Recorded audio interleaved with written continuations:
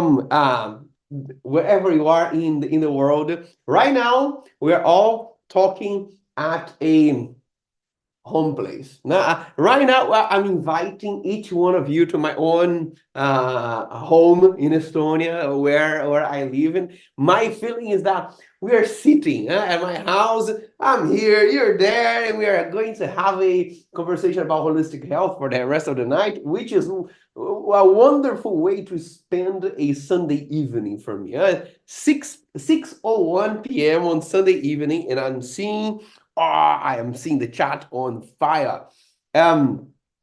Rosemary, Emma Carte, Lovisa from Stockholm, Mary from Seattle, Marina from Spain, Micaela from Austria, Rosemary from Spain, Anne from Denmark, Andrea, Gina, Georgia from Cape Town, Jackie from Seattle, USA, Alejandro from British Columbia, Canada, Teresa from Arizona. Greetings, everybody. Welcome to the Holobody Intensive Seminar. It's a pleasure and it's an honor for me to have, right now we have almost 2,000 people here in my kind of living room at home with me. Welcome, make yourself comfortable. I not only get happy to be able to talk to you about these things, but I want you to know, for each one of you, of the almost 2,000 people that we have here, it is an honor to be able to have some of your Sunday time to have a conversation about the temple of your soul.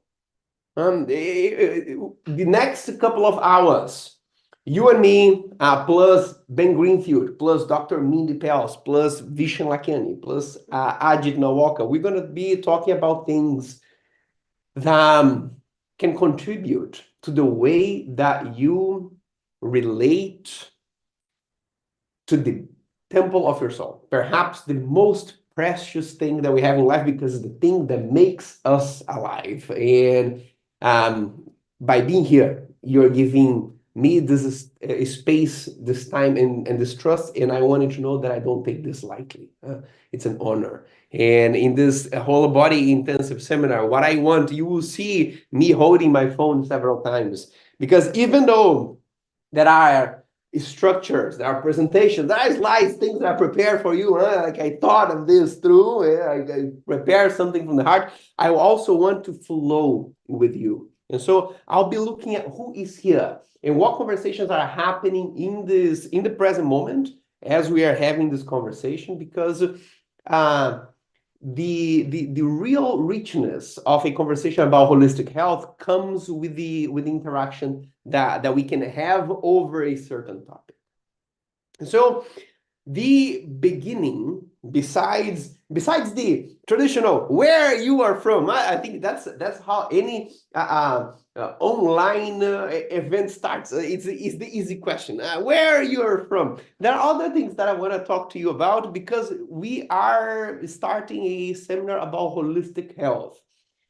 If we are starting about if you decided to come to a seminar about holistic health, I want to know what brought you here. In what and where are you situated in this whole journey, in this whole realm of life, which is the health development, the way that you understand the health, and the way that you practice the health in your life. And so I want to show you a question that I want to I want you to let me know in the chat. In what stage of healthy living are you? If we are talking about holistic health, we are talking about a way of living. So when we consider healthy living, let me know in the chat. Number one, if you are here because you say, hey, I need a fresh start. The fresh start is that thing that, healthy living is something that I think I know I need to get started with. I've tried, but I never took this serious. And now there's a motivation. Either it's because There was a part of my awareness that got awakened to that, or sometimes it's a call to action. I felt a pain that I never felt before, or I did a blood test and I realized that things are not so good, or somebody in my family had a situation that made me think about my own health and say, hey, it's time to put time here and to put more awareness. If I need a fresh start, I am number one. If I made some good progress, my health journey, healthy living is not something that is starting right now. It's something that I started back some time, that I started studying about health, that I started changing my habits. Maybe there was a situation that I solved. Maybe I changed, body weight. Maybe there was a disease that I overcame. And from then on, my lifestyle has changed. My priorities have changed. But I'm looking for the next level. I've done the basics. I'm not in the beginning of this journey anymore. I do a couple of things. I know a couple of things, but I know there is way more to know. I know that there's way more to implement, and I know there is way more to improve, and I want that. So I am number two if I'm that. Or maybe health is your forte. And that's my field. I am the athlete of my, maybe professionally, or the athlete of my group, of social group, or I am the health person. No, I'm the health reference. Whenever friends talk about health, they ask me about, or my family. I'm the person who is bringing the message. Studied, read the books, listened to the podcasts, did the programs, changed things. And now I am here because I want to learn how I bring this to other people. Health became that passion. It became a way of myself, not only to take care of my own self, but a way of me to express myself in the world. More or less like what happens to me. It's not only what I do, it's also hobby, it's also passion. And I want that to become what I bring to the world. I'm number three if that's the situation. I'm having 1 1 2 2 3 1 3 1 3 1 living healthy my entire life, but I was raised on a farm. Dave is saying I just had a physical last week. The doctor called to say that I am healthy. That's fantastic, and that's an interesting thing. I was raised on a farm. I'm going to talk to all of you about how our environment and social situation is changing, and how our understanding of health needs to change to follow a advancement of lifestyle. I need a fresh start, Anna is saying here. And I'm always, you'll catch everything going, need to change things. You are at the right place because we're going to go from the basics to the advanced. Have done it before, did very well, but got back into the standard American diet and need to come back to health. This is another thing that happens. The healthy living is something that starts with an oscillation. There is a raise in awareness, in consciousness, and then you start changing your habits, but you see that you go back and forth. There's a moment of your life that is a call to action. And maybe it's a situation like a health scare or a diagnosis, and then you do something. And then that problem goes away, and then you realize that you go back to where you used to be, in habits, the way that they used to be. Because the thinking, the body changed, but the thinking remained, and that's normal.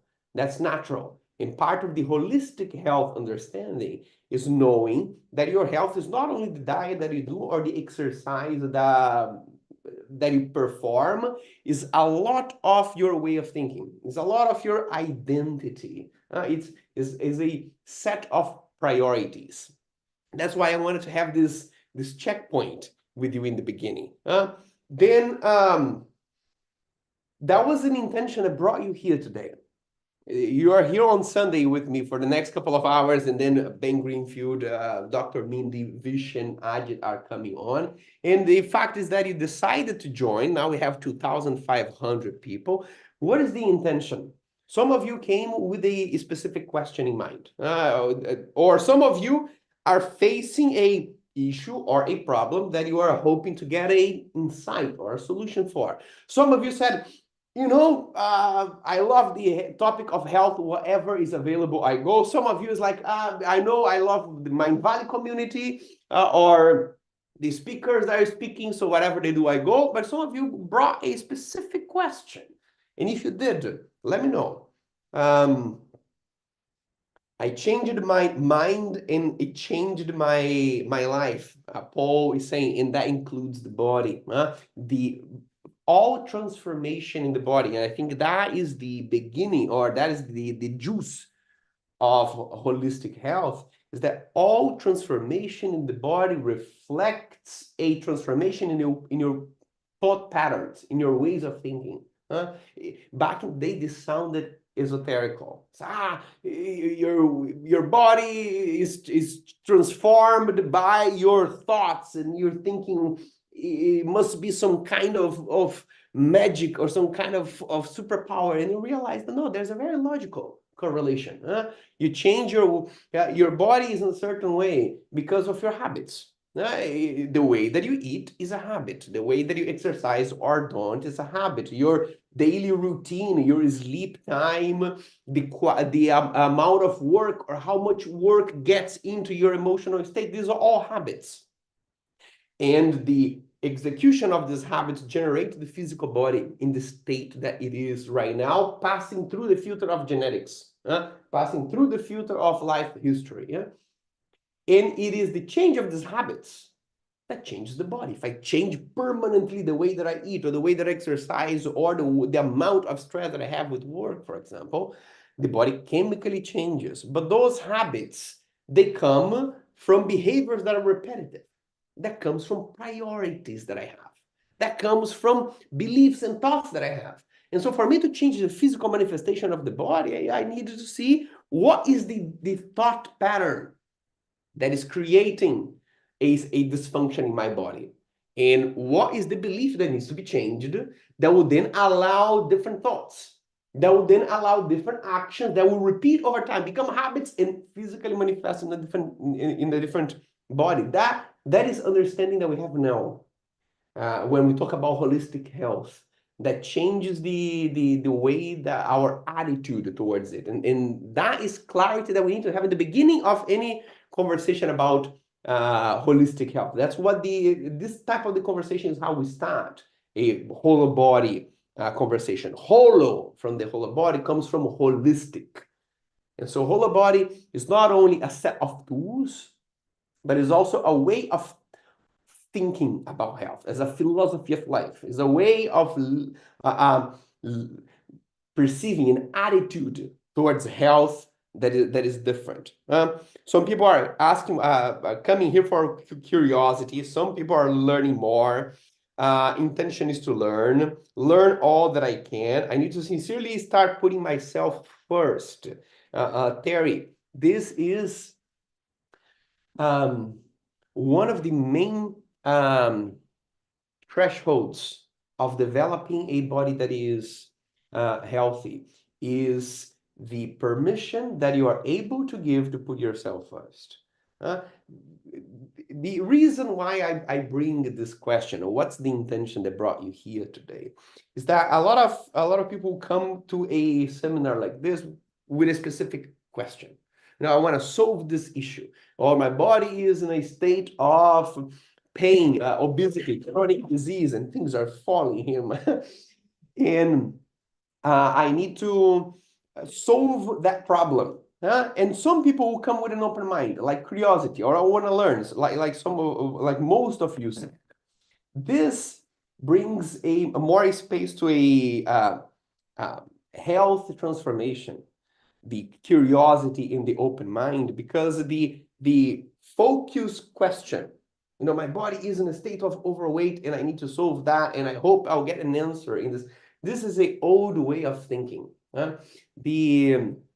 The understanding that health is something that is performed and not achieved, that is a result of a lifestyle, is a current understanding. And for body and health to change, we need that understanding first.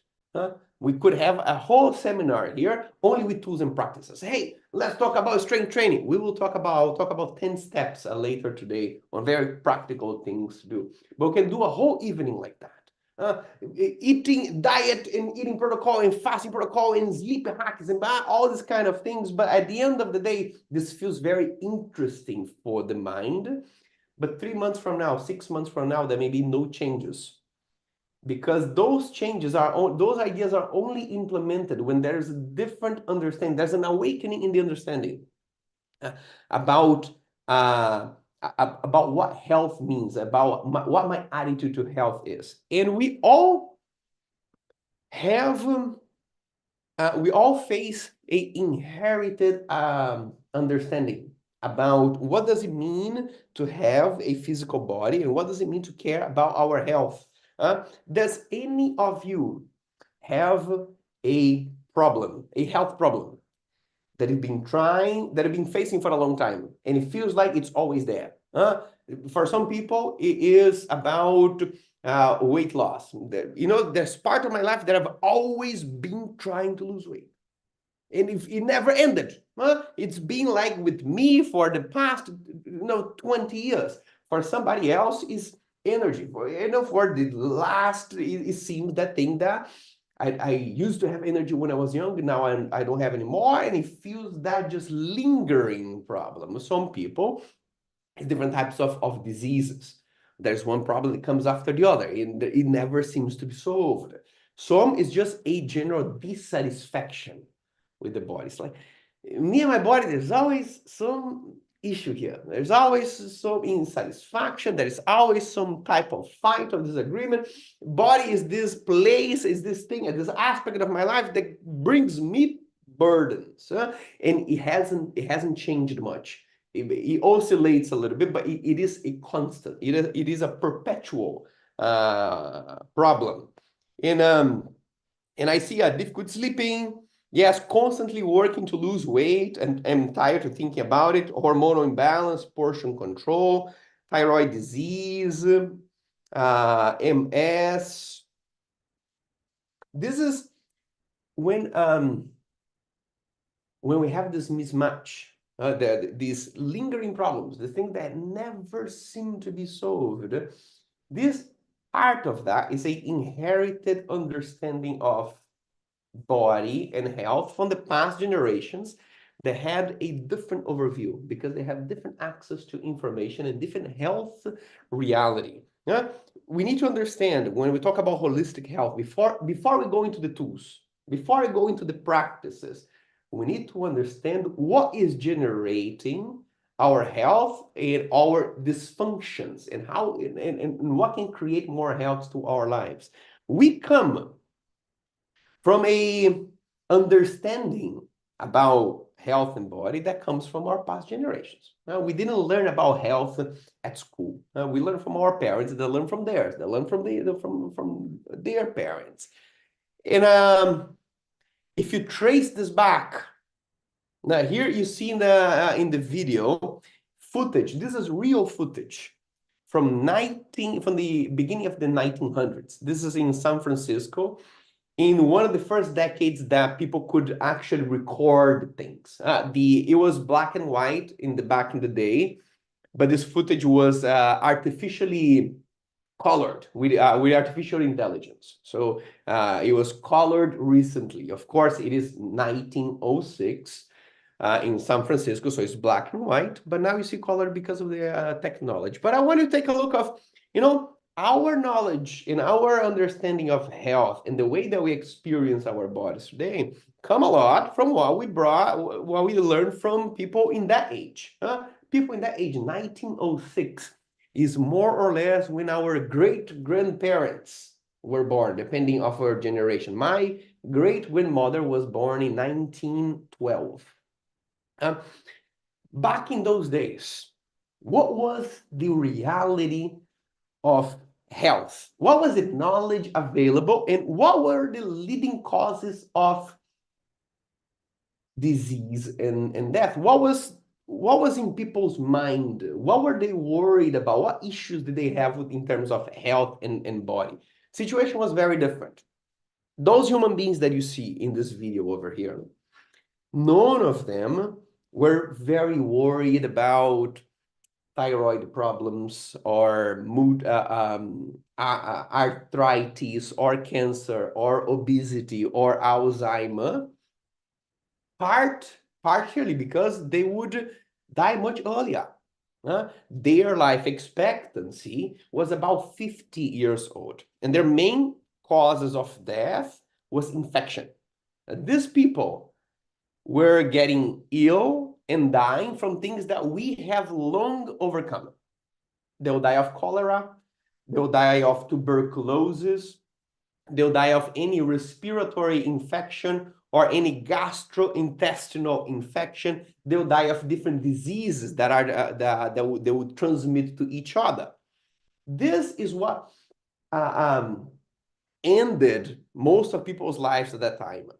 They also didn't have much knowledge about health. There were no studies, and there's no internet to spread knowledge. So whoever possessed knowledge about body and health were doctors.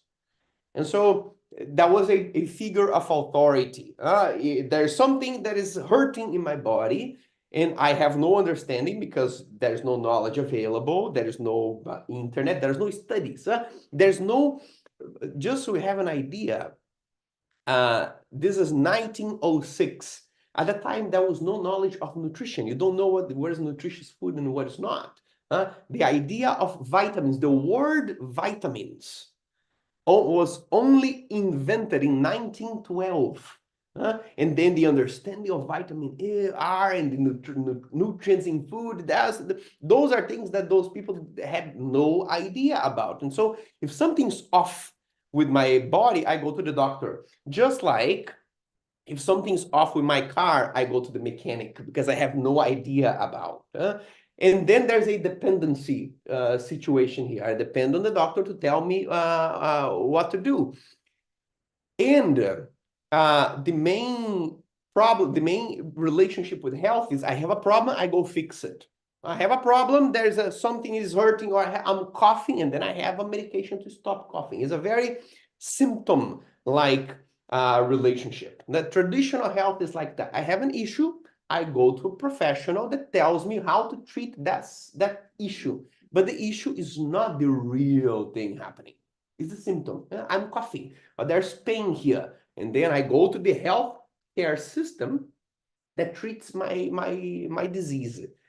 Today, we have a different way of thinking. We have, for the first time, we have the chance of choosing how our health is going to be. Those people over there, you will see that you won't see people worried about obesity and diabetes at those times, for a couple of reasons. Because one, they would die much earlier. Second, because they had a very active life. There was a lot of manual labor, and they also didn't have access to high-calorie foods. The access to food, period, was lower. So the problems was underfeeding the body. Now we have the problem of overfeeding the body. But those people had no knowledge about body and health. Whenever there was a problem, you depend on a doctor to give you a medication. And the problems that ended their lives, or the problems that gave them health, were infections. It's like, it's not something you can really control. You are in a space that somebody else is sick, and because of the labor situation that is very unhealthy, at some point you are infected. There's nothing much that you can do against that. And you can treat that and hope that you get better. Today, these are not problems for us anymore. What ends our lives, or what shortens our lives, or what ends our well-being, what decreases our health, are mostly chronic diseases. When we talk about what ends human beings' lives today, is something that is on the top of this tree over here.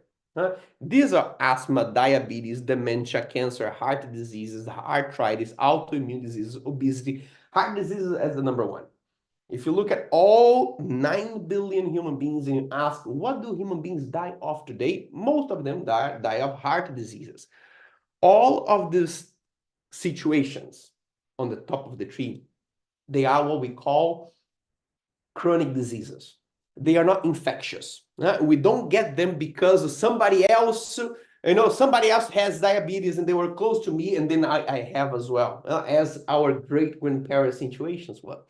They're chronic diseases because they develop over time, and they develop as a byproduct of our lifestyle, different than the generations before, that the diseases or the end of their health develop because of a circumstance. I was in a place and then I'm sick.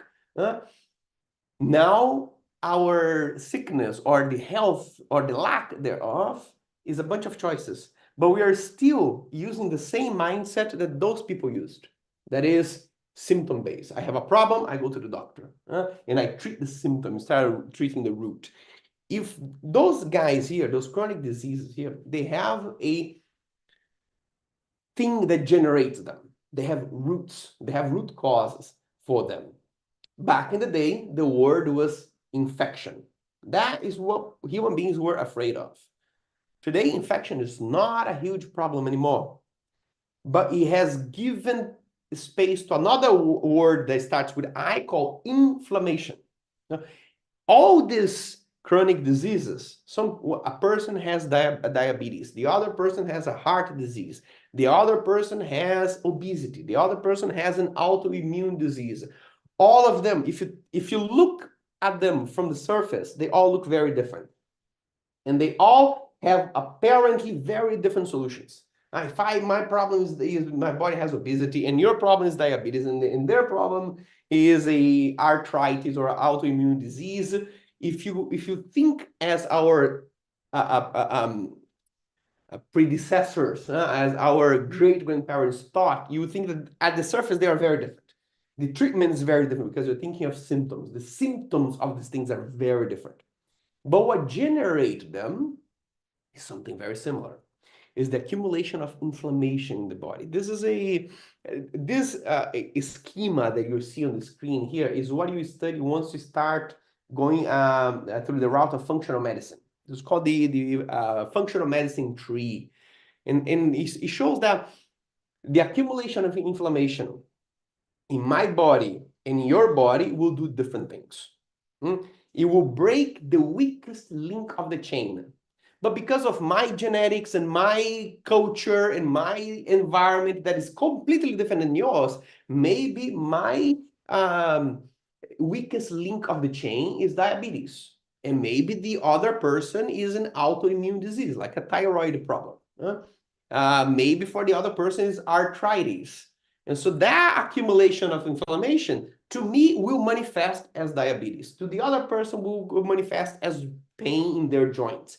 To the other person will manifest as obesity. So if you look from our ancestors' perspective, they all look very different because they're looking at symptoms. Today we have more knowledge, and knowledge is spread. And we say, if you look from the other angle, they all have the same origin.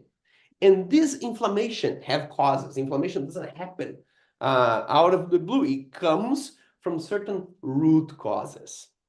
And then if you bring all those root causes, what you eat, or the amount of the excess of nutrients or the lack of nutrients, the amount of exercise, sleep, toxins, infections, physical trauma, genetics is also involved, relationships, even spirituality. And I'll tell you more tonight how those things are connected. Environments, your beliefs that change your actions, that change how your body manifests physically, attitudes, emotional trauma, drugs, all these things are the root causes. Now we can organize those root causes. We need a way to work with them. We need a framework. These are too many things, I don't even know where to start to generate healthy. So we need a framework. And so this is when we start understanding how the importance of holistic health. Because for our ancestors, the relationship with health is a fix. I have a symptom and now I go fix it. Go to the authority, the doctor that gives me the pharmacy, and I'll fix those things. For us now, we have a choice. We have an alternative. that we can create a lifestyle, change the actions that we have on the day that are all addressing the roots of decreasing inflammation. If I have actions that create inflammation, that then that shorten my health, I can have different actions, different ways of living life, different morning routines, different evening routines, different relationship with work, different eating habits, different weekend habits that would generate health. That's holistic health. It's not like, I have a pain in my joints, what should I do? Instead of going to isolated pieces of of fixing a symptom, I create a lifestyle based on 7 pillars. Holistic pillars. Back in our ancestors, they believed in a couple of things. I either take a medication, and then after our great grandparents, by our parents' generation, there was a start the understanding of the knowledge of health that leads you to think that when I change my eating and when I change my exercise, my body changes. And that's true. That's true. But they are not the only two things. Back in the day, we thought that all the answers is change what I eat and change how I move my body. Now we know that these things are only two variables of a more integrated system, because the way that I think also impacts my body. The relationship that I have with other human beings, if I sleep well, if I eat well, if I move well, but I'm in isolation, I'm in a state of loneliness, it takes me twice as longer to recover from any injury if I ever go to the hospital.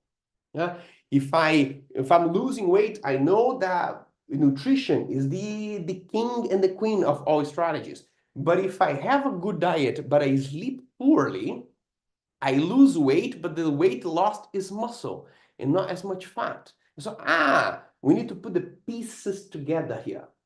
We need to know not only the pieces themselves, but how they interact. So this lifestyle is based on 7 different priorities. One of them is nutrient richness. And later today, I'm going to bring some ideas on how to take actions on each one of them. But here is the priority. Here are where I assess my life in terms of health. I'm looking at those things. Nutrient richness and frequent movement, exercise is there. But sleep is of utmost importance. Also, inner stillness that has to do with stress management. It doesn't matter if I eat very well and if I move my body frequently, but I live in chronic stress. If I live in chronic stress, if I am on stress, my liver is always releasing a little bit of blood sugar. And then that elevated blood sugar creates insulin resistance. And then insulin resistance can create diabetes even when I eat healthy. It was what happens with Tibetan monks, for example. There's a study by Dr. Mari Martinez, found out that the Tibetan monks were, from all the spiritual practitioners, the ones that were dying out of diabetes in their biggest majority in the whole world. And it was not because of unhealthy eating. They were not eating sugar. They were not eating processed food, but they were trying to process anger, to avoid anger, to practice the one-sided compassion. And whenever there is a situation with anger, and they suffered a lot with the geopolitical situation with China, and so every day there's a situation that make anger arises, and then their main goal is to just pretend that anger is not there, and offer the thing compassion. But every time that anger comes, the liver releases a little bit of blood sugar. And then there's blood sugar, insulin is produced by the body. And if insulin is produced by the body non-stop every day, at some point it creates insulin resistance. And insulin resistance, given more time, becomes diabetes. And those people, even with healthy eating, they were facing problems with diabetes. And then eventually the Dalai Lama came to the West to talk to the Western medicine, say, hey, we understand a couple of things, but you also understand things that we need to know.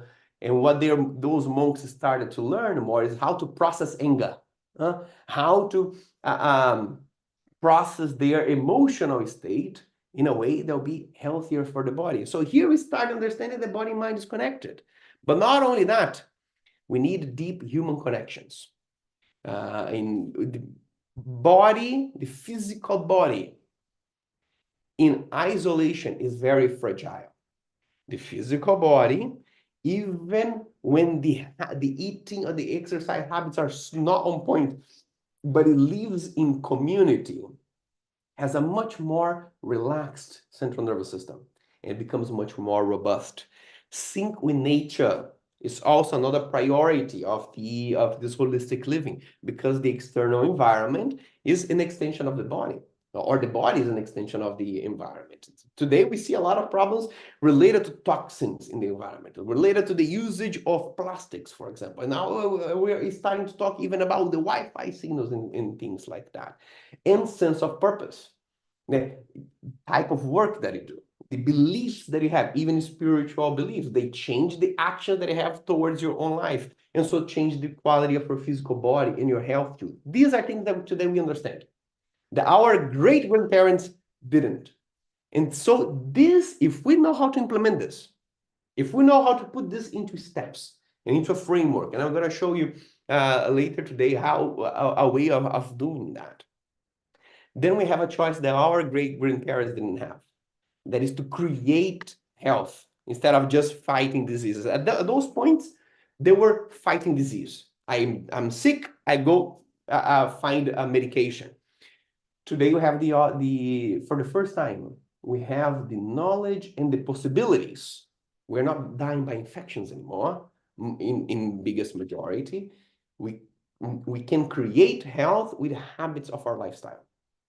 So this is the conversation that we need to have before we go into tools, before we go into habits, because it's this change in perspective of what holistic health means and what is the role that it can play in my life. This is what guarantees that those tools are implemented. That changes the narrative of human health in comparison to our ancestors. My dad is a car mechanic. And I remember when I was a kid, he always bring me to the garage that he would open the hood of the car. And then he would ask me, Ronan, come here and, change the water of the radiator. So he would show me that is a piece of the car called radiator. You put water, this is how it works. And then eventually I'll understand what is that for? And then he'll go and teach me the engine and teach me the other pieces of the car. And he always says, one day you're going to own a car and you need to know the basics. You need to know how it works. You need to know how to understand when it has a problem. If it leaves you in the middle of the highway one day, you need to know at least the basics. So you're not in a bad situation. And when you take your car to a workshop, you need to understand what the problem is, so that you're not in this place of uncertainty or insecurity that any different mechanic can tell you different things that you have no idea. You just pay your money and they do whatever. Today, I don't own a car, but I own a human body. And that is something that you and I have in common, and that's for sure. But a lot of us walk around on Earth in a human body, and we have no knowledge of how it works. And if you have no knowledge, no domain on how it works, if you still use the same mindset that our ancestors had when they have very little access to knowledge, and when their lifestyle was different, what happens is that you create this perpetual problem. There's this problem that I'm always facing. I'm battling with this thing the entire time, and then I go to one course, I go to one doctor, I go to one person, everybody tells me something different. Eventually, I'm confused. If I'm confused, I'm not very committed to the actions that I take, and this problem just perpetuates itself, because to me, this is a whole black box. But if I understand how this thing operates, and what is my attitude towards health? If I change my way of thinking and my priorities change, now I see that whenever the body brings it starts to shake somewhere, when there's a pain somewhere, when there's a little noise somewhere, I know what this may mean. If it leaves me, in the highway at some point, I know what is the basic that I should do. If I ever go to the workshop, to the doctor, to the nutritionist, to the personal trainer, I'm not in this unsafe, unclear place. And I can use the health system as a consultant, as a partnership, instead of depending on the authority figure, because now we have access to understanding. But now what we need to do is to change our way of thinking about health and understand that it is something that is in our hands. That our philosophy of health is not to wait to have a disease and try to fix that, and to see diseases from that perspective of the symptoms, in which they are very different, but see them from the perspective that they are all similar, that they are all a physical manifestation of the accumulation of inflammation. And so work from that perspective and create a lifestyle with these certain habits that create health, and then fix whatever problem is on the surface. Now we can talk about tools. Now we can talk about habits, practices based on this different knowledge and different understanding. For that, I want to bring somebody here that when I started learning more about health and fitness some good time ago, this was one of the people that I learned from the most. I think if all the human beings today needed to write a user's manual to the body, this person would be one of the trusted human beings to give everybody else clear guidelines, because somebody who masters the understanding of the body and continues to advance. Ladies and gentlemen, please help me in welcoming to the Holobody Intensive Seminar, Mr. Ben Greenfield. Hey, Ben, what's up? good to see you, man. Good to see you too, man. Beautiful, beautiful. Ben, what I would love to do with you in the beginning of our conversation is this. Imagine that, let's play with the idea that we are writing a user manual to the All human right. body. I don't know if you've Yeah. ever seen Avatar, the movie. I have seen both avatars, which is lucky for you because I don't watch that many movies. Okay, great, lucky reference, huh? In that, when they are introducing the Avatar world, they got the Jake Sullivan. The guy say, "Hey, here's the world. Here's how it works. You're gonna embody this 2 meter whatever being, and these are the rules." And they give a briefing to this is the how that body works. This is the do's and don'ts. Now let's imagine that there are some souls coming from the before life into life, and you are the person giving them the briefing. Hey, you're gonna embody a human body. There are some do's and don'ts here. There are some good practices. There are some things that you want to do, and there are some basics. If we start from the basics, and you are briefing human beings to be, Oh what would man, what a great question. what would be some of the basics that, hey, you need to be aware of this. This is how it works. Do's and don'ts. Yeah. Okay. So the basics we can of course get out of the way pretty easily, right? You Mm. need hydration, you need calories in the form of carbohydrates, proteins, and fats. You need oxygen, and probably one of the lesser known things is that you also need photonic packets of light from a wide variety of light spectrums in order to actually allow any of those things to create electrical energy within the body. And similarly, you need electrical contact with the surface of the planet in order to keep the battery charged. So right off the bat, somebody walks onto the planet and they know, okay, I need water, carbs, protein, fat, sunlight, and some kind of a physical skin to skin connection with the surface of this new planet that I'm on a regular basis, right? So those are like the basic fundamentals, right? Water, oxygen, nutrients, earth, and sun. Now, then let's play with this fun analogy a little bit. And you're standing there and you're looking at your, your new hands and your new feet and your belly button and whatever else it is that you're studying.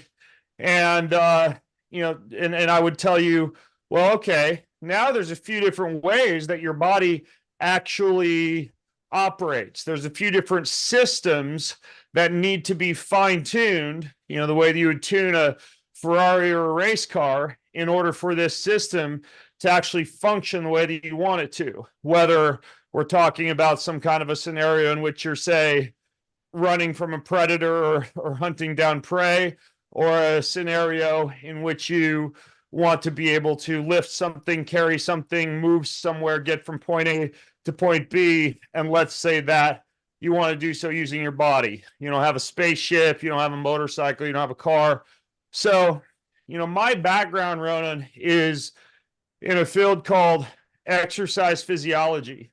And exercise physiology, when you study that, you break down the body into specific components of movement. So, let me give you the most important examples. Number one is strength. You must somehow subject your body to loads on a regular basis that allow it to adapt and build or maintain new muscle that allows you to not die of frailty or be unable to complete the tasks that you need to complete. So number one, you need to lift heavy things on a regular basis. And for most people, that's 2 to 3 times per week. Number two, you need to be able to move those same muscles explosively. And for many people, that means picking up a sport, tennis, paddle, pickleball, golf, volleyball, basketball, you name it. Or it means, in addition to strength training, doing things that are more powerful, like occasionally sprinting or swinging a kettlebell or jumping from a low surface to a high surface, those type of things. So you need both strength and power, right? You need both force and explosiveness. And those are the two parameters that many people these days would train, in a gym-based environment. And then you've also got to be able to move at a relatively fast pace without the muscles burning out, without getting so overwhelmed by that lung-sucking burn that you can't continue to move. That's called lactic acid tolerance. And the way that you train that is you exercise for a short period of time, you recover for an even shorter period of time, and you do it again. And for example, this is how I often warm up or cool down for my workouts. I'll do 20 seconds hard, 10 seconds easy, maybe 8 times through, and just kind of build up some lactic acid in the body. Okay, so the next part is your mitochondria. I would tell this new visitor to this planet that every single cell in your body has a machine in it that produces, via the electrical flow that you're getting from the earth, the sun, the carbs, the protein, the fat, and the water, ATP, the body's energy currency. And we must keep those engines within the cells tuned.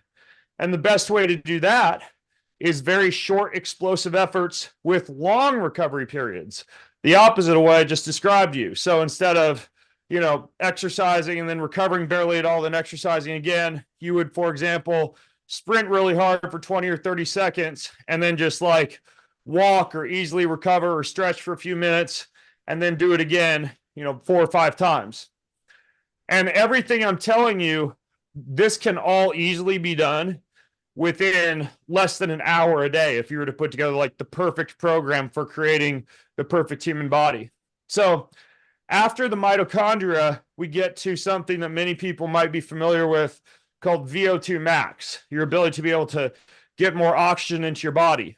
You can raise this a little bit through things like breath work or aerobic training, but the very best gold standard scientifically proven way to increase VO2 max is to exercise hard for about 4 minutes, recover for about 4 minutes. That's a 1-to-1 work to rest ratio.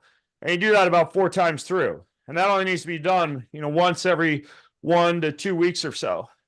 And then the last 2 things I would tell somebody that they need to do is A, make sure you can burn fat for long periods of time. This would be like, like later on today, I'll go for a mountain bike ride for about an hour and a half without eating a lot of food, moving at a relatively slow pace, but training my body how to burn fat.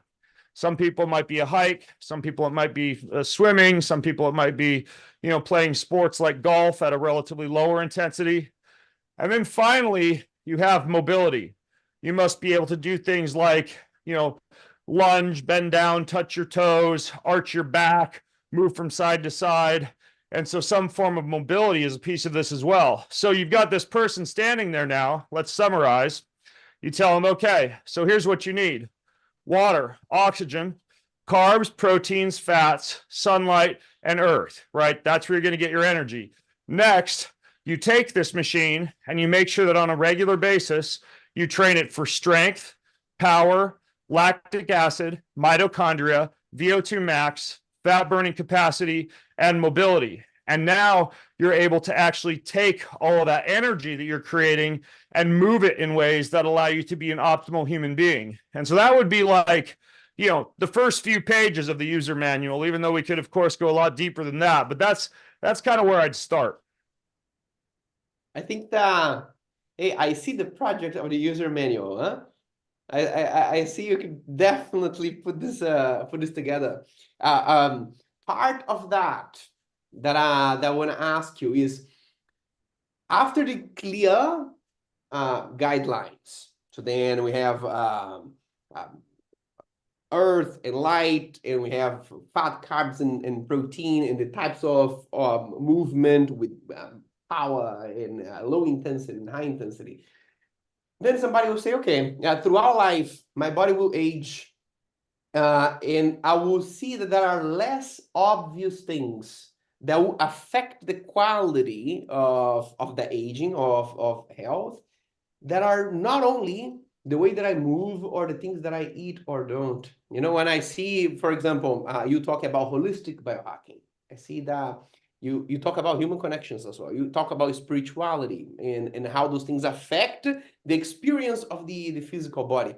Could you give us some of the insights that you have gathered in these less obvious areas once I've done with the basics? Right. So you've covered the basics. And by the way, I should probably mention that one other thing regarding the basics that more and more science is backing up, that has become more and more of an issue in an era in which we have rampant access to things like air conditioning and heating and temperature controlled environments, is what's called thermal stress, meaning that the body seems to do very well, even from a longevity standpoint, like you were just talking about, from regular exposure to high temperatures, such as a regular sauna practice, and regular exposure to lower temperatures, such as cold showers, cold plunges, etc. So that's something that should not be neglected, and I think is kind of the icing on the cake of a lot of this stuff. But then, yeah, it is interesting because it's likely some kind of an evolutionary or an ancestral mechanism that dictates that if you are in a state of isolation for long periods of time, if you are cut off from the tribe, if you are lonely, if you don't have a robust, real analog range of relationships and friendships, well, in more ancient times, that would have meant death because of the necessity of tribes working together to hunt, to gather, to support each other, to create shelter, fire, etc.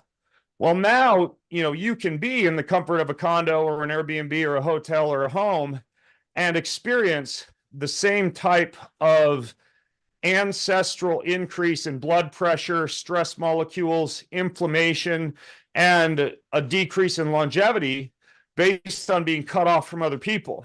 So you are right that the relationship component is huge, and you can say the same thing about a spiritual relationship, right? A belief in a higher power, a belief that there is a greater story written for your life, a belief that we are not all just chunks of flesh and blood, on a giant rock floating through space, and our only goal in life is to amass, cars, money, partners, houses, anything else that we can fit into that bucket until we kick the can, and then, game over, bro. So the idea here is that in the same way that you might say schedule time between 8 and 9 a.m. in the morning to hit those physical parameters that I just talked about, the way that we do it at our house is 7 a.m. in the morning. The whole family meets. If some people are gone, whoever's there meets. If nobody's there but me, it's me by myself on the living room floor. We pray, we read scripture, we talk to each other, we ask each other about our blockers, about what we need help with, about anything else that we can support each other with. And then we do that again at 7 p.m. So we have a whole inter-family gathering twice a day, during which we are both engaged in spiritual building and also relationship building practices. And then twice a month, we throw big dinner parties at our house where we invite people from all backgrounds and walks of life into our home to build community that goes beyond just family. Now, of course, in the in-between times, there's all sorts of other things, right? My wife plays tennis in a women's tennis league. I play some pickleball and tennis and frisbee golf with friends. My sons are in jiu-jitsu and tennis. We do meal deliveries to local neighbors who need food and meals delivered from the local food kitchen.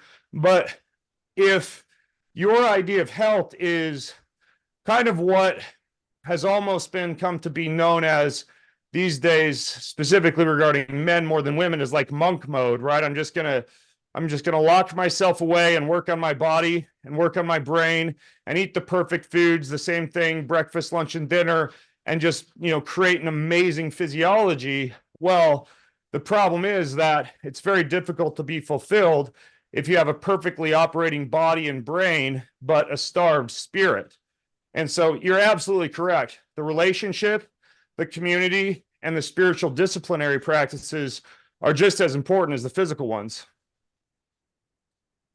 And then you have the distinction that there are a couple of practices that will work for human bodies because they are human bodies. But then there are some practices that start to be a little different for the female version and the male version of the body. Could you give us some? I think here we make a lot of confusion, because I think there are some things that work for human bodies in general. There are some things that need to be a little bit different. And what are the things that need to be different? And how much do they matter between the female version of this body and the male version of this body? Man, that's a great question, because it's kind of a travesty that over 80% of the research in human science and performance is done on male populations. Now, of course, much of it is done on rodent male populations, but even the stuff that is done on human populations is largely done on males. There are a variety of factors that contribute to this, probably most notably just a lack of female researchers relative to male subjects, possibly a little bit more of a male propensity to volunteer in some of these experiments, et cetera. But, and also just the fact that, females did not begin to participate robustly in research until at least the past 20 years or so. And prior to that, even more of the research was done on males. That being said, there are certainly some things we already know about males versus females. For example, intermittent fasting is something that has become a well-known tool for helping control blood sugar, in some cases, assist with weight loss. It's not necessarily the fasting that helps with weight loss. It's the fact that if you're only allowing yourself, say, 8 hours a day to eat, it becomes more difficult to overeat calories when you've compressed your feeding window in that way. But basically, many males seem to do very well from a hormonal, from a fat loss, from an energetic standpoint with a daily 12 to 16 hour intermittent fast. And that's what I do. If I finish dinner at 10 p.m., I will not eat until at least 10 a.m. right? If I have a midnight snack, I won't eat again until noon. Well, in premenopausal women, the range is closer to 10 to 12 hours. And I'll see a lot of women who are fasting for 12 to 16 hours on a regular basis, complaining of things like, sluggish energy levels, high cortisol, some of the bloating and weight retention that can be associated with that, poor fertility, poor balance of estrogens and progesterones, et cetera.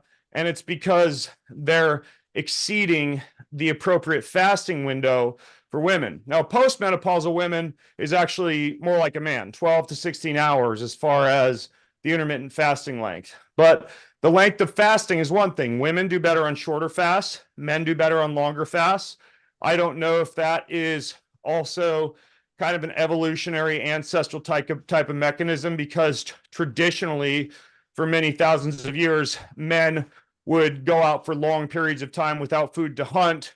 Women typically would be back caring for children, caring for the village, tending to crops, etc. So they had a little bit less of a propensity to fast. But regardless, what the reason is, some of that still seems to be built into us.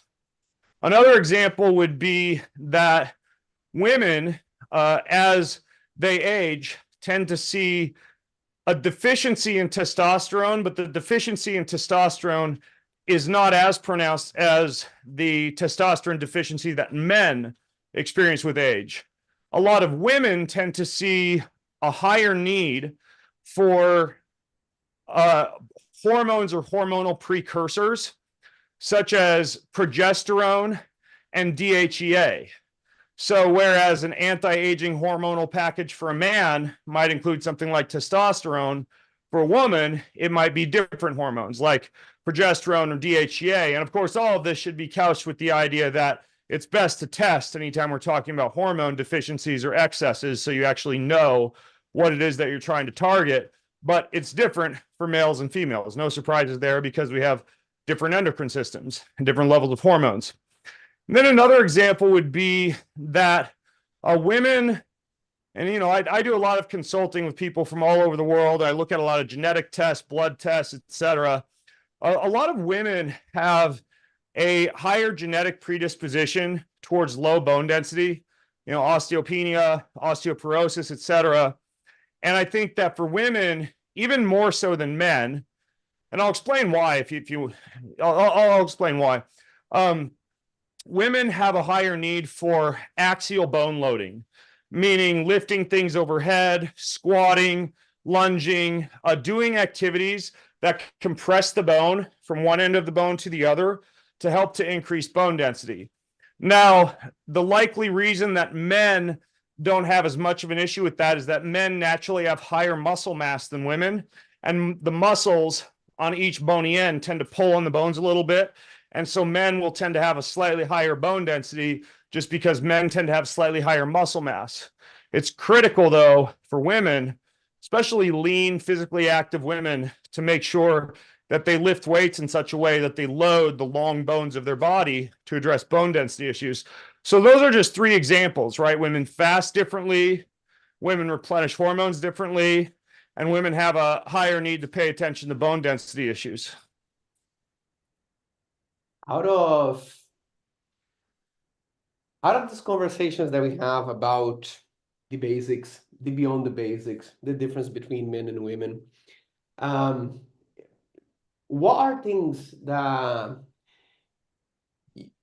you wish that we humans understood more about health that we are not talking about? I bet you have loads of conversations, podcasts and questions, and you see, okay, there are some things that repeat themselves, but I wish that we as human beings, when it comes to holistic health, were understanding this point here better.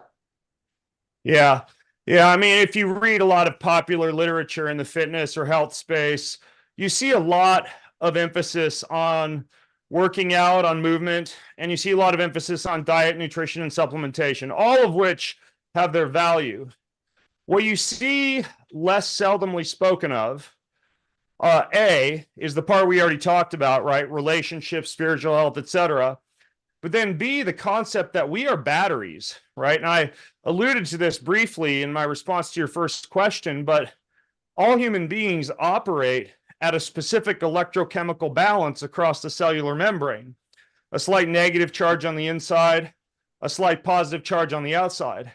And if we can keep that body's battery charged, then it's going to make any movement or nutrition practice far more effective and lend itself much better to health and longevity. So, for example, I mentioned photons of light, especially from the red or the infrared or the far infrared wavelength spectrum. Anytime you get exposed to those spectrums of light, those photons help to excite electrons within the body, allowing you to create more ATP. The same thing with the ground and the earth I was talking about. Every time lightning strikes the surface of the planet or solar radiation bombards the surface of Earth, it collects negative ions.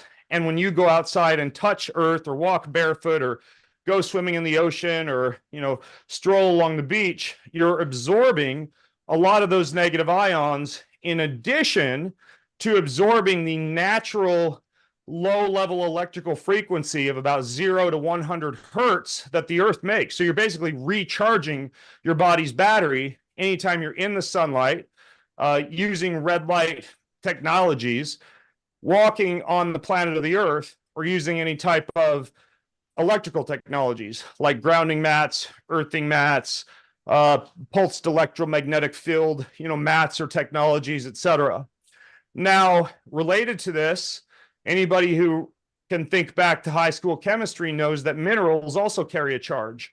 So keeping the body charged up with ample intake of good, clean, pure, filtered water, preferably with minerals added into it. I mean, heck, when I go out to eat at a restaurant, I've got like a bag in my fanny pack full of all sorts of different kinds of salts and electrolytes because I'm constantly putting those compounds into my body so that I'm able to charge myself up even more in response to the sunlight and getting in touch with the surface of the planet. So when you pair that concept with the idea that we are living in a non-native electrical soup, right? Wi-Fi routers, Bluetooth, smart homes, overhead flickering light, etc.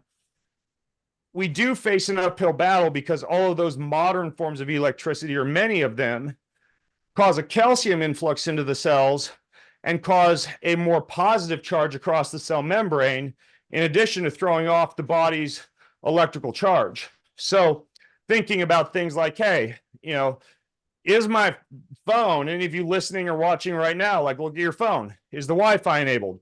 Is the Bluetooth enabled? If so, does it need to be? Or is that just on because it's a default setting? Like even in my office, I'll show you, I'll work all day in my office, but this is just an Ethernet cable. I have an iPhone 15, so this is USB-C to Ethernet adapter. So my phone's off all day in my office, and it's just hardwired in. Same thing with my laptop. My laptop is hardwired with an Ethernet cable. I select the lighting in my home very carefully to make sure that it's low EMF. When I walk into a hotel room, will unplug things that don't need to be plugged in, like a microwave or the telephones if I'm not using them, etc. So just kind of thinking, hey, how can I be as natural as possible when it comes to electricity?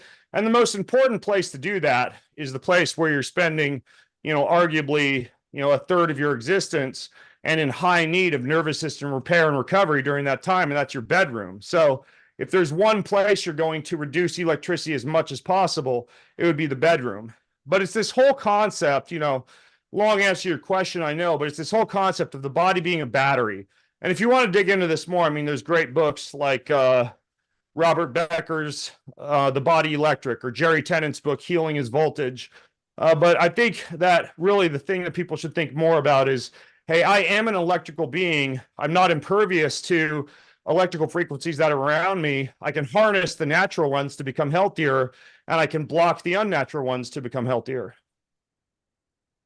Would love to expand just a little bit more in the battery concept. When you talk about Wi-Fi signals, Bluetooth signals, and I see it's a prevalent conversation. We're having the holistic health space. What is the order of the impact size of these things in your opinion? The way that where this question comes from is if I have different priorities to work on in my health, I know that there are a couple of things that are basic, like not eating processed food or moving my body a bit more. Is the exposure to electromagnetic fields, awareness of that as basic of that, is this something that is even more impactful, or is this something that first I need to cover a few basics to then see differences in sorting these things out as well?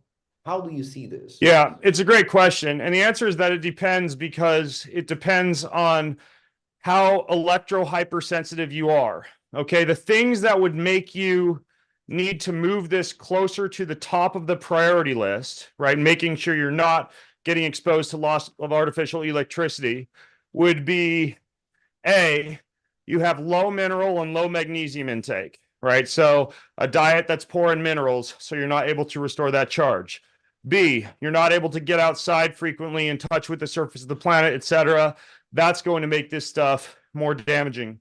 C, you've been tested and you have high metal load, mercury, lead, aluminum, etc. Maybe you've been eating a lot of sushi. Maybe you don't detox your body properly, but that's going to kind of turn you into a little bit of a giant antenna and make you much more sensitive to these signals. D, if you're a poor methylator, and you can get a genetic test to see how good a job you do at using methylated compounds within the body. If you're a poor methylator, a lot of those people tend to be more sensitive to the impact that electricity can have on methylation. And then I'd say probably the last piece would be for children.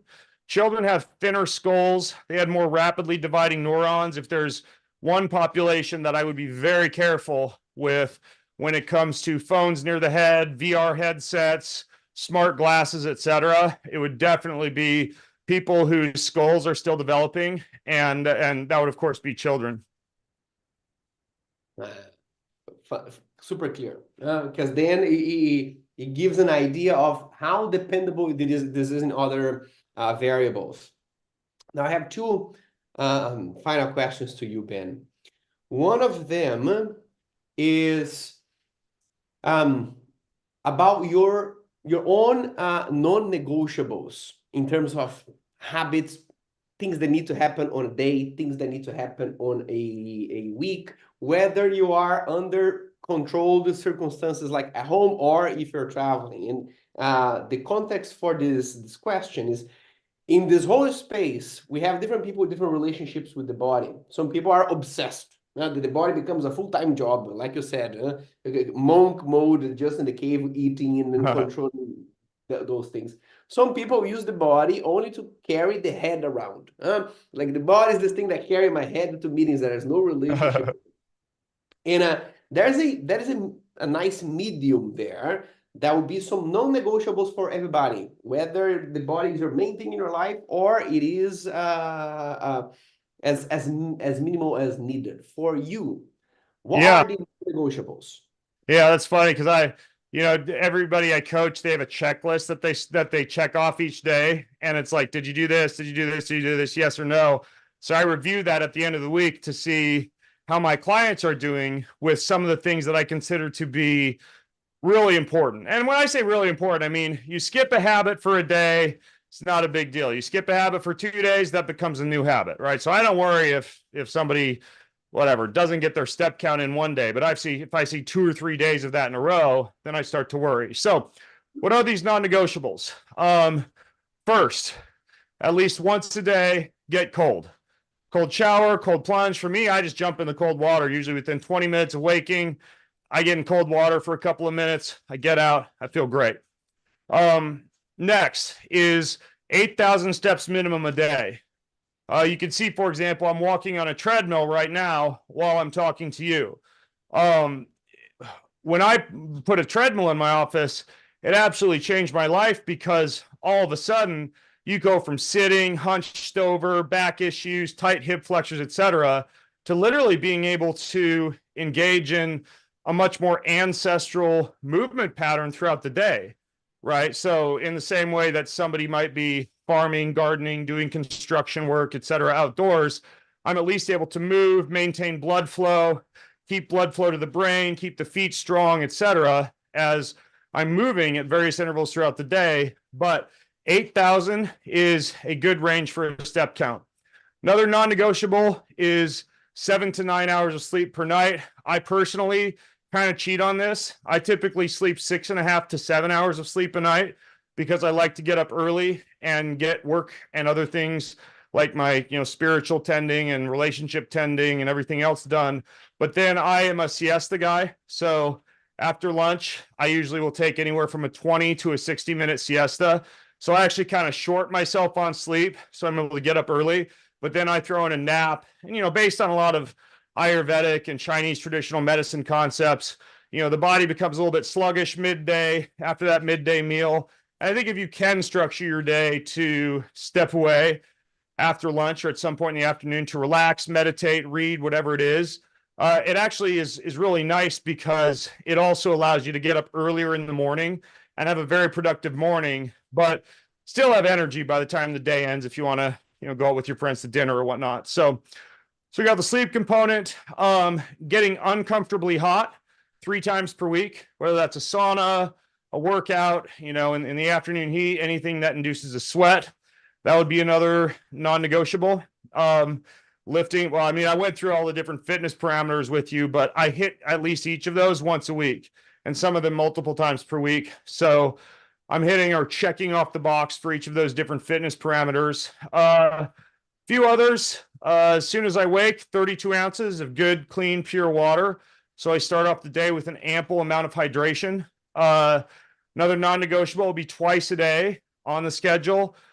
Connection family time, meaning morning family huddle, evening family dinner.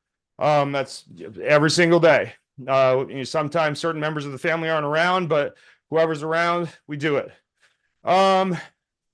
And then if you want to get into like some of the nutrition stuff, I shoot for a gram of protein per pound of body mass per day to make sure that I get adequate protein in. I'm very careful with sugar, like processed sugar and vegetable oils. And I get at least 20 minutes of sunlight and 20 minutes of earthing and grounding time in every day, usually a lot more than that, but my minimum is 20 minutes. So those would be some of the biggies. Beautiful. And to close our conversation, Ben, I think that this is the type of precious, ladies and gentlemen, we have now 3,000 people here.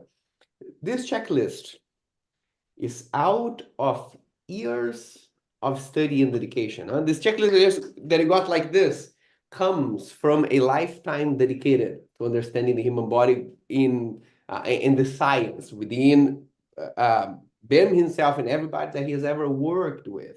So a very precious thing. But the most precious thing is the application of that. And I know that you work with different people as well, Ben. What is the insight that you've got on knowing what I should do and doing the things that I know I should? What needs to change in my awareness, in my way of thinking, for me to cross the gap between knowing the things I should do and doing the things that I know I should? Right. I'm gonna give you 3 answers. Okay. The first is the elephant in the room that most people are already familiar with. That is that you must have a purpose or a why, right? If your purpose or your why for, let's say, working out is so that you can look good at the beach with your shirt off, I'll tell you wisdom from a guy who's getting older. That becomes less and less of a driving motivation as you age. But if your purpose is rooted in, hey, I want to be around to see my grandkids, I want to be able to play any sport I want for the rest of my life, I want to be able to create a body that's able to absorb a wide variety of calories and nutrients without metabolic distress, those type of purposes and whys go a lot farther and deeper than the aesthetic ones. So especially with the purpose and the why, think beyond just aesthetics, and that can be an incredible motivating force. The next piece is what gets measured gets managed, right? I'm wearing a ring. It measures my step count. It measures my sleep. It measures my nervous system readiness. And it's not as though I am not tuned in enough to my body to kind of sort of know if I've slept enough or if I've walked enough, but knowing that I have to look at the number at the end of the day keeps me on track. Same thing with this. This is a continuous blood glucose monitor. It monitors my blood sugar 24/7. It's not as though I don't know that, let's say eating a candy bar in an airplane is bad for me or bad for my blood sugar specifically. But I'm far less likely to eat the candy bar in the airplane if I know that I'm going to be looking over my blood sugar values at the end of the week and it's going to give me a really bad score because of poor nutritional choices that I made. So first is have a purpose and why that's preferably deep and long. Have a way to measure, because what gets measured gets managed. And then finally, everything gets written down. For me, for my clients, for my sons and their workouts, whatever, every Saturday and Sunday, I'm writing down, here's what you do on Monday, here's what you do on Tuesday, here's what you do on Wednesday, for your workout, for your cold plunge, for your sauna time, here's your breath work session, whatever, because I was actually surprised when I heard this statistic, but a large majority of people who visit the gym and don't stick to a plan or go to the gym and kind of don't do much and walk out, it's not because they don't want to be there.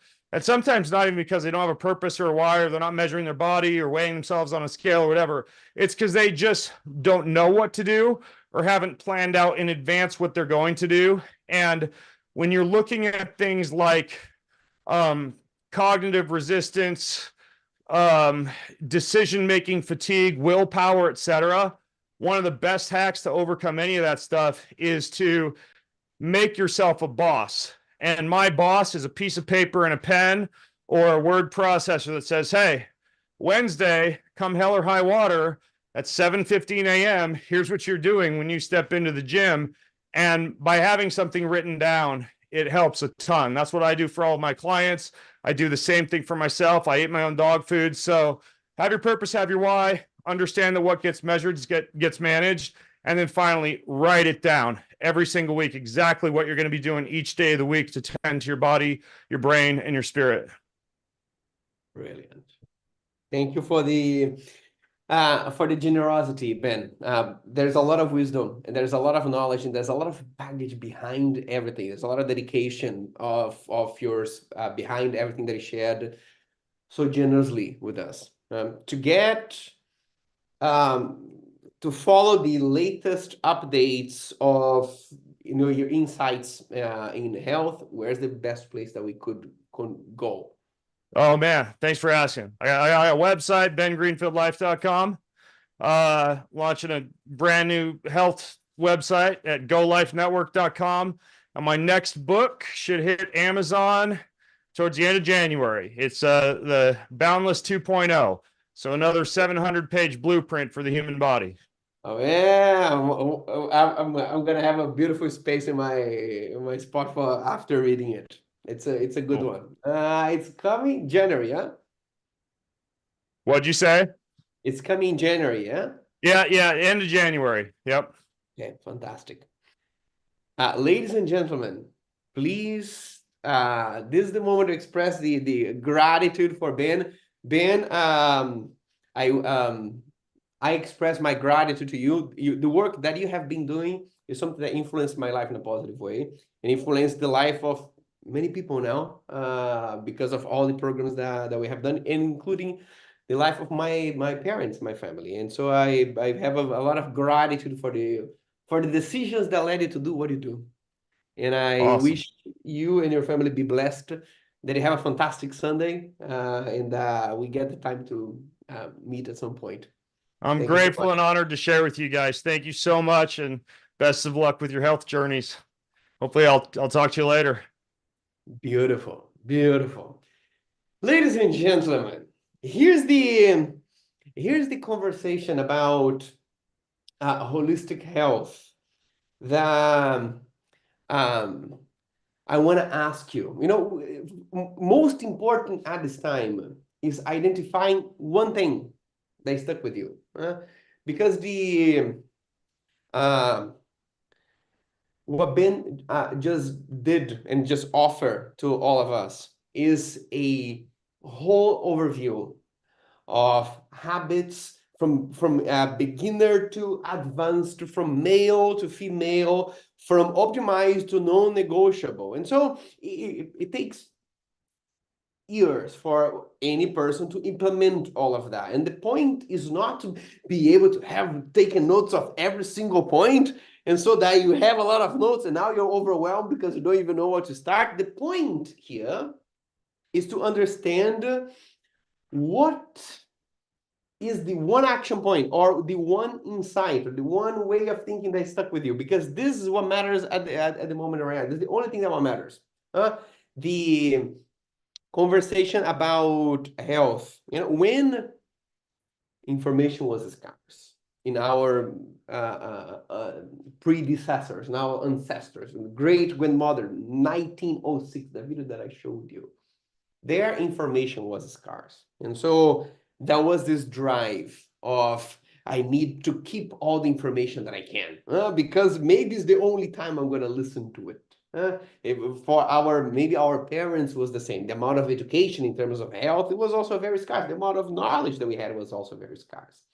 Now it's not the case. Ben is here sharing with generosity, that the same kind of things that you see in his book that he already has, and the one that is coming January, that you can get, that the information is available everywhere. But what is important right now is how we bring those pieces together, and what piece of information, one single idea or one single habit hits me at this point. It's not taking notes of everything, because I don't remember what, he talked about grounding, he talked about cold and hot, but what was the other thing? Tomorrow I'm gonna open Instagram and it's gonna pop to you. So the amount of information is not the most point. Is out of all the information that was blasted, there was one point that it speaks to you. So, Ben shared all these things, but that thing, he was speaking to me. What is that? Put here in the chat. Because this is body intelligence. One of the things is dealing with the mind. The mind will always be in the place of scarcity, saying, I need to learn everything, I need to take notes of everything, and then tomorrow you wake up, nothing changes because there's a laundry list of things to do. But there is, out of all insights, there is something that you feel a bit of an openness. That is body intelligence. For that, you need to take the mind out of the way. The mind that wants to take note of everything, like scarce, as if that was the only time I could have access to this information. Okay, just a thought in my mind. Out of all of this, some of these things will be more important. Maybe it's that thing that Ben spoke about, the cold shower. I saw a couple of you saying, amazing insight. I don't do that. And then somebody said, I'm from South India, I cannot do this. So maybe that insight is not for you, but there's something else. Is the Bluetooth connection, or the grounding, or the lifting weights that he spoke in the beginning. What is the hate the idea of cold shower. So I hate that there's a need of cold shower. That is just a part of the human experience that I despise. I'll tell you something. The cold shower is not the most pleasant thing, but the after effect of the cold shower, whenever you get used to it, it is fantastic. You can see the my energy is a bit elevated today, huh? As it is. I came out of the cold shower just before we started. Now, my ritual before we started, I wanted to be in my best self to each one of you and myself also. I did sauna, and then after the sauna, I did cold plunge. So I filled the bathtub with the cold water, and in Estonia is 9 degrees now, so the water is pretty cold, Celsius. And then after that, I did my prayer, my meditation, my breath work, and got here in the state. The moment that you step into the cold, it's not the nicest on earth. But there's a very interesting study showing the experience of euphoria that people get out of a cold experience. So this is what they did. They got people in a pool, a cold water, about 14 degrees Celsius. 14 degrees Celsius, let me convert here. This is 57 Fahrenheit. So it is cold, but not super. 57 Fahrenheit, cold, but not super cold. And so those people stayed from 5 minutes, 10 minutes, and 15 minutes in the water. And they realized that the longer you stay under the cold water, the more your brain releases dopamine after that experience. And the dopamine level after a 10-minute in a pool like that is cold but not super cold, is cold-ish, is 400% the amount of dopamine that you experience out of an orgasm. And so it is a level of euphoria that brings the energy up like nothing else. If you ever done any kind of winter swimming, you will see the change in mood that is happening. Why is that even relevant? This is a fundamental tool for the management of mental health and addictions. So now you connected the dots here. Now you get the release in dopamine, 400% higher than an orgasm, which is a big amount of dopamine released in the brain. And you bring that piece of data with impulsive or compulsive behaviors. Does anybody here experience any type of compulsive eating or emotional eating or any type of addiction, whether it was alcohol addiction or smoke addiction, nicotine addiction, or social media addiction, or to a certain degree, or saying things I shouldn't say addiction, any type of impulsive behavior. Whenever sometimes food cravings, sugar, carbohydrate, chocolate, emotional eating, shopping, binge eat, ice cream, compulsive eating. So whenever you take a look at what is happening in the brain that gives us this compulsive type of behavior, there's a book called Dopamination, written by Dr. Anna Lembeke, if I know how to pronounce it well. Fantastic science on addictive behaviors and compulsive behaviors, like eating emotionally, which makes so hard to improve your health, to improve your metabolism when you are possessed at night by a willingness to eat that you can only realize it after.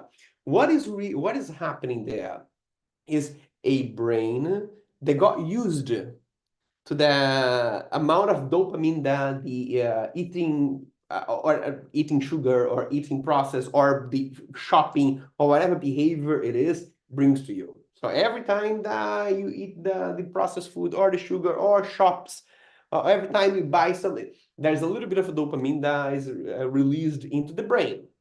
You press a pleasure button. And by pressing the pleasure button, the response is a pain. When the pleasure ends, whenever you finish the purchase, whenever you finish eating, the brain goes from that amount of pleasure, it goes to the equivalent amount of the lack of the pleasure, which is pain. So it goes from a raise in dopamine to an absence of that. And that absence makes the brain think, I want more. Because it experiences as pain. And if you engage in that behavior again, eventually it gets habituated. And so it depends on that stimulation of dopamine.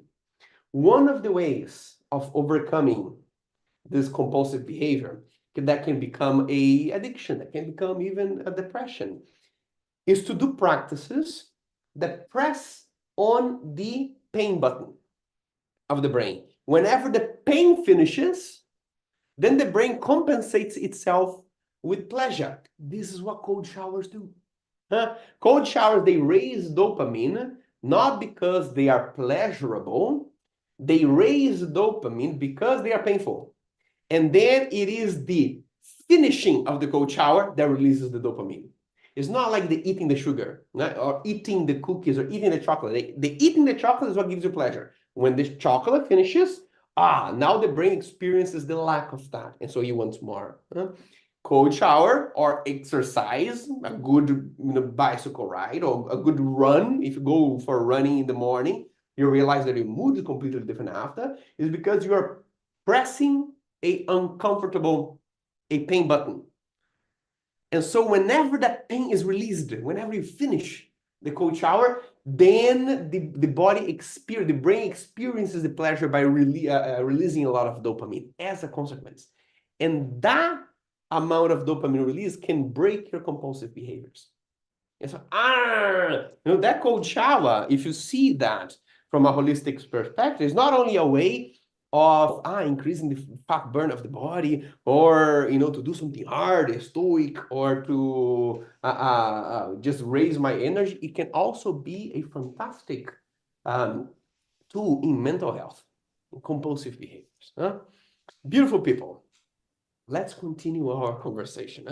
From now on, some of you asked about the agenda. We're going to have a fantastic session with Dr. Mindy Pels at this moment. This is another person that if we were to create a holistic health committee about human beings, to tell human beings how to thrive in a human body, to me, she would be one of the heads of this committee, because not only she has a great deal of understanding between human health in a holistic way for men and for women, but also she brings some of these practices that make such a difference, like fasting, for example, and she explores all the different benefits that one practice can have in different aspects of life.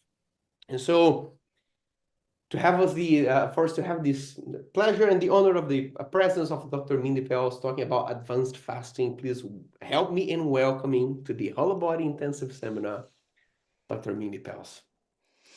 Dr. Mindy, welcome. Thank you, Ronan. That's quite a generous intro. So you're so kind, and I love being back here with you all. Beautiful. Dr. Mindy, the floor is yours. Okay, great. So I'm gonna bring up some slides here in a second, but before I do that, I just love knowing who I'm talking to. So can you guys just give me a little bit of a background in, let's put it this way. How many of you are fasting? You can just put yes. And what's the longest fast you've ever done? So that I kind of know where we're at. Okay. I know we got 24. Wow, I got to be a speed reader. 72. Yes. Oh my God, you guys are pros. You're pros. This is so cool. Okay, keep them coming in. So here's what I want to do today. I know that the topic is around inflammation, and one of the things that I love to do is help you understand why the body's doing what it's doing. I keep it coming. I've got the chat up, and I just love looking at 5 days, of all the people who have been fasting.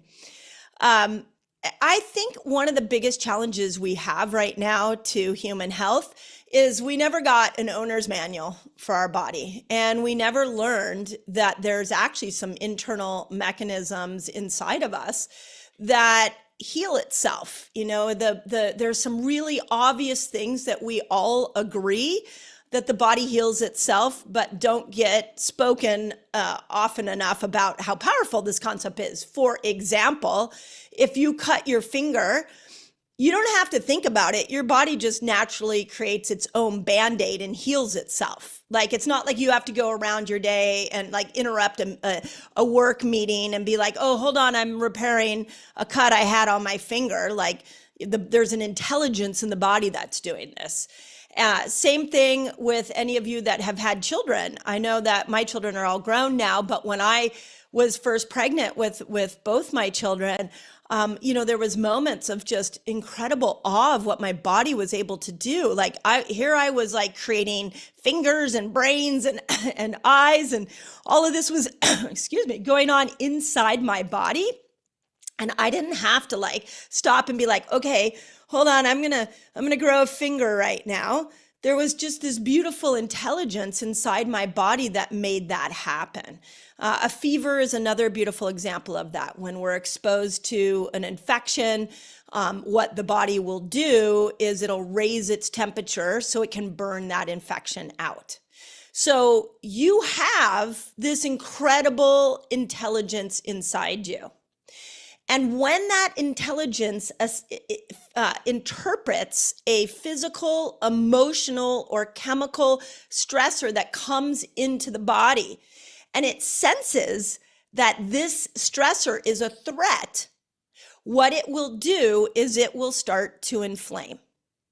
So what I want you to start, where I feel like we have to start this conversation on fasting and chronic inflammation at, is inflammation is your body's natural reaction to some kind of threat.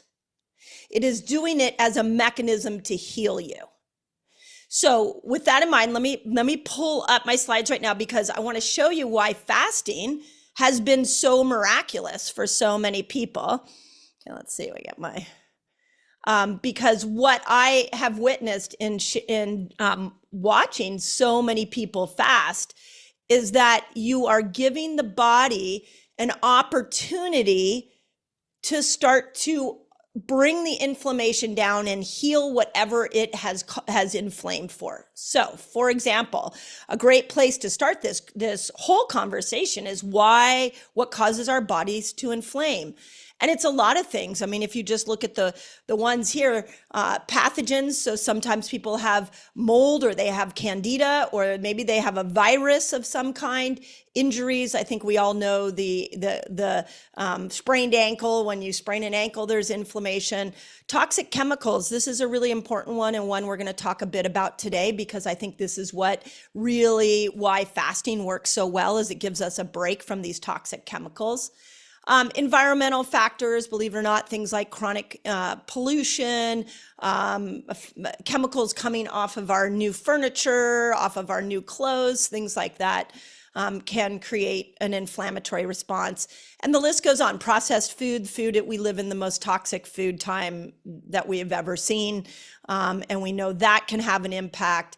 And you can see, I won't go through each thing, but what I want you to know is that when the body perceives there is a threat, it will cause an inflammatory response. And this is why we can use something like food, and even something, or fasting, and even something like food, to be able to heal it. So why does the body react to these stressors? I want you to think about a sprained ankle. So a little bit of my background: I was a competitive tennis player when I was a child. I grew up in LA. And I actually wanted to play professional tennis, but my first goal was to become a competitive scholarship athlete at the collegiate level. So in my quest to play college tennis, there was a lot of hard working out. And if anybody's a tennis player, they know it's very easy to twist an ankle and sprain an ankle. So when we actually look at the mechanisms behind a sprained ankle, we start to see that a ligament has been torn. So the body sent an immune response to the ankle in order to heal it. So inflammation isn't a curse. It is actually a healing mechanism. So when we have a chronic inflammatory response going on in the body, one of the ways that we can disrupt that is by stopping the influx of whatever toxin, pathogen, stressor is causing the inflammation, and moving into a different type of a healing response that actually turns off the inflammatory reaction. And this is where fasting really starts to thrive. When I put Fast Like a Girl out into the world, I had already seen on my YouTube channel, I had already seen in my clinic, that you can take somebody who has a chronic condition, like an autoimmune condition, or somebody who has been eating chronically bad food forever and ever and ever, or somebody who has to detox heavy metals, or maybe has a really bad influx of mold. And if you put them in a fasted state, what you did is you took a break from all of those chronic stressors, and you are asking the body, hey, I'm not going to bring food in. I'm not going to bring any toxins in for a hot moment. And I'm not even going to bring nutrients in. So this is going to go into why I don't typically love supplements during a fast. Like, the goal of a fast is you are literally metabolically switching over into another metabolism, where you are telling your body through action, You are telling your body, hey, I'm going to give you a break from the stressors of the modern world. And I'm going to ask that you figure out what healing needs to go on. So you're literally, this is the big picture I want you to understand, is you're like handing the baton over to your body. And you're saying, I don't know exactly what needs to be healed right now, but I know that you know. And so therefore, I'm going to give you a break from the influx of food so that you can start to heal me. And then the intelligence takes over. So this leads me often to, well, then how do you decide how long you want to fast? And I know we have a fairly advanced group here. So let me give you just one basic thought as I start to answer this question for you. When you go more at, well, let's go back to the beginning. You have two metabolisms. One that gets turned on when you eat food. We call that the sugar burner metabolism. And one that gets turned on when you have gone an extended period of time without food. And what happens is at 8 hours, without food, your body begins the process of metabolically switching over into this fasted state, otherwise known as your ketogenic energy system. It takes about 4 hours for you to switch over into this energy system. And this energy system, you are usually just warming it up, accessing it around 12 to 13 hours without any food or nutrients coming in. So once you're over there, you get to decide how long do you want to hang out there. I'm going to go through 6 different level fasts here in a moment. But what I want most of you who are intermittent fasters that do like 13 to 15 hours of fasting a day, what you have done is you have switched yourself into a healing state, and inflammation will start to come down. Growth hormone starts to go up. You start to make ketones that can repair the brain and turn off hunger. But that's just the beginning. I always tell people, please join the fasting movement if you want to lose weight, but I hope you stay for all the other benefits that happen once you're in this fasted state. Once you're operating from the ketogenic energy system, the longer you stay there, the more healing happens. So this is why in Fast Like a Girl, I mapped out 6 different length fasts. And I like to look at these fasts as these moments where they're like switches, where you are like turning on a switch of healing. So let me explain the switches. So then you'll hopefully be able to see more accurately, oh, this is how long I'm going to stay in this fasted state. So intermittent fasting, what most people are doing, like I said, kicks in around 13 to 15 hours. This, since we're talking about inflammation, this is the first place that inflammation starts to turn off. So when you're going 13 to 15 hours, if you are saying to your body, thank you for inflaming me, you can turn off the inflammation now. I am not bringing in any food so that you can start to turn off that faucet of inflammation. I don't need that. I'm moving into a new healing state that exists in this ketogenic energy state. So you literally send a signal to your body to turn off the inflammation. Your body goes, well, gosh, we've been 13 to 15 hours without food or nutrients. So I'm thinking I'm going to need to start to burn fat to make this other energy called a ketone.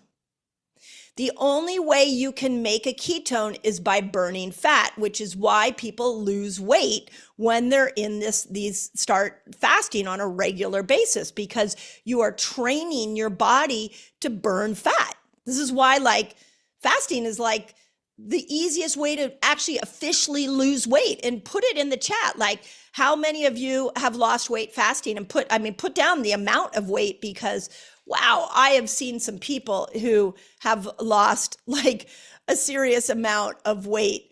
And it's really impressive. So yeah, 21 pounds. Yeah, 3 stones, 30 pounds. Yeah, I mean, it's literally the best tool for losing weight because you have switched over and the body's like, okay, we don't have food, so we're going into this other state. 100 pounds. This is amazing in 5 years. I do not know a better way to lose weight. This is why I've been studying fasting in detail. I've walked the fasting journey with hundreds of thousands of people. I did this in my clinic. Here I am 10 years later in teaching this to the world. And I still am so crazy excited about it because there's no better way naturally to lose weight, like no better way to do that. So at 13 to 15 hours, you're telling your body, turn off the inflammation, start burning fat, and start to upregulate a hormone called growth hormone. Growth hormone is the hormone of youth. It's the anti-aging hormone. You have a lot of growth hormone when you are little, and after 30, you get very little growth hormone at that point, which is why we age very quickly. Growth hormone also is the precursor to all the other hormones in your body. And growth hormone sends a signal that you're in fat burning mode right now. And there's plenty of people, like there's the human growth hormone diet. There's bodybuilders that use growth hormone. They inject it into their body. You don't need to do that. You get it when you start fasting at 13 to 15 hours. Then at 17 hours in this fasted state, now your body's so intelligent. It's like, wait a second, food hasn't come in. So we're going to need to start to get rid of the weak links in the system. And it stimulates something called autophagy. Autophagy is a term that won the Nobel Prize in medicine and physiology back in 2016 by a Japanese scientist, Dr. Yoshinori Osumi. He figured out that when cells go an extended period of time without nutrients or glucose, that actually there is a trigger inside the cell to push out anything inside the cell that doesn't work and to start to repair the intercellular parts. Or if this trigger of autophagy has been initiated, sometimes the intelligence inside the cell will actually say this cell is going to become cancer. This cell is aging too quickly. This cell is damaged so bad, it's a weak link. We need to take it out of the system. So it will do that starting at 17 hours, and the term for that is autophagy. So when you're looking at a deep cellular cleaning, this is an amazing place to be in this fasted state. Then you go along a little bit longer, you go to 24 hours, and all of a sudden the inside of the mucosal lining inside your gut, there are specific stem cells inside the gut that are called intestinal stem cells. And these stem cells repair whatever's going on in the gut. So remember that the immune system is highly regulated by the gut. So when we're back talking about inflammation, when we've got this chronic inflammatory response going on, sometimes the gut is so massively imbalanced that it can't turn off the immune system, like in an autoimmune case. All autoimmune conditions have at the root of them a gut challenge. So you go into a 24-hour fast, and now you've triggered stem cells in the gut to start to repair whatever is going on inside that gut. So maybe it's a leaky gut. Maybe it's some kind of SIBO, like small intestinal bacterial overgrowth, or maybe it's candida. Whatever is their imbalance, at 24 hours, your body is starting to repair that. 36 hours, your body goes, whoa, gosh, we haven't had a lot of food. We haven't had a lot of nutrients. So it's getting pretty deep here. So I think I'm going to go ahead and start burning more fat. And the research on this, I wrote about it in both books. I have Fast Like a Girl, and then next week, Eat Like a Girl comes out, which is a cookbook and a companion book to Fast Like a Girl. So that is now available for you as well. But in both books, what I did is I showed that each one of these fasts have science to it. And at 36 hours, there's like your body starts burning more fat, especially around the belly, which is a very common place that people want to lose weight. 48 hours, your body resets the whole dopamine system and actually creates more dopamine receptor sites because it wants to motivate you to go find food. And then 72 hours, you reset your whole immune system. Because at that point, you're 3 days in without food, and your body's like, we have to get stronger because we need to go find food. And when food comes, we need to be able to turn that food into nutrients and energy so we can make this body go. So I like these 6 different length fasts. I like to cycle them for people. I like to, some days you do a 17 hour, some days you do a 72 hour, you'll embark on a 72. You get to decide which one you want to do. Think of them as like healing tools, almost like supplements, almost like medication. You take certain medications to get a chemical response in your body. You go into these different length fasts to get a different healing response from the body. Okay, let's see if I can, hold on. So now, once you're over there, this is something new I haven't really spoken deeply about publicly, and definitely not here to the Mindvalley community. But what I noticed with Fast Like a Girl, so give you a little bit of a context. I had already been teaching the principles of Fast Like a Girl on my YouTube channel and in my clinic. So we had seen that like it worked for millions of women.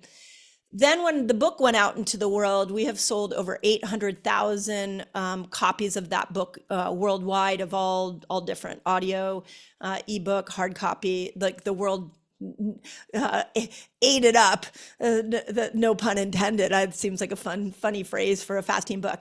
But the reason I tell you all that is what happened and what I saw over the last 2 years that Fast Like a Girl has been out in the world is, wow, people struggled to go back into their eating window. They struggled, and put it in the comments, because it frees us all when we're like, yeah, I loved fasting, but then it felt so good. I didn't know how to eat again. I didn't know what I was supposed to eat.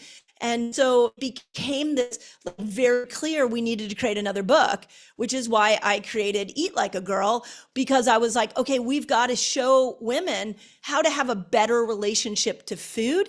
And we need to show the world how to break a fast. So I go really deep into ways to break a fast for both men and women in this book. So this is another book that works well for the men out there too. But here's why I bring this all up in this moment, is now you're over here healing yourself. You've turned on this intelligence. The intelligence is doing its magic. And now you got to go back into food. Well, one of the challenges we saw when people go back into the food is sometimes they boomerang. Put it, let's just call ourselves out. I mean, I was like this when I first started fasting. Like I would go back into food and I was like, oh my God, all I want to do is eat now. So they would boomerang into their bad food. Some people, some women weren't getting enough calories when they went back into the fasted state, especially when we're dealing with some of the eating disorders. And the younger generation has really been, everybody is sort of pummeled into their brain calorie counting. And one of the things I found is a lot of women weren't eating enough calories when they opened up their eating window. And then I had a lot of people say, I lost weight, I lost muscle when I went into the fasted state. How can I gain muscle again? So I came up with a language that I hope will help everybody, that there's 3 things to think about in that first meal. And in Eat Like a Girl, what I'm recommending is that you focus on the length of your fasting window, and then the next focus is that first meal. The first meal matters. It matters the most of all the meals. And when you're putting that first meal together, you're looking at these 3 things. Do I want to build muscle? If I want to build muscle, then that first meal needs to have protein in it.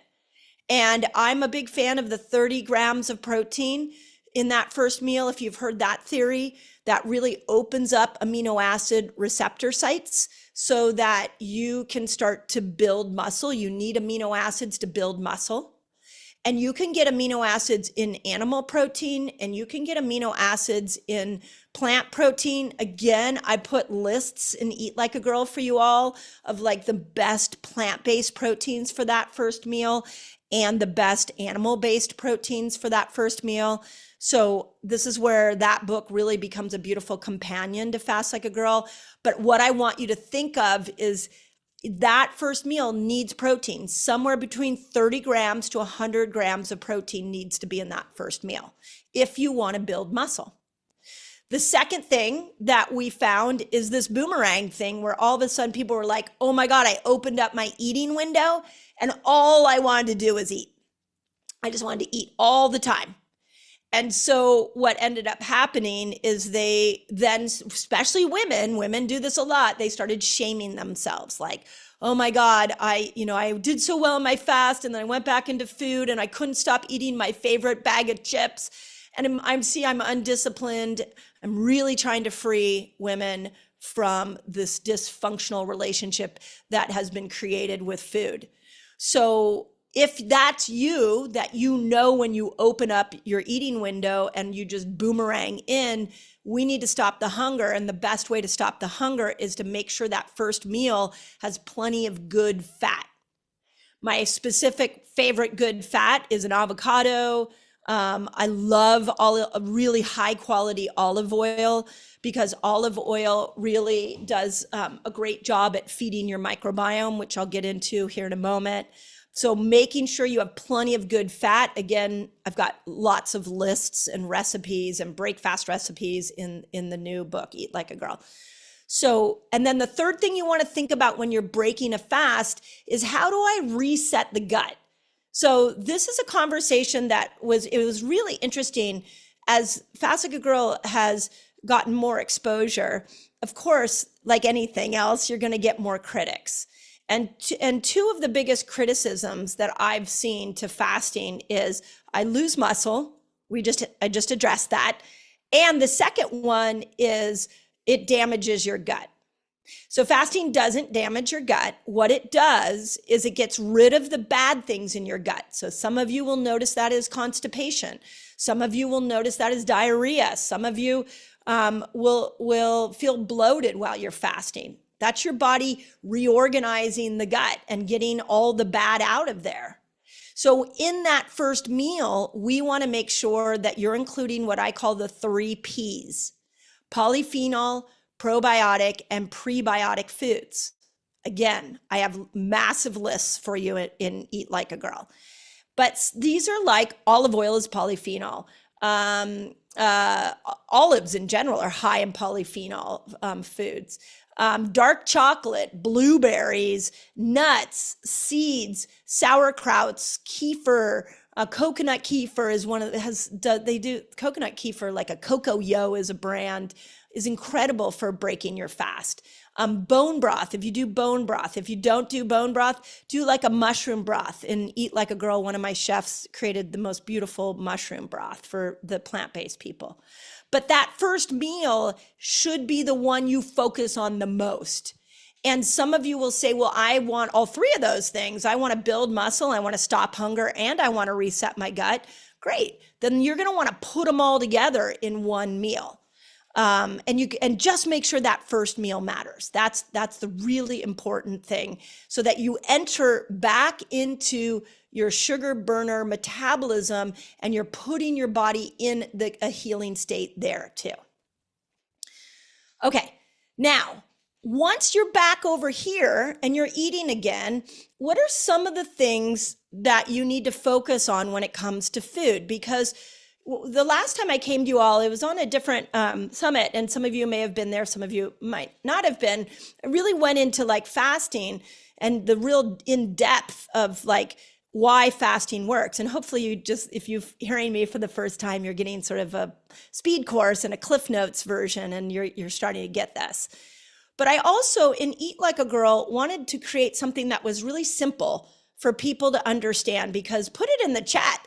Like, I feel like we have way overcomplicated nutrition. Like let's just call it what it is. And I think it's part of it is like health influencers, unfortunately, where we've become very dogmatic and, to try to grab likes and follows. A lot of people are like, eat this, don't eat that. And I think especially women are very confused. So in Eat Like a Girl, I have something that I really want you to think about and start. And I'm not going to go into all the detail. I'll stay very high level. But when you're eating, I want you to think about something called the foundational 5. And this really applies for both men and women, but especially for women, because our bodies are just so sophisticated and they have this rhythm to it. And we'll talk about this in a moment. But the foundational 5 food rules when you're in your sugar burner system is I really want you to start thinking about blood sugar and stop obsessing about calories, if that's you. So get a continuous glucose monitor, start to notice, like, you should be energized after a meal. You should feel more mentally sharp after a meal. Like, your meal should give you a performance state. If it doesn't, it probably had the wrong balance of blood sugar. And again, Eat Like a Girl has a lot of details on this.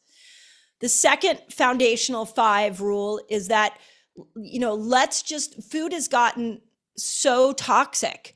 Like, processed food is promoting chronic diseases like cancer. And the food industry has hijacked our taste buds. And in Eat Like a Girl, I have a whole list of obesogens that are these chemicals that are put in food that take a stem cell and tell a stem cell to start making fat cells.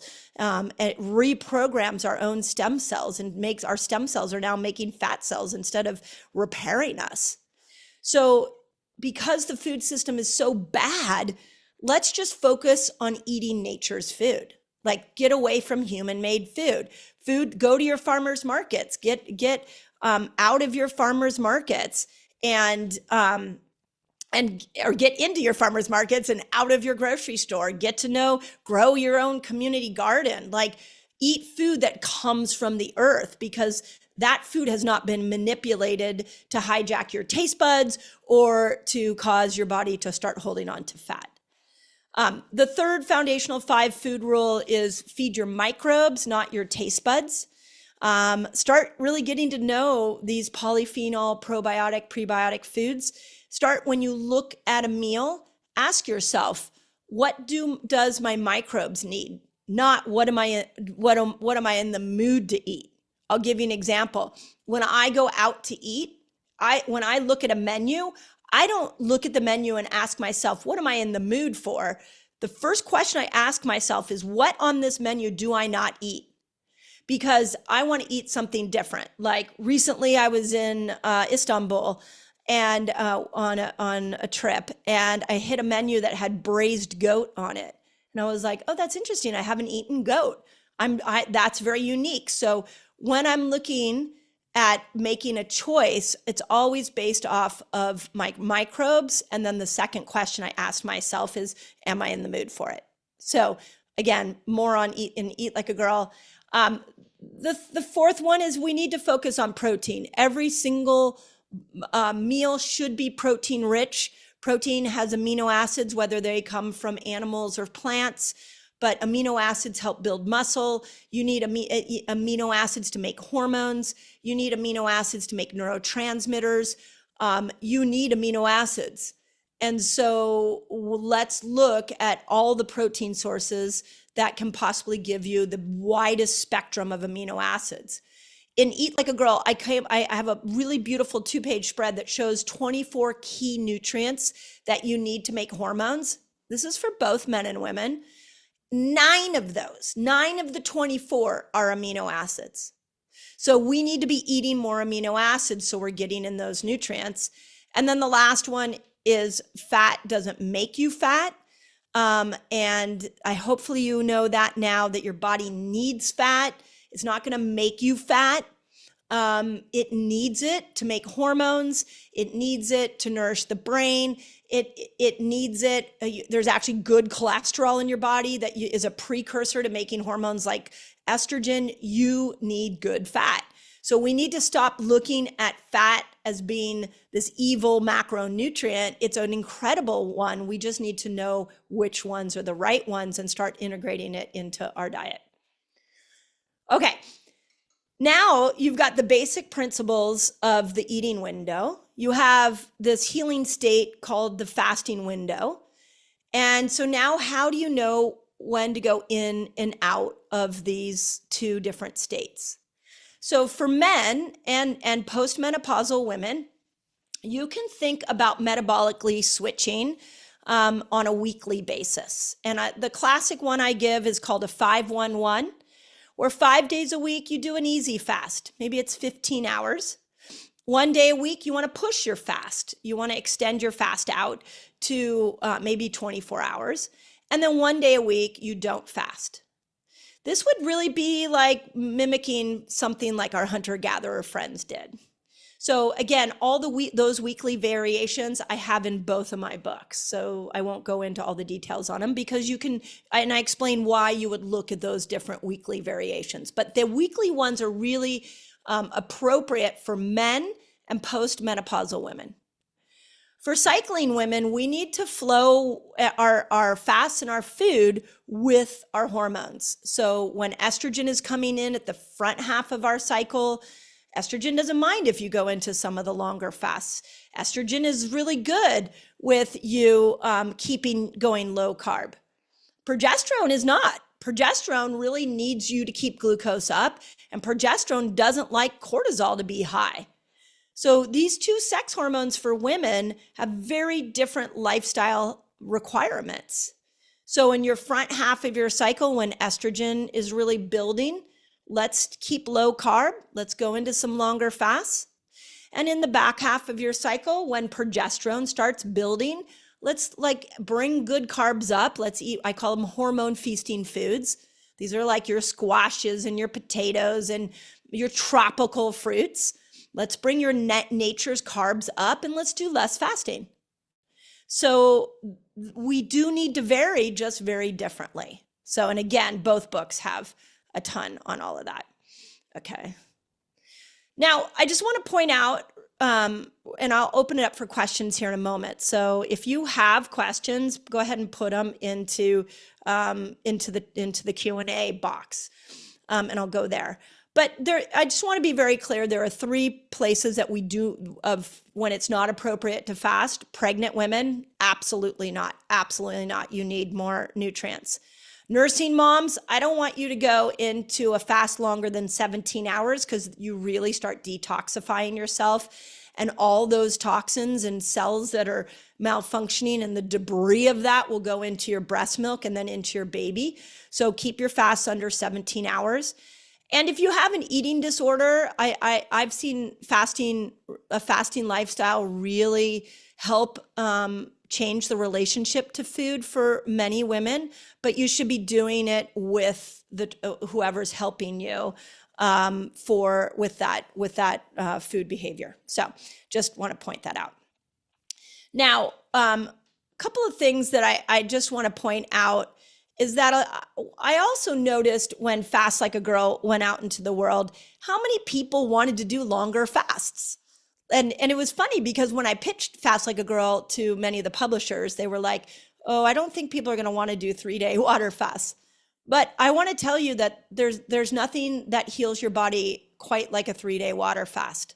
We will be doing one. If you sign up for my newsletter, just go to my webpage, drmindypelz.com. Every January and every September, we do a group 3-day water fast. So we will be doing one as a community. Last year, we had over 100,000 people worldwide fasting together. It was really cool. So if you want to join me, just sign up on that. But those of you who are fasting, experts, and you're already doing some fasts and you're curious if you should go into the longer fast, I want you to think about 3 things.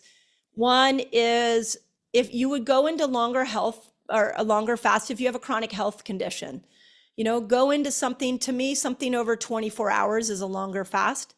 Go 48 hours, go 72 hours, see what heals. You may be shocked.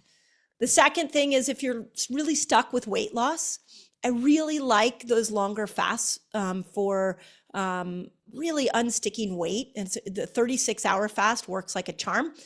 And then there's some great spiritual answers. This is why every single religion has fasting built into it, because there's so many spiritual answers that you can find. And I always share the story that I had a really tough moment with my daughter that I was trying to navigate, and as she went off to college, and I just didn't know the right answer. So I went into a 3-day water fast, and on the third day, the answer came to me, and I was like, that's awesome. This is why we do it. So sometimes we go into longer fasts because we want to go within and hear whispers of answers we can't hear when we're eating fib. A couple of things I wanted to put in here, because I know you are an advanced group. Make sure when you're fasting, if you're not feeling well, minerals are always really helpful to add in. The Element Tea is a great product that a lot of our fasters will use. It brings in sodium, potassium, and magnesium, and it makes it really a lot easier for your body to go through the fasted state. So there's that. If you're having any kind of detox reaction, a lot of times your body will put all of these toxins into the gut. And if you take activated charcoal, it will bind to those toxins, and it will help to move it out of your digestive system. And then apple cider vinegar, if a lot of people, when they're first learning to metabolically switch into the fasted state, they struggle to bring their blood sugar down. So a little bit of apple cider vinegar can be incredible. In Eat Like a Girl, I had one of my chefs make a bunch of apple cider vinegar drink recipes, like mocktails, that you can drink in the fasting window. I call them fasted snacks. And we actually have some crackers and some things you can eat in the fasting window in there as well that can make fasting a lot easier. Okay, last couple of things, and then I'll go to the Q&A. We have found, this is why I've just keep putting all of my stuff out there. I do four videos a week on my YouTube channel. They all tend to involve fasting. So if you haven't gone to my YouTube channel, we've got thousands of videos over there that might be helpful of your fasting lifestyle. Fast Like a Girl came out 2 years ago. So there's the original book, and then Eat Like a Girl comes out this Tuesday. So if you want recipes and a companion guide, just know that is available for you. And again, I always say knowledge is your fuel. So, okay, with that, I'm going to stop sharing my screen. And I think I still have 5 minutes to answer questions, but I see Ronan's here. So let me know, Ronan, where are we going with this? I would love to address 2 questions that I saw that can be relevant for a lot of people. One of them is from Marianne, and she's saying that she fasts on a regular basis, mostly 15 hours, sometimes more, up to 18. Okay. But she says, I never lost 1 gram. So I don't mind doing it for health, but it is discouraging. And so I would love you to address this type of situation. If I also want to lose weight, and I have been doing, now I have seen it, what can be some of the reasons, and what can I do? Oh my God, I love this question. I'm so happy you picked this one out.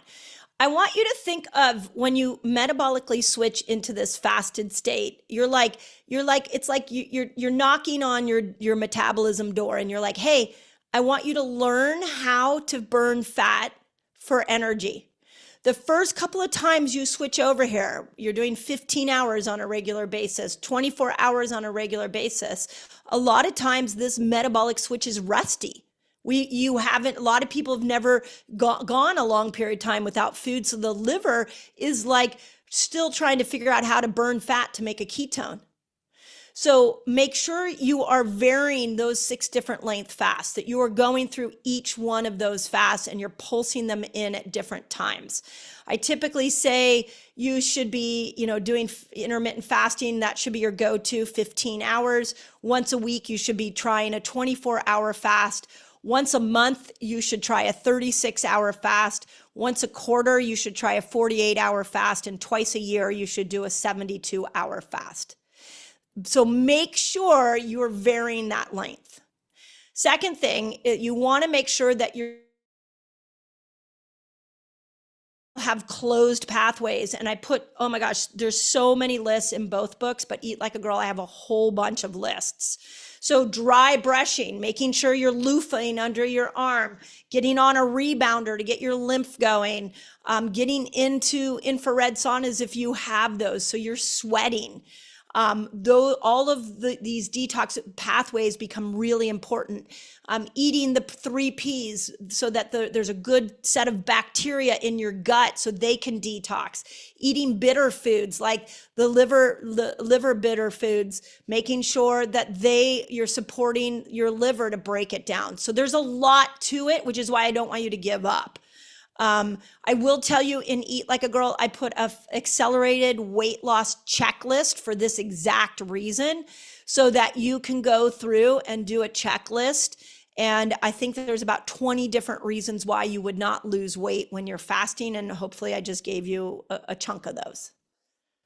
Wonderful. I see that for myself, for example, adding the extended fast here and there really changes the way that the body responds. And right now, I'm on a 24-hour fast, almost at the end, and I do this once a week. And once I started doing once a week in the middle of a more regular 16, something else, the response that the body gives is completely different.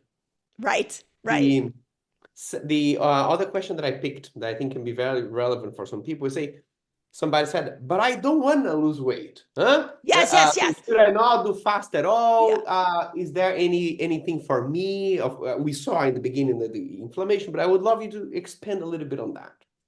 Yeah, so we have plenty of people that don't want to lose weight. I'm one of them. I like the weight I'm at, and I love doing all these fasts. So the number one rule is that when you go to eat, you've got to make sure you eat. Like you've got it, and that can sometimes be a challenge because switching in and out of this fasted state can make it so that your hunger goes down. So make sure you're eating high quality food. And you need to make sure you're eating enough food. Everybody should, the majority for like thyroid health, I really recommend that people get over 1,200 calories a day. If you're in a 3-day water fast, obviously that's not going to happen. But when you're tacking on a eating window, fasting window, that's what we would like to see. So make sure that you're eating. And then it has to be high quality. Like you got to make sure you're not, a bag of chips is not going to be high quality. But if you eat meat, good steak. If you don't eat meat, you need to make sure you're eating enough beans. And then the longer fasts may become a little more infrequent for you. Maybe you do 1 3-day water fast a year, and you're doing your 15-hour intermittent fasting the majority of the time. So you might not need to go into some of the longer fasts, but eat, make sure you eat. Yeah, I'm on the same path that my goal is not to lose weight, but the amount of life is different.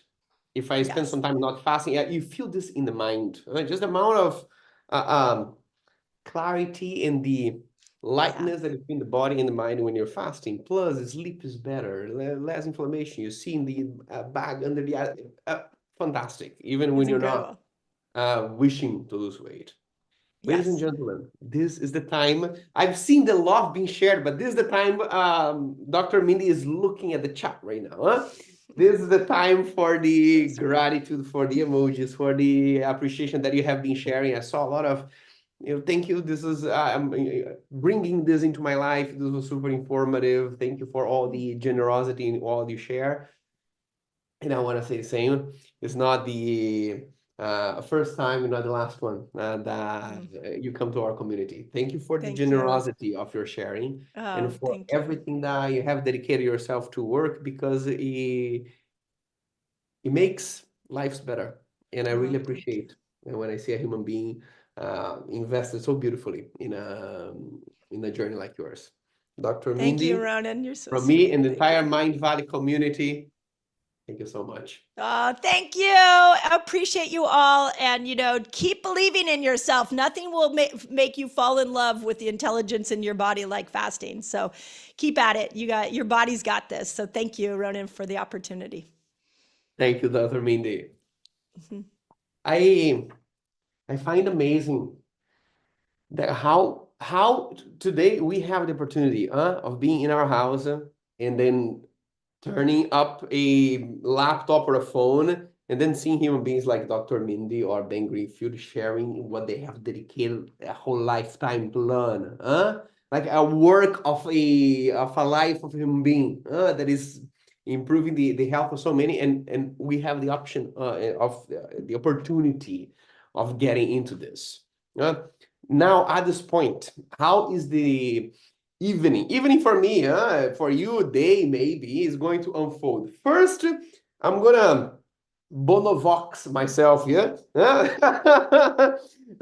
This is not only for the style, although you always contribute. It's 8:25 in Tallinn, Estonia, right here. So it's evening, and I'm full of bright lights because of the studio here at home. And I want to have a nice night of sleep tonight. And so the blue light blockers help when you have the bright lights late at night, because the bright light late at night, whether it's coming from top lights or from your devices, they're one of the things that disrupt your sleep quite a bit. And so if you never, sometimes you see people from the health community wearing those red glasses. Whenever you wear this is how you see the world in red shades, and that helps improve sleep if you are at night with that bright light. And so for me, that's what I'm doing, bonovoxing myself here.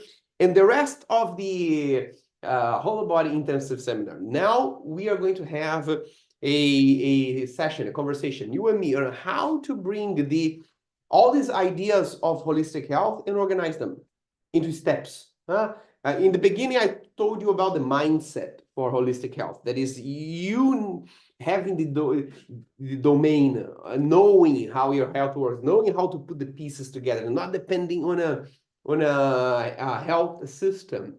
Then came Ben Greenfield and shared from beginner to advanced a lot of different action points. And then came Dr. Mindy and focused on one practice, but gave all that we need to know. Now, how do we put all these things together? Where do we start from and where do we go next? So for the next 45 minutes or so, we're going to have that conversation.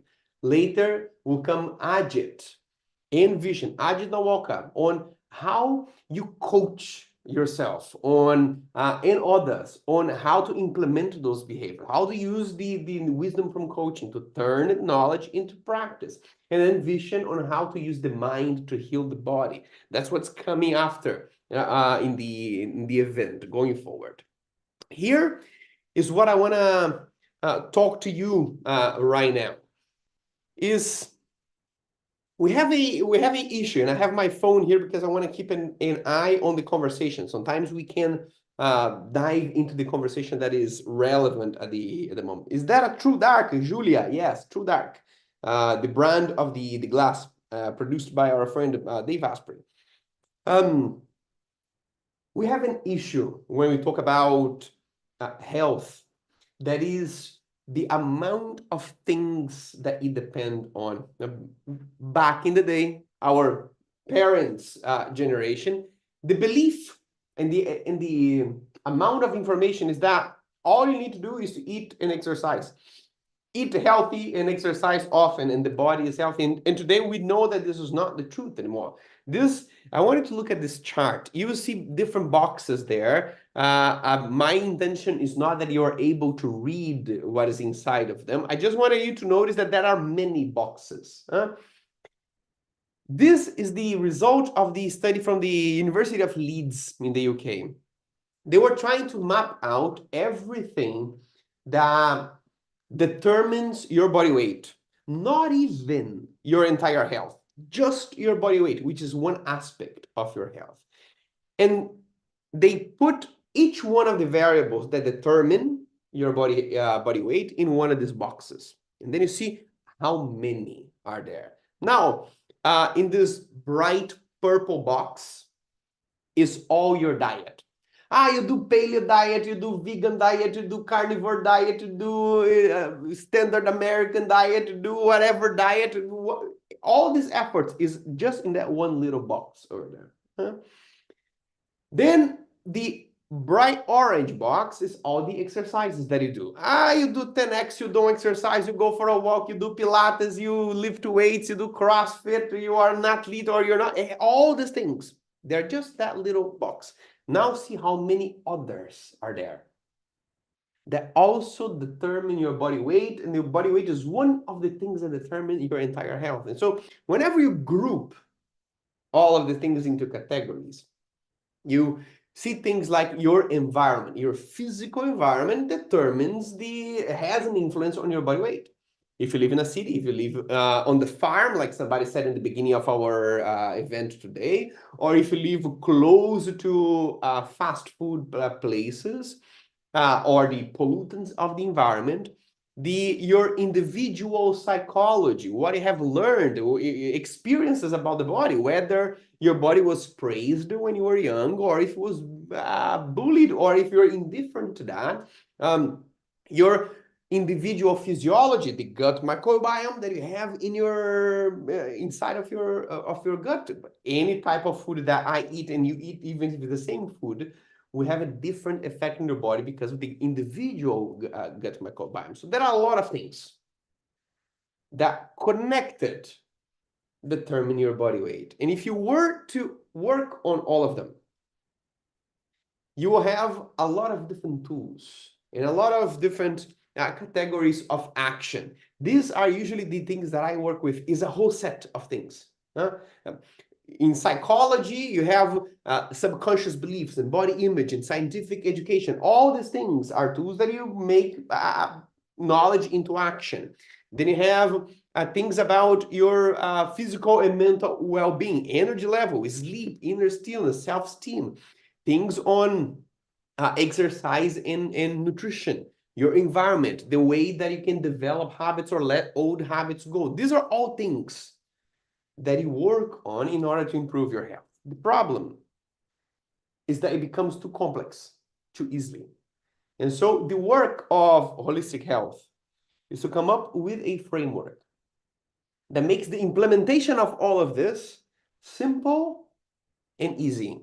And so that's the work that I propose myself to do. How do we organize the knowledge about the owner's guide about the human body, and how do we make a framework so it's easy to understand and easy to implement? I put all of this together and I organize this into 10 goals. 10 goals of holistic health, which is, if you focus on these 10 aspects, one after the other, you will see that health being vibrant, being the strongest aspect of your life. You see there's a level of mastery in physical and mental health. And the way that I organize these things is into these 10 different goals. Imagine these different steps as if they were martial art belts. You know, when you start practicing karate or something, they get you a white belt or a red belt, and each one of them is not only one single step. You learn different techniques inside. Right? Each one of them are their own level, their own area of mastery. And one of them is more fundamental than the other. And so the way that I see, and I'm going to go through each one of these 10 with you now, so that we can have an idea of next steps, is to understand colors. Yeah, these are the chakra colors. You see that the number 1 is more root, is more fundamental. Collect the gifts from the 3 kings every day. I'm going to explain to you what this is in a minute. Eat food from nature. When you're hungry, stop when you're satiated. These are more fundamental things, which means I'll focus on them first. If I haven't achieved those goals yet, or if I'm not working on them, I don't even worry about the following ones. Because otherwise, I just get overwhelmed with the amount of stuff. I need to organize things. I need to start from somewhere. And then the last ones are the purple-ish, more the crown chakra, more the transcendental part of holistic health. So let's go into each one, one by one over here. Number 1 is collect the gifts from the 3 kings every day. The 3 kings, to me, what I mean by that are 3 practices that are the basic. Yeah, if I don't do anything else about my health, at least there's 3 things I would do. And they are the most fundamental. They are also the simplest and perhaps the most powerful, as all the simple things are. And they are hydration, fasting, and walking. Some amount of fasting, some amount of walking. This, whether you don't know where to start, people that I asked you in the beginning, who are here for a fresh start? There's so much stuff that I need to do for my health. I don't even know where to start. Here's the answer. The way that I see the framework that I work with. This is the most basic things. I start my day drinking water, and I drink 2.5 liters of water throughout the day. That's my first goal. I'll drink 0.5 liter of water before each meal. And throughout the day, 2.5 liters. That's one of the goals. The other is that I will do some type of fasting, at least 12 hours on a daily basis. And then we just saw with Dr. Mindy that there are advanced fasting practices. I'll focus on 12 to 16 on a daily basis. And then if I am on a female body that goes through the menstrual cycle, and that part of life that goes through the menstrual cycle, you also adapt depending on the week. But sometimes it will be 12, sometimes it will be 13, sometimes it will be 16, and it will navigate this length of fasting. And some way of low intensity movement, walking. 7 to 10,000 steps per day. Ben was talking about 8,000. Those numbers is what the research shows that we get benefits for the brain, for the heart, and for longevity in general. So what is the minimum amount of walking or movement throughout the day that gives us the benefits that exercise can give? And the answer is somewhere about 5,000, 7,500 onwards, 8,000, something like that. So here's the very beginning. And then, by this being a goal, the goal is to collect the gifts from each one of these practices every day. These practices, they give you benefits as you perform them. Imagine each one of them as a musical instrument. If you perform them now, they play music. If you don't perform, they don't. It's not like, okay, I fasted, I fasted for 6 months and then I'm done with fasting. It's like shower. If you take shower, you are clean after that. If you don't, then you don't get clean after that because you didn't take shower. So it gives you the benefits as long as you do it, as you perform those things. Walking, fasting, water are daily practices. And I collect the gifts as I perform them every day. Very beginning. And so here the way that I start to think is if I'm on the stage that this is the thing that I need to work on, I need to start from a first step. And the first step, can I try starting each day by drinking water? I was talking to my wife today on how this habit is solid in my life, but there was a time that it wasn't. Now I would start the day and then maybe drink coffee or maybe eat breakfast or maybe do nothing. And eventually by the middle of the month, I didn't drink water. There are so many of us that are still in this position.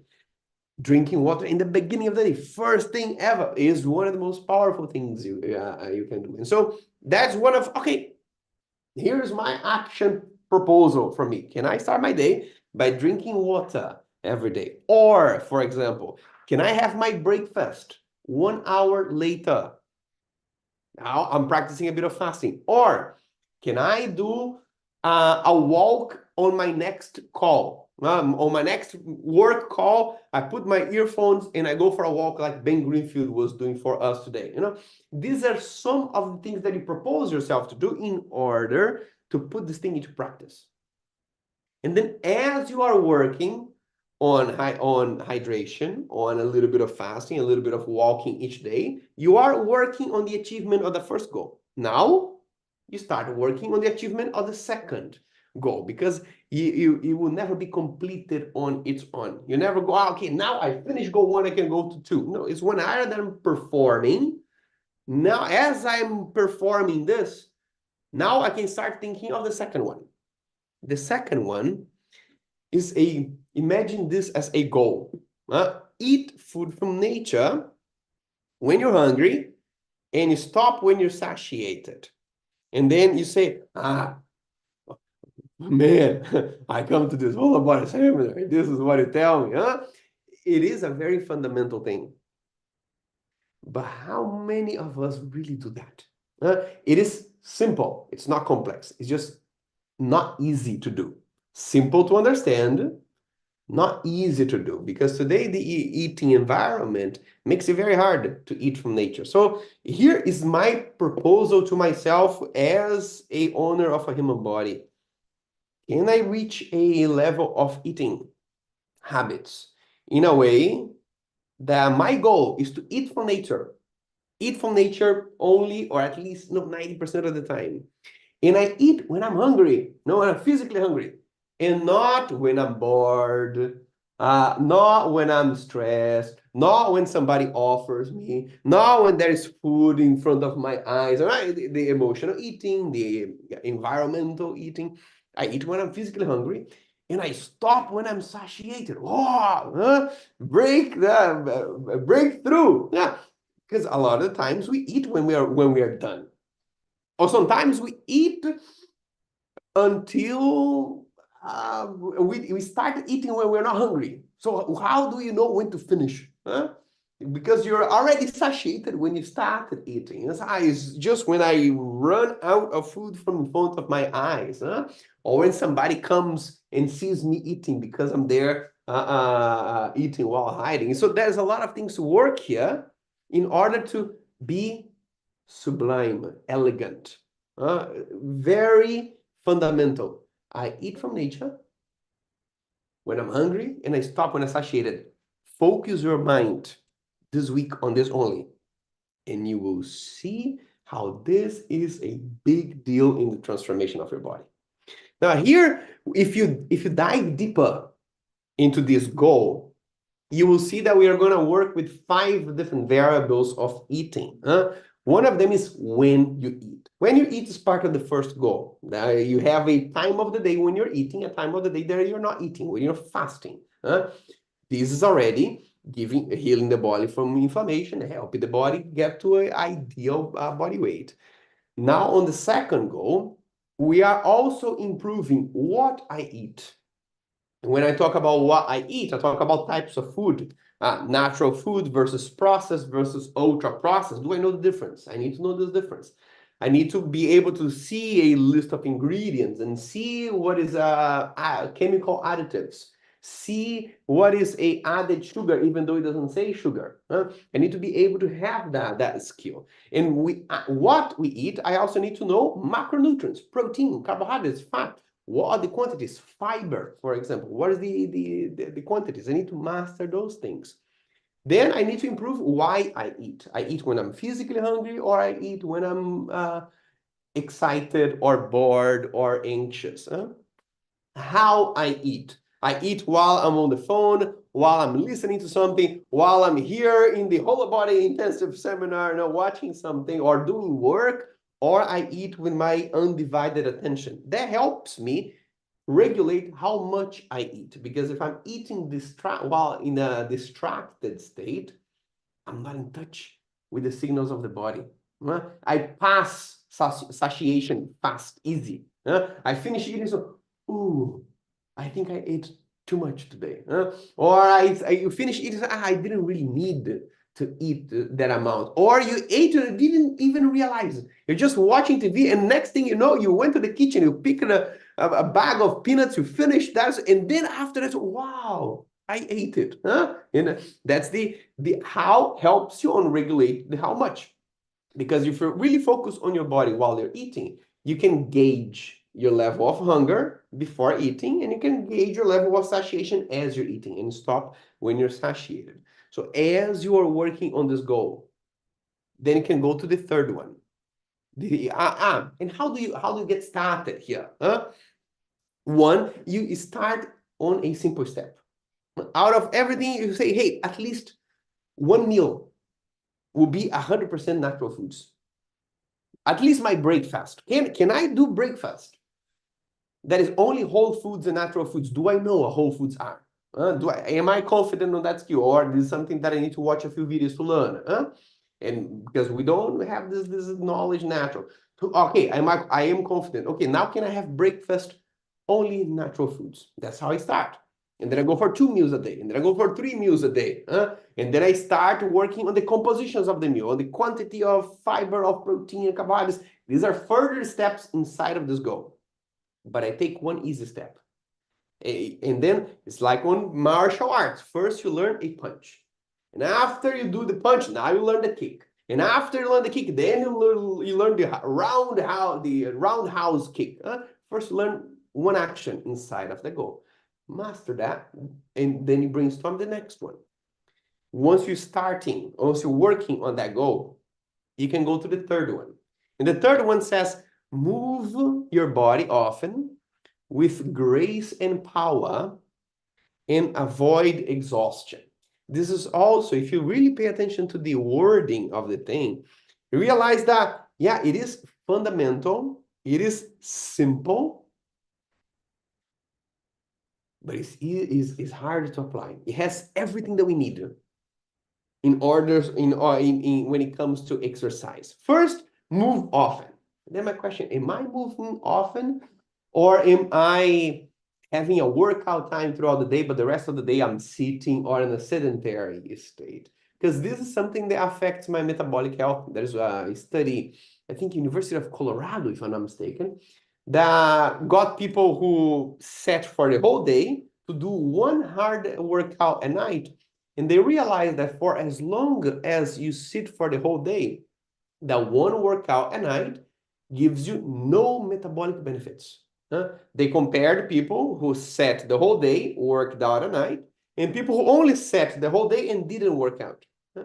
On the next morning, their metabolisms were impaired in the same way, regardless of the fact that you did a hard workout, because that's moving not often. The amount of inactivity throughout the day is damaging to the body on its own. So first, I need to know, am I moving often? That's why I am standing right now.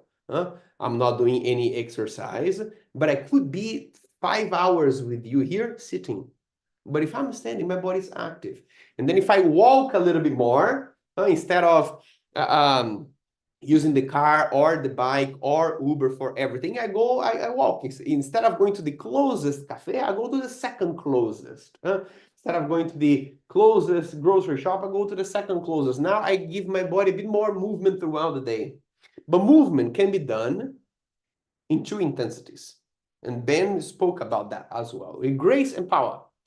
Grace is this light intensity movement. We are walking. Imagine water flowing. If you see water flowing as a river, it's a nice flow of the water. It's a graceful movement. It's our walking, it's our gentle stretching, it's our yoga, maybe it's our Pilates for some of us. It's the graceful movement. We need plenty of that. But every now and then, we need the water flowing Niagara Falls. Strong intensity. We need moving the body with power. We need to lift heavy stuff. We need to move with explosion. Not as often as the graceful, but a couple of times a week. This is the other goal of the body. Can I move with grace? A lot of people say, okay, I can move with grace. I can be active, walk, cycle, but can I also add power, lifting things, explode in movement, and avoid exhaustion?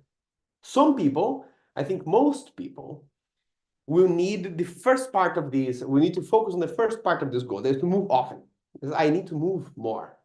Some of us, and you know who you are, need the opposite. You move too much already, just so much that you're like always dragging yourself in and forcing the next workout. Some of us are in the opposite side. Is that we are training too much. And if you are the person, you know who you are, because you are always pushing the next training. So moving is great. It needs to be plenty, but also not so much. So this is the idea here. To me, the most important thing with exercise is to build a relationship with it. The question is, okay, how many times should I work out? How many steps should I make? Okay, we can think about that. We can take 7,500 steps a day minimum. train with intensity, maybe 2 to 3 times in a week with lifting weights, moving 150 to 300 minutes per week. These are general guidelines. But first, you need to move with something that feels good. Movement, for the first and foremost, is to bring more joy to your life and not to be punishment. And this is how we develop the habit. We need to be wise with the way that our brains develop habit. If you hate exercise, you can be very disciplined for a couple of weeks or months, but it's not going to stick. One example is this is my dad, seu Zé. And my dad had already the habit of moving with grace. The walking is part of his life. He goes for a walk maybe 2 times a day, takes his 10,000 steps easily. But the moving with power was not there. He knew about strength training. He had pains here and there. He knew it would be good, but there was no motivation. And then last year, early this year, January, I was in Brazil, and we went to the beach. And beach is where my dad is like, he becomes a boy when he's close to the ocean. It's beautiful. There is a joy. He jumps, he screams, he goes to the water. And we had so much fun at the beach. It was just me and him for a couple of days. That at some point I said, Dad, you love the water so much, huh? I think you would love to take swimming classes. And then his eyes grew bigger, like, oh, I never thought of that. And it was like a moment of epiphany. This was Sunday. On the next day, Monday, he signed up for swimming classes. Because he said, I never thought of that. I love the water. I think I would love to take swimming classes since January. Now we are in October, almost November. He takes swimming classes 3 times a week at 7 a.m. And here is my dad learning to swim, moving his body with power. And because here is like in the beginning, maybe February, maybe March, he was learning to swim. And then he realized that if he has more strength in his arm, he can improve his swimming. And so he came to me and said, you know what? I think I'm going to start training at the gym, because it will improve my swimming. And so you see how this thing unfolds. It's not like, I need to go to the gym. That thought never made it for him. But then he started moving his body in a way that gives him joy. And then the mind opens up to the other types of exercise. Because if I now do strength training, my swimming that I love so much will improve. And now he's starting to do that in October, in this month. And so even though you can have prescription, we have a human mind, and we're not robots. And so we need to work with our ability of creating behavior. And so how do I start practicing that? It's like, hey, can I have movement as leisure once this week? Instead of having movement as a chore, can I come up with an idea this week? What is something I would like to try? Maybe it's playing tennis. Never tried. Maybe it's rock climbing. Maybe it's a sport. Maybe it's a group sport. Or maybe it's a yoga follow along from YouTube. Try something different. Can I do this for the pleasure of doing it, or the pleasure of exploring it? And then I allow my relationship with exercise to go that route. Next thing I know, I'll be doing strength training. I'll be doing athletic training. I'll be doing functional training, because I'm creating a relationship with exercise. Does that make sense? Once we are working on that, then we are going to focus on the 4th goal. And the 4th goal is allow, investigate, and disidentify with thoughts and emotions. Here we're going into the mind. Because all these first 3 points, they are still implemented by you. You need to get yourself to agree to do those things.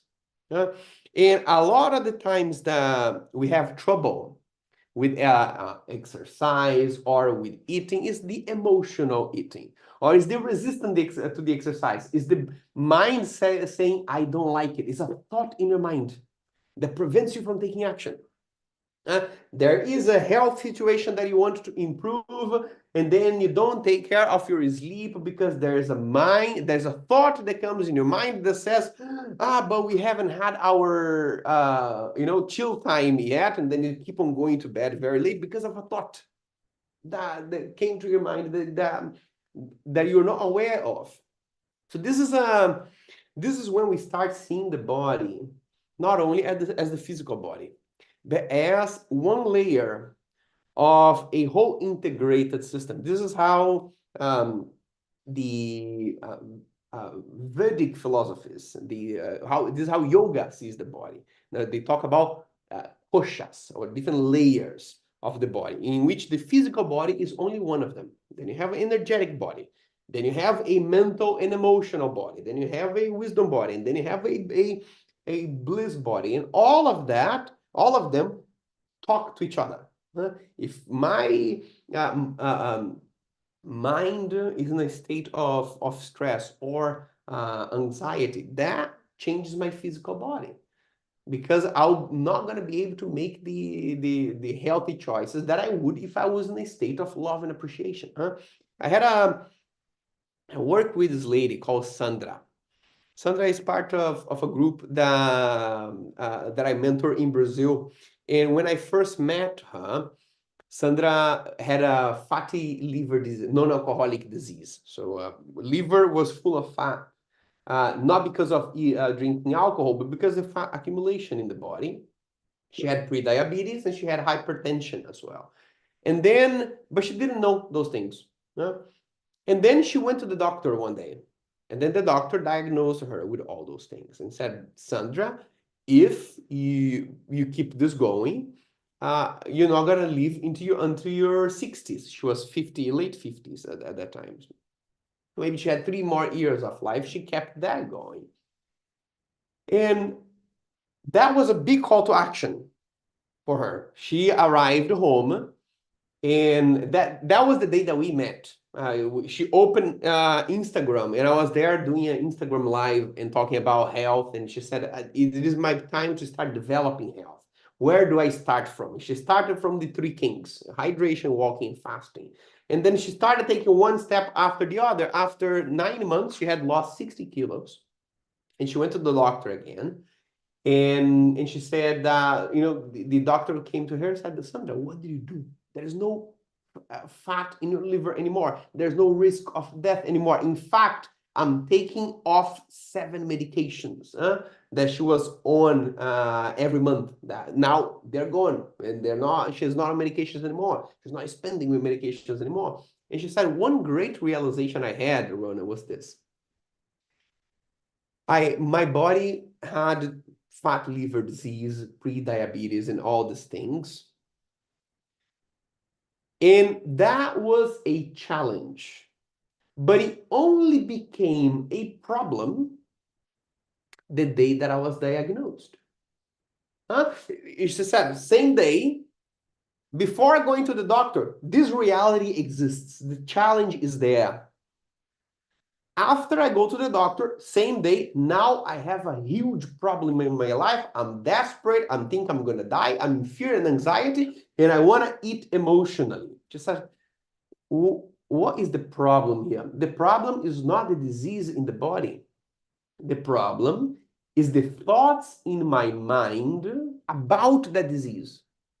The emotional eating, the coping mechanism of trying, to drink to relax the body doesn't come from the challenge that the body is facing. It comes from the problem that the mind is generating about the situation. And she said that to me was a big revelation, because every time I wanted to sabotage myself because I didn't have time to go to the gym or because I didn't like to exercise, all these things, I realized they are just a thought in my mind. I don't have, there are situations, there are challenges, but who makes problems that sabotage my actions is the comments that my mind make about those challenges. And once I start practicing mindfulness and I start realizing that they're just thoughts in my mind, the self-sabotage starts to disappear. the emotional eating, the drinking late at night, the not exercising because of whatever excuse, those things I realized that are just thoughts in my mind. And when I develop the mindfulness, I can take the action that is right for me because I just realized the game that my mind's playing. Yeah? That was the main realization that she had. And for us to develop mindfulness and awareness of our thoughts, so that we can drive the actions that are aligned with our intentions, we need some space for the mind. We need quiet for the mind. The difficulty is to the most of the time, whenever we have free time, we distract the mind. So it's very hard to develop mindfulness and all the freedom that it can give you, because hey, if you are in the supermarket and then you are on the queue and there are 3 people in front of you to the cashier, what is the first thing that your brain does? Picks up your phone. We have a lot of difficulty in staying in silence doing nothing. Every time that there's a moment of waiting, an opportunity to develop mindfulness, the brain cannot stand that. It pulls a distraction. We need to be doing things all the time. We're listening to things, learning things, seeing phone, bah, bah, bah. And the more I am distracting myself with the stimulation, the less mindful I can be. So one little step in this direction is, can I leave my phone in airplane mode in the first hour of the day, so I don't have much stimulation? I can have the time to observe my thoughts, to be mindful, and then decrease all the self-sabotage that I do. Does that make sense? Because then we start going for the other aspects. And the next one is to sleep. The next goal, 5th goal here, is to sleep early and long at the same time every day. There are different sleep biohacks. You can, take magnesium, melatonin, and stop drinking caffeine at a certain time, a bunch of different things. But all of them is so that you can achieve this goal. If you focus, if the challenge for you is this week, all you need to focus on is this. Get 1 week and say, the purpose of my life this week will be to sleep early and long at the same time every day. Early, how much is early? Early that it feels to me. Usually, if you go to scientific terms, between 9 and 11 p.m. It doesn't need to be 7 p.m., but also after 11 p.m. because of our circadian rhythm is already late. How much is long? Between 7 and 9 hours. There are genetic differences, but we don't see 6 hours being adequate to anybody. And at the same time every day. This is life-changing, ladies and gentlemen, if you focus on that. It's hard because you need to structure your routine, but focus on sleeping every time on the same day, every day on the same time, and waking up regularly. And give yourself a few weeks doing that. And you will see all the diet that is stopped working now works. The energy that was tired, now it gets better. The rashes on the skin, they stop. The hair that was falling, stop. The mood that was crazy now gets good. It is a major change if you have worked on the previous 4th goals. Here's a whole checklist of things that you can do to improve your sleep. But the main ones are the first 3, long, same time every day, and early. But you start from something that is easy. The first action needs to be implementable, because it is a journey. And so to me, the first action, perhaps, is not having caffeine in the afternoon. Because if I have caffeine in the afternoon, it decreases the quality of my sleep. So yeah, I know all the ideal sleep, but my first step is an easy one. I'll switch from caffeine to decaf in the afternoon. And if I do that already, then I will look for the next easy step. That is to have an evening routine, an evening ritual or a morning ritual. And then I start working on the schedule. And then I start working on that goal. Then after that, we start going for more individual goals. Number 6 is to attune to your gut and to your rhythms. Here we are talking about nutrition. Attuning to your gut talks about your gut microbiome. Now we know how important this is. knowledge that our parents in the previous generations had no idea about, because the science was not there. Now we know that even mental health conditions are connected to the gut microbiome. But it only makes sense to work on gut microbiome when you worked on goal number 2 first. Goal number 2 says eat from nature. Here on attuning to your gut microbiome, we talk about food sensitivity. If I eat a healthy food, quote unquote, let's say broccoli, and you eat broccoli, and everybody who's online right now eat broccoli, the reaction will be different. It's not going to be super healthy for everybody. Some people get super bloated. If all of us eat almonds or cashews, for healthy food coming from nature, it's not a package, not a process, not anything added, natural food. Well, for some of us, it will be great experience. For some of us, there will be some gas and bloating, a bit of tiredness on the next day. Because now we need to identify what foods from all the healthy foods work better for me and work different for you. But it only makes sense if you're already eating from nature. If you're eating a lot of processed, refined flours, for example, or added sugar, whether or not you know, changing broccoli for cauliflower is not going to make much difference, right? Changing almonds for Brazil nuts is not going to make much difference. Right? But if you work on go-to, now you can refine it so that it decreases inflammation from your body. And then rhythms. Rhythms talks about circadian rhythms for the male body. Testosterone is high in the morning and drops throughout the day. And there's a cycle that repeats 24 hours. Now you're thinking about the exercise that you develop on goal number 3, but when you're doing it on the day. Now you're thinking about the fasting, but when is the best fasting according to your circadian rhythm? For the female body, you have more cycles. It's a much more complex machine. It has the circadian rhythm, the 24-hour cycle, and then it has the menstrual cycle, that in each week, the body is completely different because the hormones are different, and throughout the fertile period. And then you have menopause. That is when those cycles stop and estrogen and progesterone go to the bottom, and now they are more similar to the male body in the sense that there are only circadian rhythms. There's not menstrual cycles anymore. And so if you are attuning to your rhythms, you get the fasting or the exercise or the diet that you learned in the first goals. And now you say, okay, first week of the month, how much exercise? There's one study, for example, they got women in the menstrual cycle to do the same amount of training per month. They did 12 sessions of training, of strength training per month. One group is spread this out evenly. 3 sessions per week. 3 here, 6, 9, 12. Maybe Monday, Wednesday, Friday, they go to the gym. The other group did the same 12, but distributed in a different way. They did 5 training sessions, Monday to Friday, in the first 2 weeks of the follicular phase of the menstrual cycle. And then they did 1 training session, only on Wednesdays, on the second 2 weeks or the luteal part of the menstrual cycle.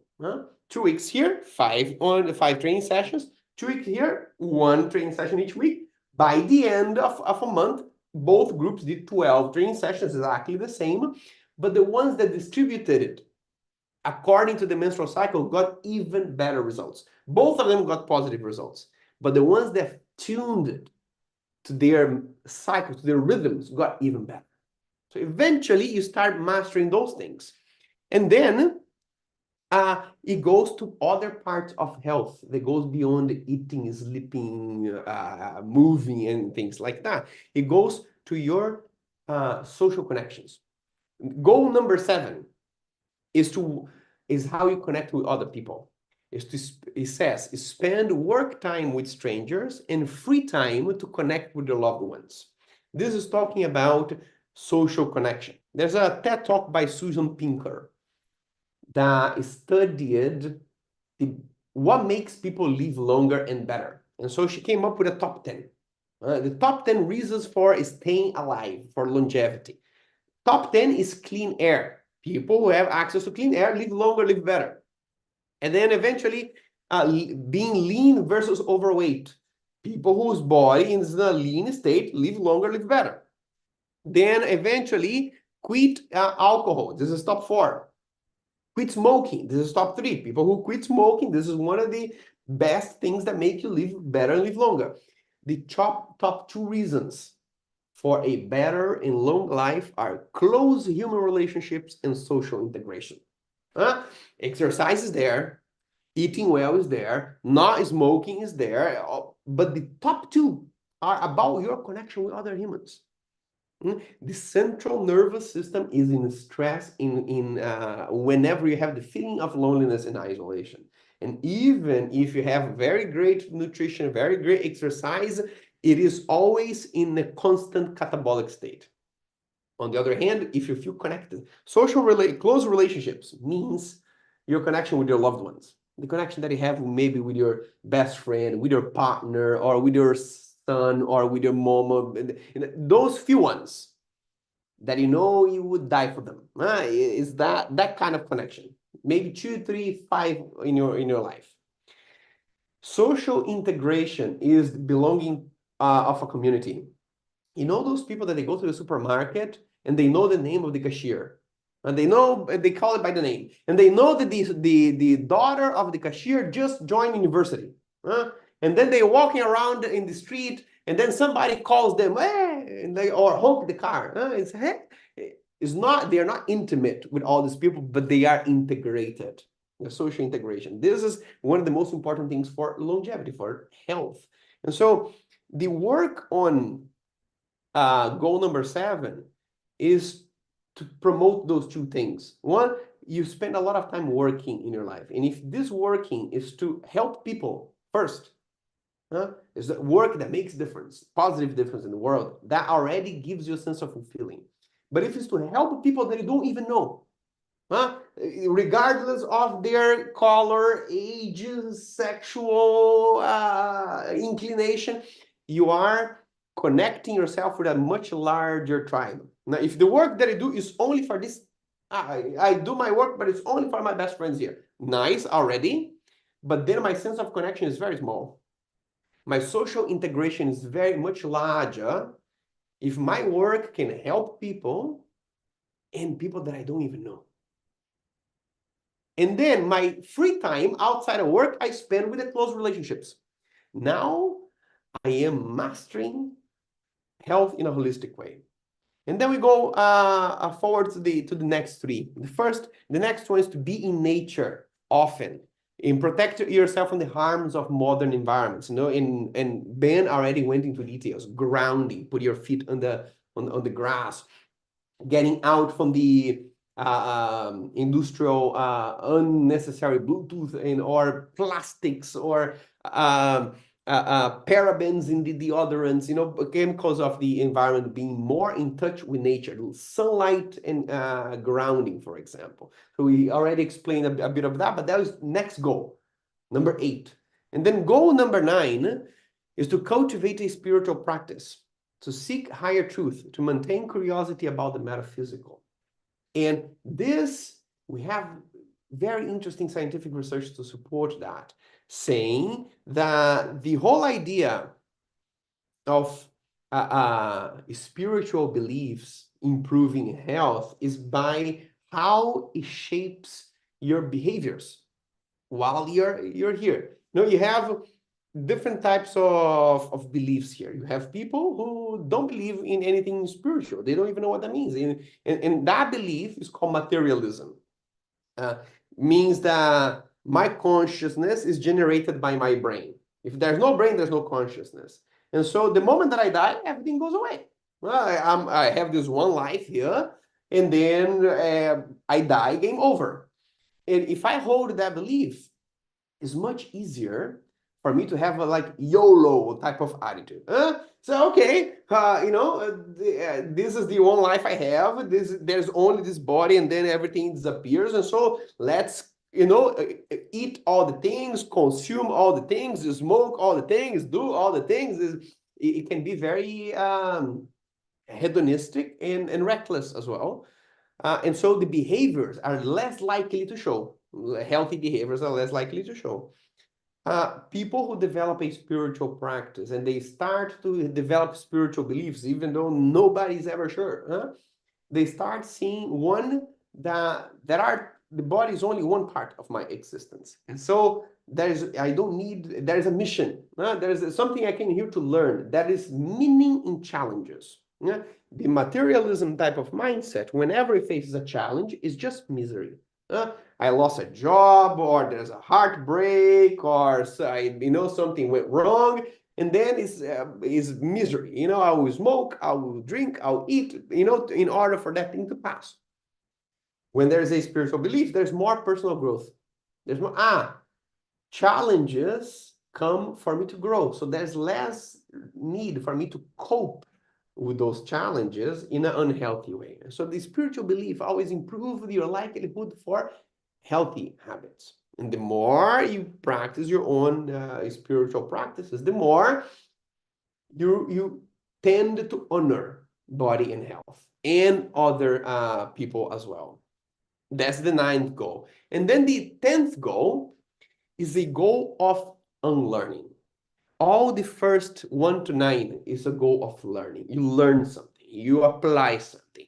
On the 10th is when you unlearn all the things that you did and see what is your own truth. Is to give up societal expectations, to let go attachment to results, and continue self-education. Now, in the first 9 goals, you tried. You got habits, you improved, you did protocols. Some of them made sense, some of them didn't. On the 10th goal, you are the owner of your own truth. And you unlearn everything, and you see what makes sense to you.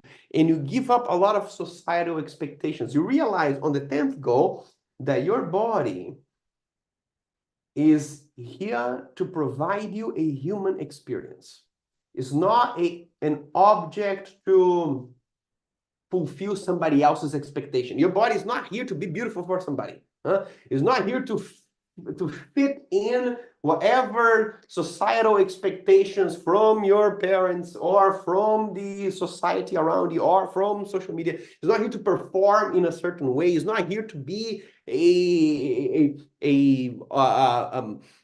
vehicle for social positioning. Is not here to be part of your self-worth. Is here to give you the life that you are here to have.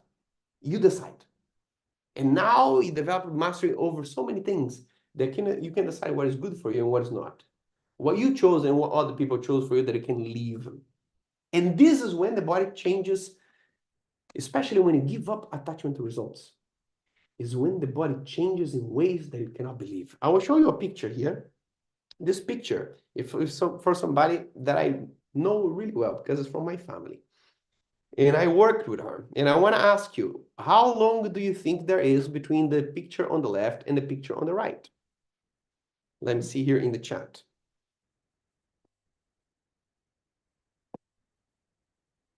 3 months, 3 weeks, 30 years, 4 months. Wow. 6 months, 6 months, 2 minutes. 9 months, 6 months, 2 weeks, 1 year. 90 days, I'll tell you. There are 8 days between picture on the left and picture on the right. This is my system. Picture on the left was taken on a Friday. Picture on the right was taken on the Saturday of the following week. And there's, it's a lie. Oh, we get crazy. But there is a whole 1.5 years of work behind the picture on the left. This is a person that never took care of her health until she decided to. And then she started doing all the things.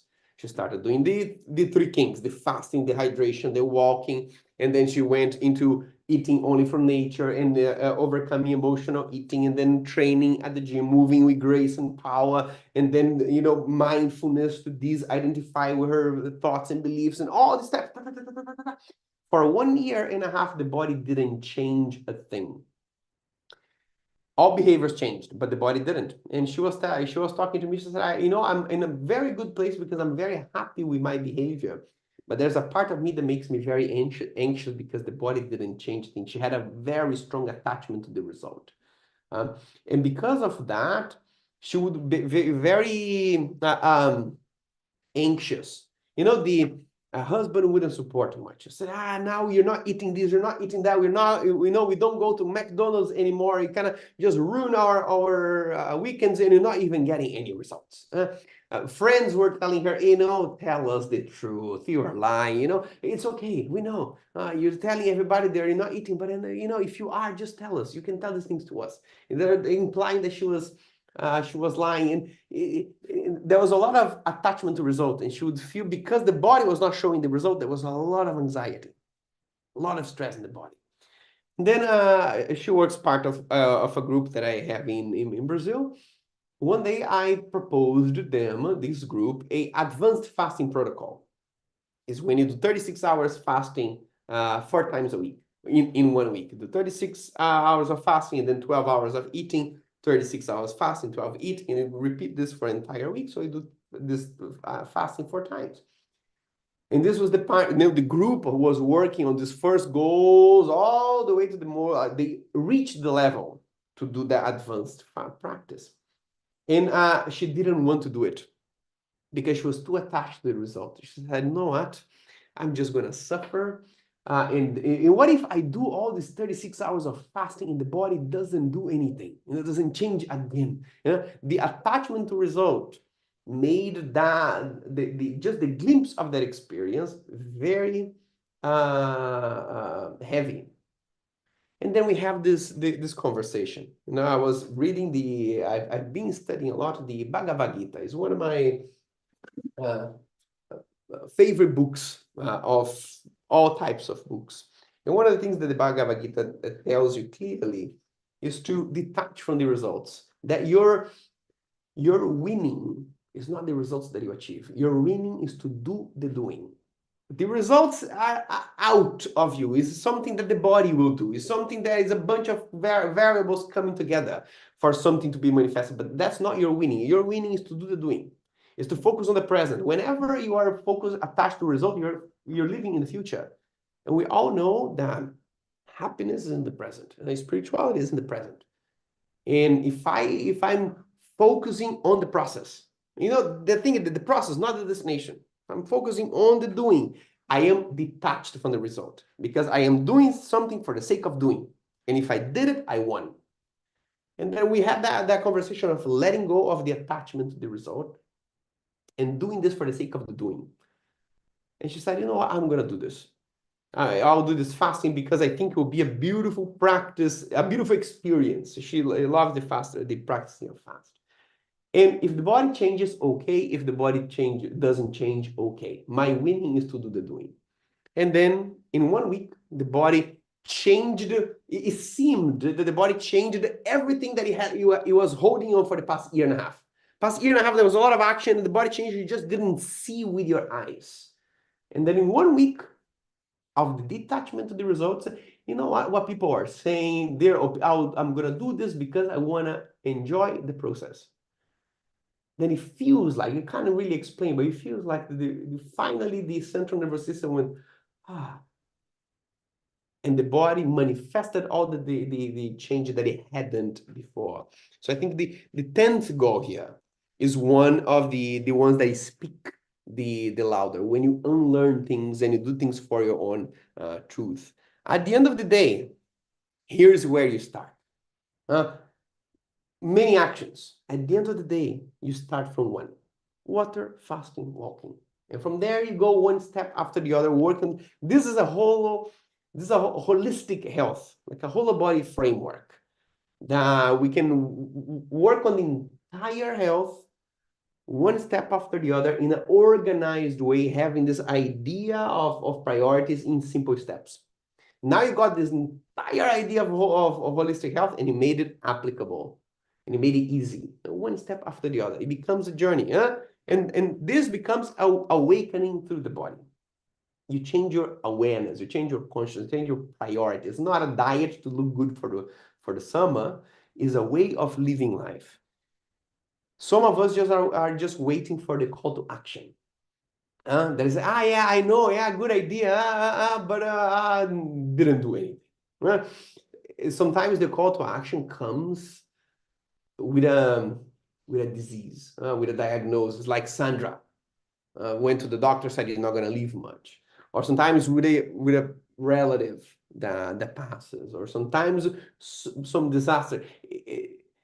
But we don't need to wait for a disaster, especially when we have this space to realize that, I don't need to wait for a disaster to take action. At the end of the day, if today was your last day, if today was my last day, the thinking that I have is that I will reflect on the journey with my own body. On the day that I die, the body will be the last thing I'll say goodbye to. The last out breath, I go, the body stays, and that what is the conversation I'll have with the body? To me, it's like at that moment it gets clear that if you had a six-pack and if you didn't, it doesn't matter. But what I really want to have the awareness at the moment is to say that we were engaged the entire time. We were connected the entire time. Maybe there were times in my life that I forgot, that I abused, that I abandoned the body, but at some point in my life, I had this awakening moment. And then from then on, I dedicated myself to mirror at least a little bit of the devotion that the body offered me since the day that we met, since the day that I was born. That's to me what the application of holistic health means to me. And to go forward, what I want to invite for us to continue the evening. Ajit Nawaka. Ajit, it's good to see you here, man. What Good to be here, Ajit my friend. is helping us do is how we apply all the wisdom from coaching, not only to implement those things in our lives, but also to spread this to people who we care the most. Ajit, my friend, floor is yours. Thank you so much, Ronan. How amazing was Ronan? Come on, fire up the chat. Tell him how grateful you are for all that information. I love the 10 ladders. Let's give some love to Ronan. We're going to see him again in a little bit, but let's give him that love so he can experience it. Thank you very much. Thank you very much. For the ones who have no idea who I am, my name is Ajit, Coach Ajit or Ajit Navalka, whatever name you might know me as. I am head of Mindvalley coaching certifications. We bring in coaching to the world. What is coaching? In a nutshell, it's a way to bring everything that you know to your life, personalized to yourself, right? Most of the information that you heard today may be sometimes generalized, right? You might have identified with certain things that Mindy said or what Ben said or what Ronan said as, yeah, I know this and it's not useful to me right now, right? Or I know this is very useful to me and there's this thing that you're talking about 10 steps from now, which I can't see myself even remembering when I'm there, right? So that journey that needs to be personalized for each individual, how do we do that? With all the information that is coming to us at any given time, be it through amazing presentations like the one that you saw, or through online channels, or through a quest, or through just social media, you might be like, I'm overwhelmed with information. I have all this data, and all this data, all this information, how do I make it real? How do I know what's applicable to me? Is it even applicable to me? How many of you believe that even before you attended this seminar, you knew a lot about health? Thank you for sharing your wisdom and awesomeness with Ronan. Let's get into the presentation now, okay? How many of you are like, hey, I knew so much information even before I attended the seminar? A lot of you, right? A lot of you might have gone through the seminar because I've been reading your comments. You're like, this is one of the best things I've attended on health in a long while. How many of you are like that? Yes, yes, yes, yes, yes, right. So a lot of us have a lot of information, but do you feel, tell me if it's true for you, because it is true for me, or it has been true for me in the past at least, and sometimes it's true for me even today, where you say, I know all this, but I don't do all this. How many of you are like that? How many of you are human like me and not like aliens coming from another planet? All right, so you are humans, right? You all are like, hey, I know this. I know I should walk. I know I should drink water, but I don't know. I know I should stop eating when I'm satiated or not eat just because I'm having an emotional burst right now, but I can't do it, right? So there's a difference between knowing information and living that information, isn't it? So what's the difference? How do we travel this gap that we have in our lives? And it seems like most of you or all of you have that gap in your life because of the comments that I'm seeing coming in, is that you are like, I have the information, I have the data, I have the matrix, I've done the 100,000 tests that I'm supposed to do, right? I have all of that, but it doesn't get implemented. I'm not seeing the results I want. I'm not able to get the body that I love, or not just love in the sense, even be able to be loving the body that I have. Right? I'm just not able to get to that place. I'm not getting that transformation, right? And that seems to be a thing, right? It seems to be a thing. We as a society has traveled into this world where we think data is everything. Data is only everything if you can turn it into an information that is applicable by the human that is taking that information. Would you say that, does that sound agreeable, right? Not just to know, but what to do with what you know is what's important. Yes? Right? And that may be something that we want to explore. So what I'm going to do is I'm going to take about 20 minutes or so. I might be a little behind my presentation, JD. Please let Vishen know, because he's your next speaker. I'm super stoked about what he's going to present you on. And what I want to do is I want to give you a tool to be able to take all this information and turn it into transformation. Would you like that? Say yes in the chat. Okay, amazing. That is amazing. I'm going to pull up my slides as we quickly comment here. Oh, I'm not allowed to present, team. If you could give me that permission. Thank you very much. So what we're going to do is, firstly, we're going to learn the dissonance or the gap that we have between information and transformation. See, what happens is information is generated or accepted or received at peak events.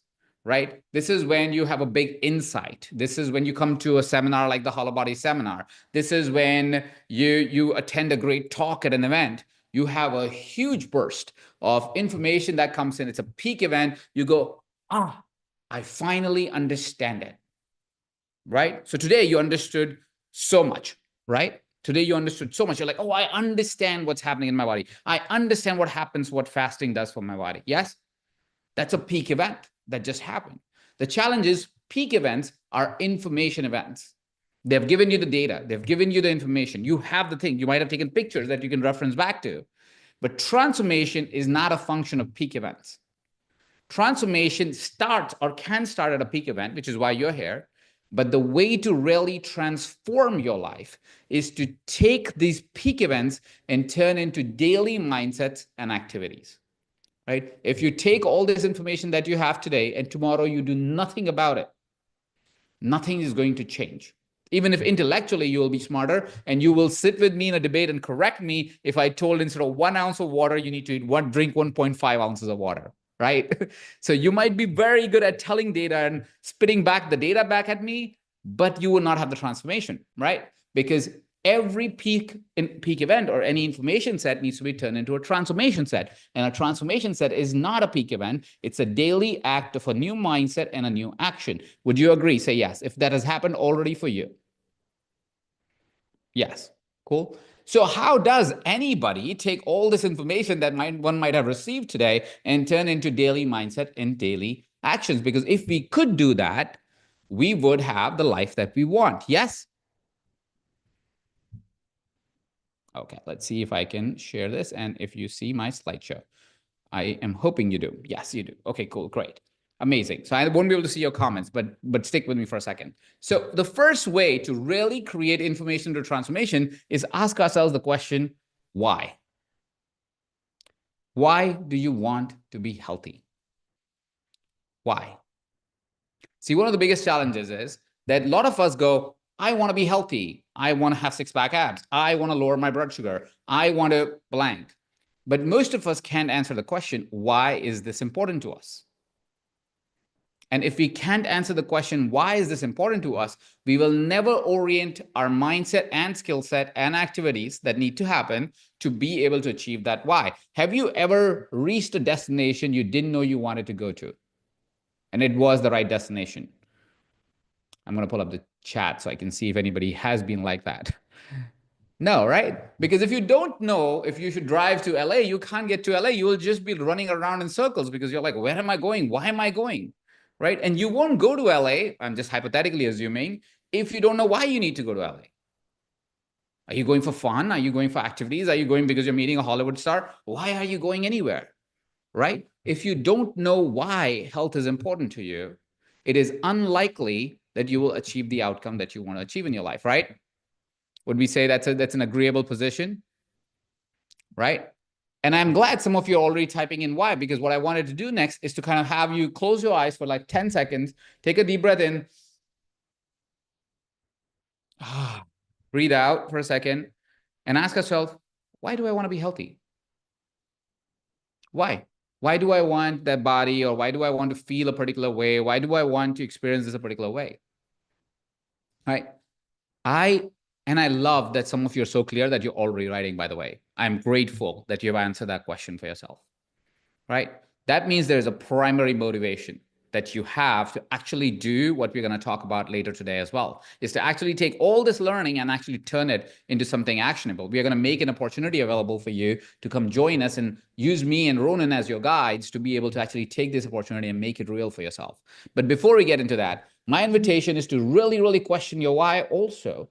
Don't just say a why that seems general, right? Like, for example, I'm tired of being fat. I'm not saying you are. I'm just saying if somebody says so. Right? I'm tired of being obese. I'm tired of being 10 pounds overweight. That's not a strong reason why. That's not. You are not driven so much by I am tired of. You're more driven by a desire. I want to be this. I want that in my life. It is not very spiritual what I'm talking about, but it's very functional, right? Let me tell you my little health journey really quickly. So a few years ago, I had my second child, my daughter, my beautiful daughter, Isla. She was three years ago. And when I had it, I had a moment where my kid, my son, who's 6 now, at that time 3, made me realize that I was not being healthy. While I was motivated by saying, all right, I want to be healthy for my children. Anybody feel that? I want to be healthy for my family. I want to be healthy for my kids. You know what really got me excited? Is one day I was looking at myself. I was doing body talk. This is one thing that Ronan teaches beautifully. It's one of my favorite tools that he teaches. And I was doing my body talk, and I said, you know what? I love my body because when my wife looks at me, she goes, ooh, what a sexy boy toy. Sorry for the flowery language, but I'm sure some of you who have partners would want their partners to look at you and go, damn, you look hot, right? Anybody like me who loves their wife or their husband and want them to be attracted to them even physically? Anybody? Nobody? Shit, only me? Oh, yeah, thank you. I felt so alone in that second. I was like, am I the only one who's obsessed with his wife? So I was like, hey, I want to be attractive because I actually want my wife to objectify me. Only my wife, nobody else. So you all don't objectify me. But my wife, I want her to objectify me because I love that, right? And that was such a strong motivation because every day I would go, what is it that I need to do that my wife is just so attracted to me? Right? And it was such a strong why because I knew exactly what I wanted. I didn't only want her to be like, oh, just you look good. I wanted her to see me as an object of her desire, right? And that was such a strong driver that in 2 years, I was gone from a place where my son literally told me, Dada, you're always tired, to me having so much energy, but also getting that exact comment that my wife gave me, where one day I was just changing her clothes, not trying to impress her at all. And she goes, damn, you look like a boy toy. And I was like, damn, that's exactly what I wished for, right? So know what you're wishing for. Why do you want this body? Because if you want this body and you have a strong why, I promise you the tool I'm going to give you is going to help you change going forward, starting today in this moment. It's one of the most easiest, but most effective tools that one can practice, okay? So do we have a strong why? Give me a little bit in the chat. Without judging me, in case somebody's judging me in my chat, don't judge me. I can have whatever why I want. Like you can have whatever why you want. All right. Give me a little few of your whys in there. Whoever knows their why, I want you to type it in the chat. All right. A strong why is going to drive you. Yes, I love it. I desire to be sexy. I feel sexy. That's amazing. I want my experience, my body. Yes, these are good whys, right? Something that you desire, something that you want in your life, and you're like, I want this for myself. Right? Because we are driven by desires. Yes, pain drives us, but pain mostly. So here's the thing. Here's the reason why I'm saying why pain shouldn't be a desire. Because when you think about the pain, you know what you're doing? You're magnifying your pain. It's a law of attraction stuff I'm throwing at you right now. But whatever you focus on expands. If you're going to focus on the pain, it will expand for you. If you're going to focus on the joy and pleasure and movement of life that you're going to get, you're going to have that. Right. And I want that for you. And Mindvalley wants that for you. Ronan wants that for you. Vision wants that for you. We don't want you to just be not in pain. We want you to be moving and dancing. And next time you see us at an event, we want you to come in and high five and say, are we doing that morning walk? Are we doing that morning run? Are we dancing till 2 in the night and still be ready at 8 in the morning? We want vibrance back in your life, right? So choose vibrance. Have a desire that is full of vibrance, all right? Don't worry about your age. It is all possible at all ages. All right. I started thinking about health at 36. I'm 40 now. Right. 36 for a lot of people is really old in the context of when people start to get healthy. Right. At 36, at 40, I'm like amazing. Like, I mean, for my wife, I look amazing. And for myself, I look freaking amazing. Right. So now let's get into the tool. Are we ready? Say yes. Yes. Amazing. 72 is so young to get really hot, by the way. Amazing. All right. So let's get into the tool. So first thing so what we're going to do is we're going to first understand how our brain works, right? Our brain is always going to choose something that is a familiar pain over an unfamiliar change, right? Because our brain is wired to stay the way it is, right? And how it does that is for every event, it generates a thought. And a thought has no feelings and emotions. It's not a thinking pattern. It's like if something pricks you, you go, it's pain. It hurt and I'm bleeding, right? That's a thought. It has no emotion. Now thinking will go, oh crap, I have blood. Or thinking you'll go, oh, I have some blood. Right? So you'll make a decision of your thinking pattern and you'll always stick to what's familiar, even if it's painful. Okay? So if by default you always go, oh my God, I am bleeding, you will choose that thinking pattern, even if it is actually not helpful to you, because panicking about a little prick is not helpful to you. Right? And based on your thinking, you will generate an emotion. The emotion of a prick and, oh my God, I have a prick. The emotion is fear, danger. Oh my God, what am I going to do? Whereas, oh, I got a prick. I have some blood. The emotion is, all right, I can just put some Band-Aid on it. Or maybe just press it a little bit. Doesn't even need a Band-Aid, really. Right? Two completely different emotions. Guess what happens with these two completely different emotions? Two completely different actions. One is panic. One is just being rational about it. Right? And then based on that is outcome. If you're panicked, you're crying and you're in pain and you're creating all the chaos and drama in your life. And when you are regulated and you're just rational about it, you move on and you do the next productive thing you can. Like putting on a Band-Aid or pressing it really hard. Does that make sense? Right? And at any given time, the beauty of our brain is that it actually has all of the options because it's a very high processing unit. Our brain can function really, really quickly and have access to all the different thinking patterns that are possible for a person. So they are able to access the idea of, oh my God, I got a prick, and oh my God, I have a prick, right? Both the thinking patterns are available. And because of that, the whole range of emotions are available. Because of that, the whole range of action is available. And because of that, the whole range of outcomes are available. And based on the thinking pattern that you choose, you would have a life that you want. Does that make sense? Give me a yes in the chat so I know we are with me. Yes? Okay, amazing. Great. So now let's get into what can we do. So what I'm going to do is I'm going to give you a tool that is called the Empowered Thinking Tool. The Empowered Thinking Tool is a 5-step questions that you're going to ask yourself starting today, okay? And you can take photos of these questions so you have access to them later, okay? So these are very straightforward questions, but it does require you to get present to the moment, because what you're really doing in the empowered thinking journey is you are stopping yourself at the stage of thought and saying, what's the thinking I will choose today?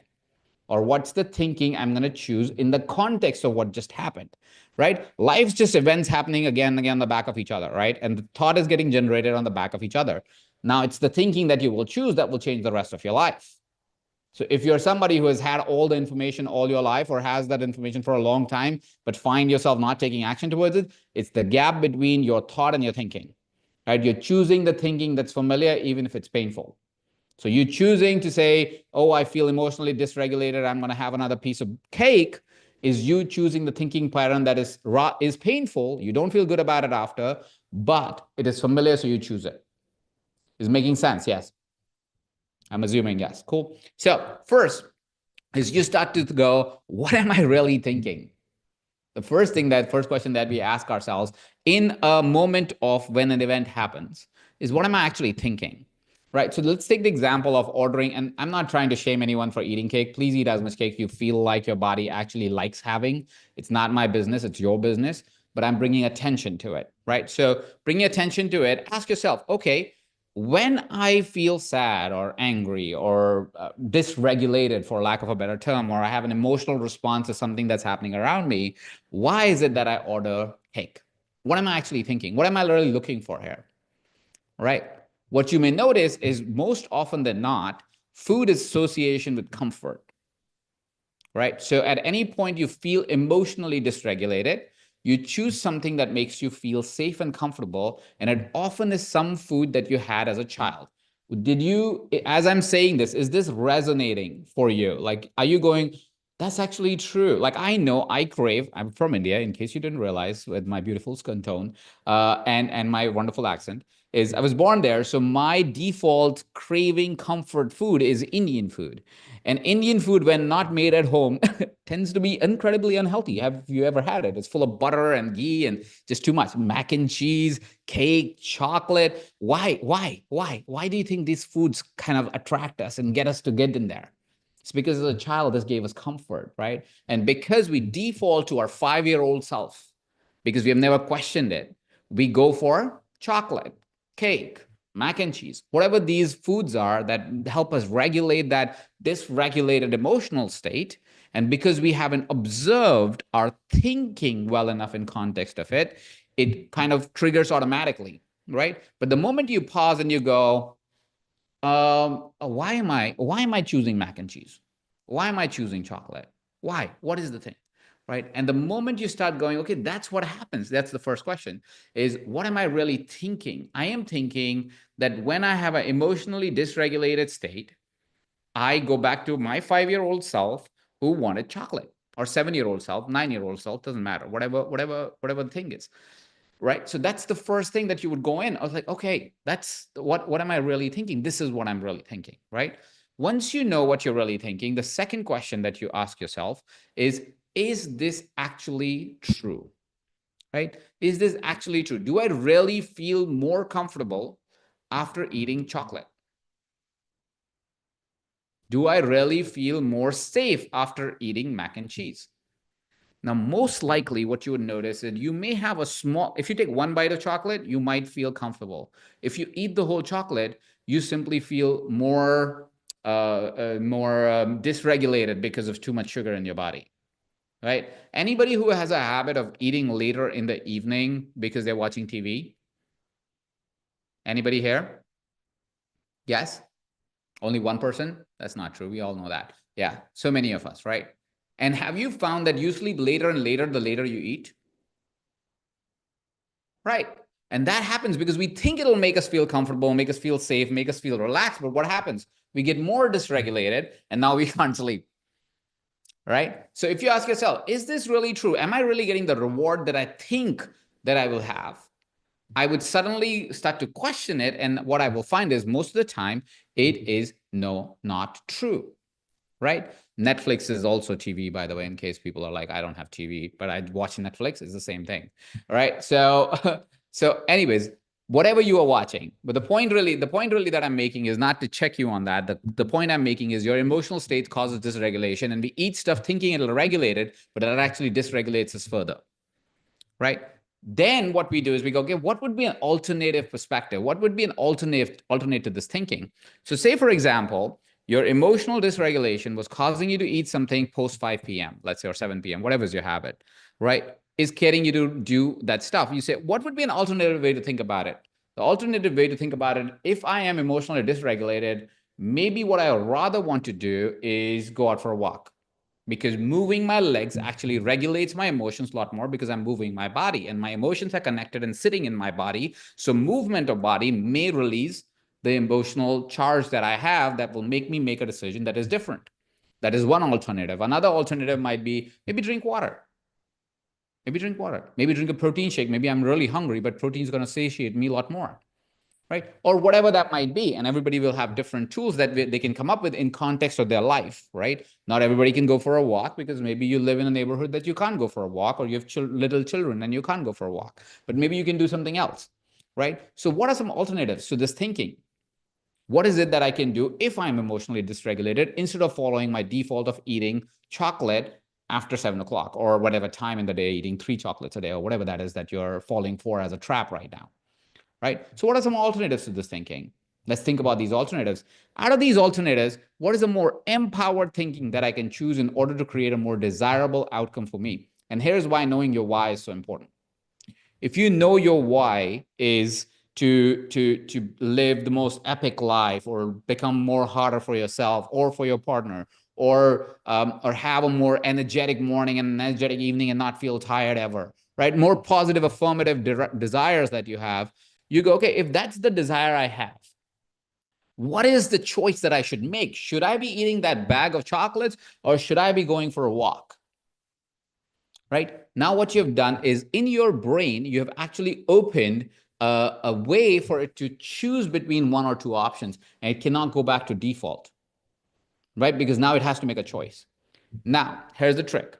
Most of us think, oh, every single time I'll make a walk, make a choice of going for a walk. You won't. And I want to bring that to your attention. A lot of the times you'll still make the default choice because now you're fighting conditioning that has probably been there with you for 20, 30, maybe even 40 years, right? If you fight the conditioning of 40 years, it takes a few weeks, at least a few months for you to be able to switch completely and be able to always default make a different choice. You'll make the choice more often of taking a walk, especially with the final step that I'll give you in a second. But what you will do is sometimes you'll fall back to your old pattern. The good thing is you always now have an option. So you can always come to the new pattern, right? So I want you to give grace to yourself when you are choosing, hey, my desired thing is to go for a walk, or my desired outcome will be coming from a walk. This is a more empowered thought for me. But today I fell for the trap and I actually went back to my default, and it's okay. I can give myself grace. I'll get back to it tomorrow. That is okay. Please give yourself grace. You are a human being, not a robot, right? You can't function like a robot or expect yourself to function like a robot. If you will actually not like yourself, right? So your emotions are a good thing. They're good. You have to regulate them. That's part of what makes you human. And so choose. But every day you go, okay, what is a better, more desirable outcome for me? What's a more empowered way to think here? And once you have that, here is the final thing I want you to try. Try on the more empowered thinking to create progress in the direction of the most desired result. And how taking this decision every day changes the way you act and feel, and notice it, right? And I want you to try this for the next 14 days, right? So right now, whatever is your default, whatever you fall back to as a trap, find out what's an alternative thinking pattern that you can choose that will get you to the desired outcome that you want. And once you have that desired outcome locked in and that action locked in, say for the next 14 days, for the next 7 days, I'm going to try on and be this person who goes for a walk versus eats a bag of chocolates, right? And this is just one example, by the way. You can choose anything it is. It could be drinks a gallon of water because before he chugs 3 cups of coffee, or she chugs 3 cups of coffee, right? It could be anything. Whatever it is that you want health-wise to change in your body and your soul, choose a different empowered thought, right? And as you choose an empowered thought or a different empowered thought, I want you to notice how you are thinking, how you're acting, and how you're feeling every single day. Okay? Because the way you change, once you start to notice it and you start to log it, you will find more evidence of why you should always choose this empowered thought. And that's one of the biggest mistakes people make when they are doing this activity, is they don't notice the change. And because you don't notice the change, you think, oh, this was not big change. It was not. But if you note down exactly what is it that I am feeling and experiencing, the day I noticed that if I don't eat that crazy amount of Indian food for every lunch, I have more energy for my kids, my family, and for myself, most importantly, boom, I could notice it. And I was like, why would I want to feel drained every day? I don't want to do that, right?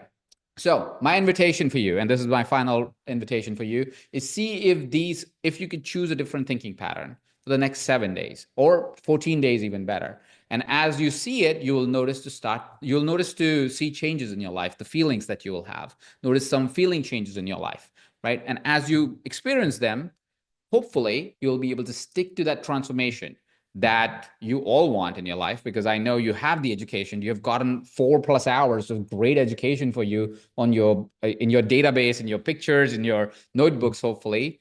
Now it's just about saying, hey, how do I turn this into my life? How do I not just keep talking about how to be healthy, but actually be healthy, be the version of me, the best version of me that I want to be, right? And to take you further on this journey, I'm guessing Vishen, I just saw him, but he's not here. Team, if Vishen is there, Vishen, just turn on your camera so I'll know you are here. Just if that can happen. If not, and while we are doing that, I want you to also notice that desire that you just talked about, that we just talked about, right? If it's not available to you, I want you to take a minute post our conversation today and write down exactly what is that desire that you want. Don't worry about your pain. Your pain will go away the day your desire is clear, right? And I want to acknowledge, I think it was Buckminster Fuller. I could be wrong, quoting the wrong person, but he said, the way you solve a problem is to not solve a problem, actually build a vision that's greater than the problem. Right? He said it in context of building companies. It's really stuck with me. And I've built my entire life around this idea of saying, the problem is we obsess about problems, and all we do is give these problems weight more than they need to have. Your weight is not the problem. Your pain is not the problem. The problem is you don't have a big enough desire to pull you when the problems try to hold you down. So think of your desire. Where is it that you want to go? How is it that you want to experience? What is it that you want to experience? How do you want to feel every day? And what can you do today to make yourself feel the way you've always wanted to feel?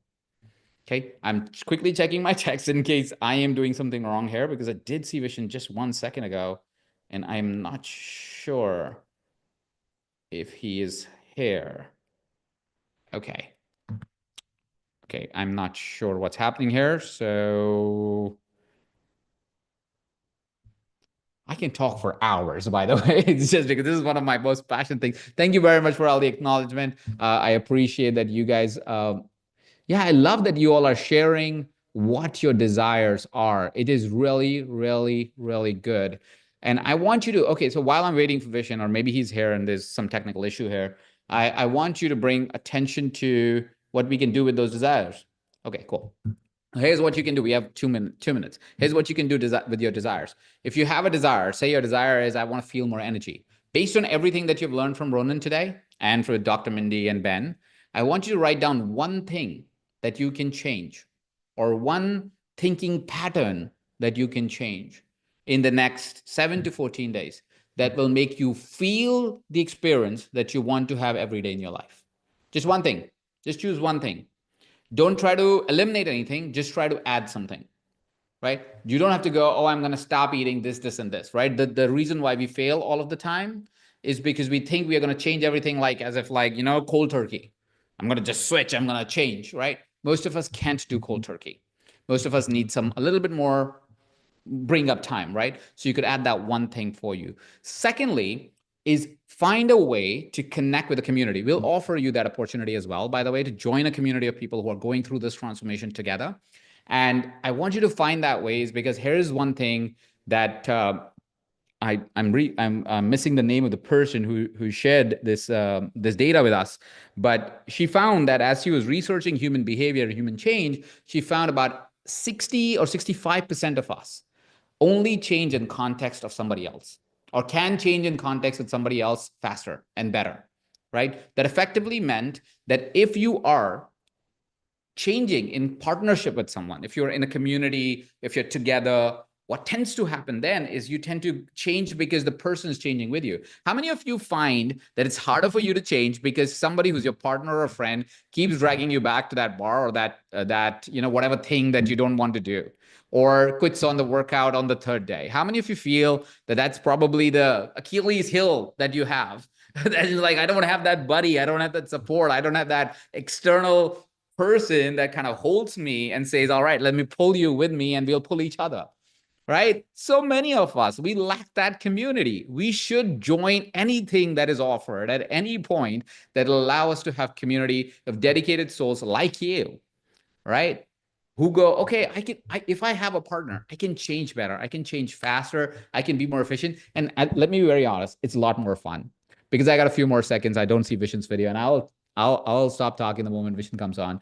There's a little adventure I did I've never done in my life. And I was so scared because there is a climb that you do. It's called 29029, Everesting. So basically you climb the height of Everest by climbing the same mountain 13 times. So I said, hey, I really want to do it. And when I signed up, the person who owns it, he said, who are you going to do it with? Oh, Vishen's here. This story is for later. Vishen is here. I know I'm a little over time. I'm sorry, Vishen. Thank you for joining us. Vishen, over to you. Thank you, Ajit. And thank you, everyone, for joining us.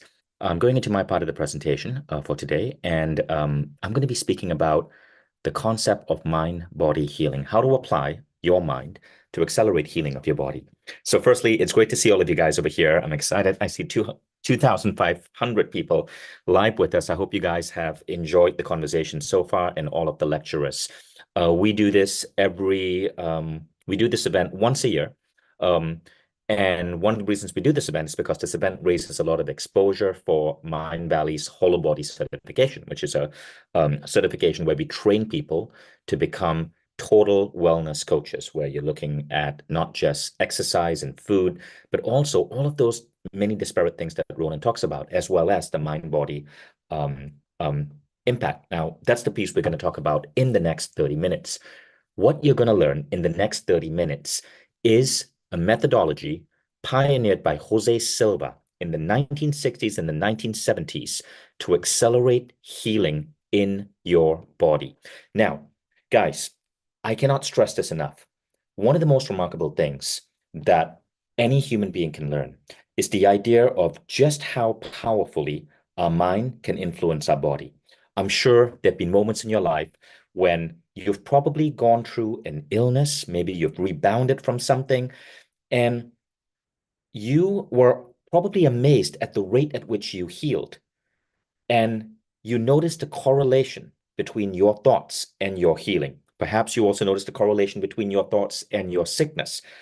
Today, we often refer to this as the placebo effect, and we know that our mind has such powerful control over our body that no new drug can be released and certified as legit unless it's tested against a placebo. What many people don't know is the following two things. Number one, just how powerful this healing is. And number two, how to activate it on command, because it's not just happy thoughts.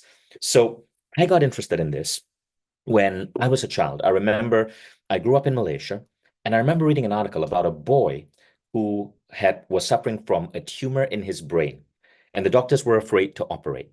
Now, this boy had read some early books by Jose Silva, by other pioneers in the art of creative visualization. So this was the 80s. This was maybe 1986. And this kid, being a child, you see, children don't have limitations on them. This boy started visualizing his tumor like King Kong crawling over his brain. And he'd visualize little aircrafts, which was his immune response, flying around this Kong-like monster and shooting it. And every day when he visualized this, he would see the King Kong-like monster getting smaller and smaller and smaller. In a matter of months, his brain tumor completely disappeared. I remember when I read this story, my mind was completely blown. Then I forgot about it. Now, a couple of years later, I developed a severe case of acne, and I didn't understand it then, but my acne was an idea planted in me by a well-meaning family relative. So what happened was this. I remember turning 13. Most of us remember, becoming a teenager. And I remember when I turned 13, like many kids, I had all of these like different hormonal issues. And one of the things that I had was dandruff. Dandruff is not a big deal when you're a kid. When you're an adult, it can be, but I just had dandruff. And I remember my aunt trying to convince me to use dandruff shampoos and take better care of my health. And she said to this 13-year-old kid, listen, if you have dandruff, what's going to happen is those dandruff flakes are going to fall off your head, they're going to hit your skin, and they're going to turn into pimples. A few days later, I happen to have my first pimple pop up. And my aunt goes, see, I told you. Now, obviously, my aunt was making crap up. There is no such science. But when you're 13 years old, an authority figure, an aunt you look up to and respect, their words have so much power. And because of what my aunt said, for the next 5 years of my life, I developed chronic acne. It got so bad, it affected my confidence.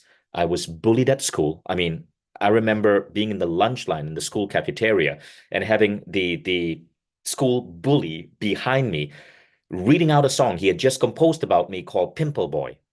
It was awful. And I remember being taken to a dermatologist by my mom. I remember getting injections in my skin, all of these different like horrific treatments to just stop the pimples, but they didn't stop. I felt ugly. I felt awful. Now, as it so happened, I happened during that time to stumble upon the book Silva Mind Control. My father was a self-educated man. He never went to university, but my dad grew up reading all of these books by Jose Silva, by Wayne Dyer, by Napoleon Hill. And the first book that got me into personal growth was literally Silva Mind Control Method. It was published in 1977. And that book had fascinating stories about how when people access altered states of mind, namely the alpha level, which today we access through meditation, using concepts such as creative visualization, they were able to heal their body. So I got fascinated by this. And I went as deep as I could in the Silva books. Now, the problem is this, right? The book Silva Mind Control Method, you don't really learn things. The book is basically a marketing brochure for the Silva seminars. And I couldn't afford to take a Silva seminar. Remember, I lived in Malaysia. The seminars were in the United States, in Europe. I'd never even set foot in the US. So I decided that I was going to get my hands on every book I could find in the library and try to understand this philosophy. It took me several years. I would go to the self-help section. While other kids my age were interested in other things like video games, I was reading personal growth books. I was teaching myself meditation. I was making tons of mistakes because I didn't have the right teachers, so it took me a while. But I remember around 3 years later, it clicked. And when it clicked, I was able to get a really remarkable result. In 5 weeks, I healed my acne using a Silva method procedure that took 3 minutes 3 times a day. So 9 minutes in total. 9 minutes a day, 5 weeks, permanently heal my skin, right? And now, I mean, I often get comments on my skin because I'm almost 49 years old, but I have relatively great skin for a man my age. But it's because of the impact that my mind had. I healed 5 years of acne in 5 weeks using a simple process that took 3 minutes a day. That took 3 minutes, 3 times a day. So 9 minutes total. I'm going to teach you that process today. Are you guys ready? So if you're ready in the chat, just say, I'm ready. We're going to go fast because I'm going to attempt to teach you what in a Silva class they often do in about 2 to 3 hours after really, really, really training people to get into deep levels of meditation. Now, caveat, right? This works if you know how to meditate. If you don't know how to meditate, you have to learn meditation as a precursor. But this is the Mindvalley audience, so I'm guessing all of you know how to meditate, correct? So if you know how to meditate, this is a mental protocol you are going to use in your mind when you're in meditation. I'm going to teach you the protocol shortly. First, what I want to do is show you just how powerful this is. So let me quickly share my screen. Okay, so you should be seeing my screen right now, confirming you can see that. Okay, so Silva Ultramind system right now, I want you to know the reason I'm able to share this with you is because Mindvalley got the rights to it. So we're doing this with permission from the Silva family. Jose Silva passed away in 1999. I'd become a Silva instructor in 2002. I became one of the more popular Silva instructors. And so the family asked me to teach Jose's work. So in 2017, I became the face of Silva Ultramind system, which is Jose Silva's most advanced work. So everything we're doing here is with the blessing and the support of Jose Silva's children and grandchildren. So one of the most powerful stories about the Silva method, why this is so powerful, by the way, the technique that you're learning here doesn't just work for healing. It works for moving you towards your goals. There's a famous story about Richard Bach. Richard Bach wrote the book Jonathan Livingston Seagull. The book was so popular, it made the cover of Time magazine. And Richard Bach, in an interview with Harper's Bazaar, said his closing chapter for the book came during a Silva class, right? It came during a Silva class because when you learn Silva, you're able to go into these altered states and 3 things happen. You activate intuition, ideas, inspiration flows. You're able to activate healing in your body, and you're able to activate your sense of manifesting. Okay, so Richard Bach was one case study, but another case study study came from Dr. O. Carl Simonton of the Simonton Cancer Research Institute. Now, O. Carl Simonton wanted to see if the silver method could be used to help one of the deadliest diseases out there, cancer. So he did an experiment. This was done in the late 1970s with 159 patients with incurable cancer who were given 12 months to survive. Now, the methodology was the Silva methodology, exactly Silva's methodology, what you're about to learn.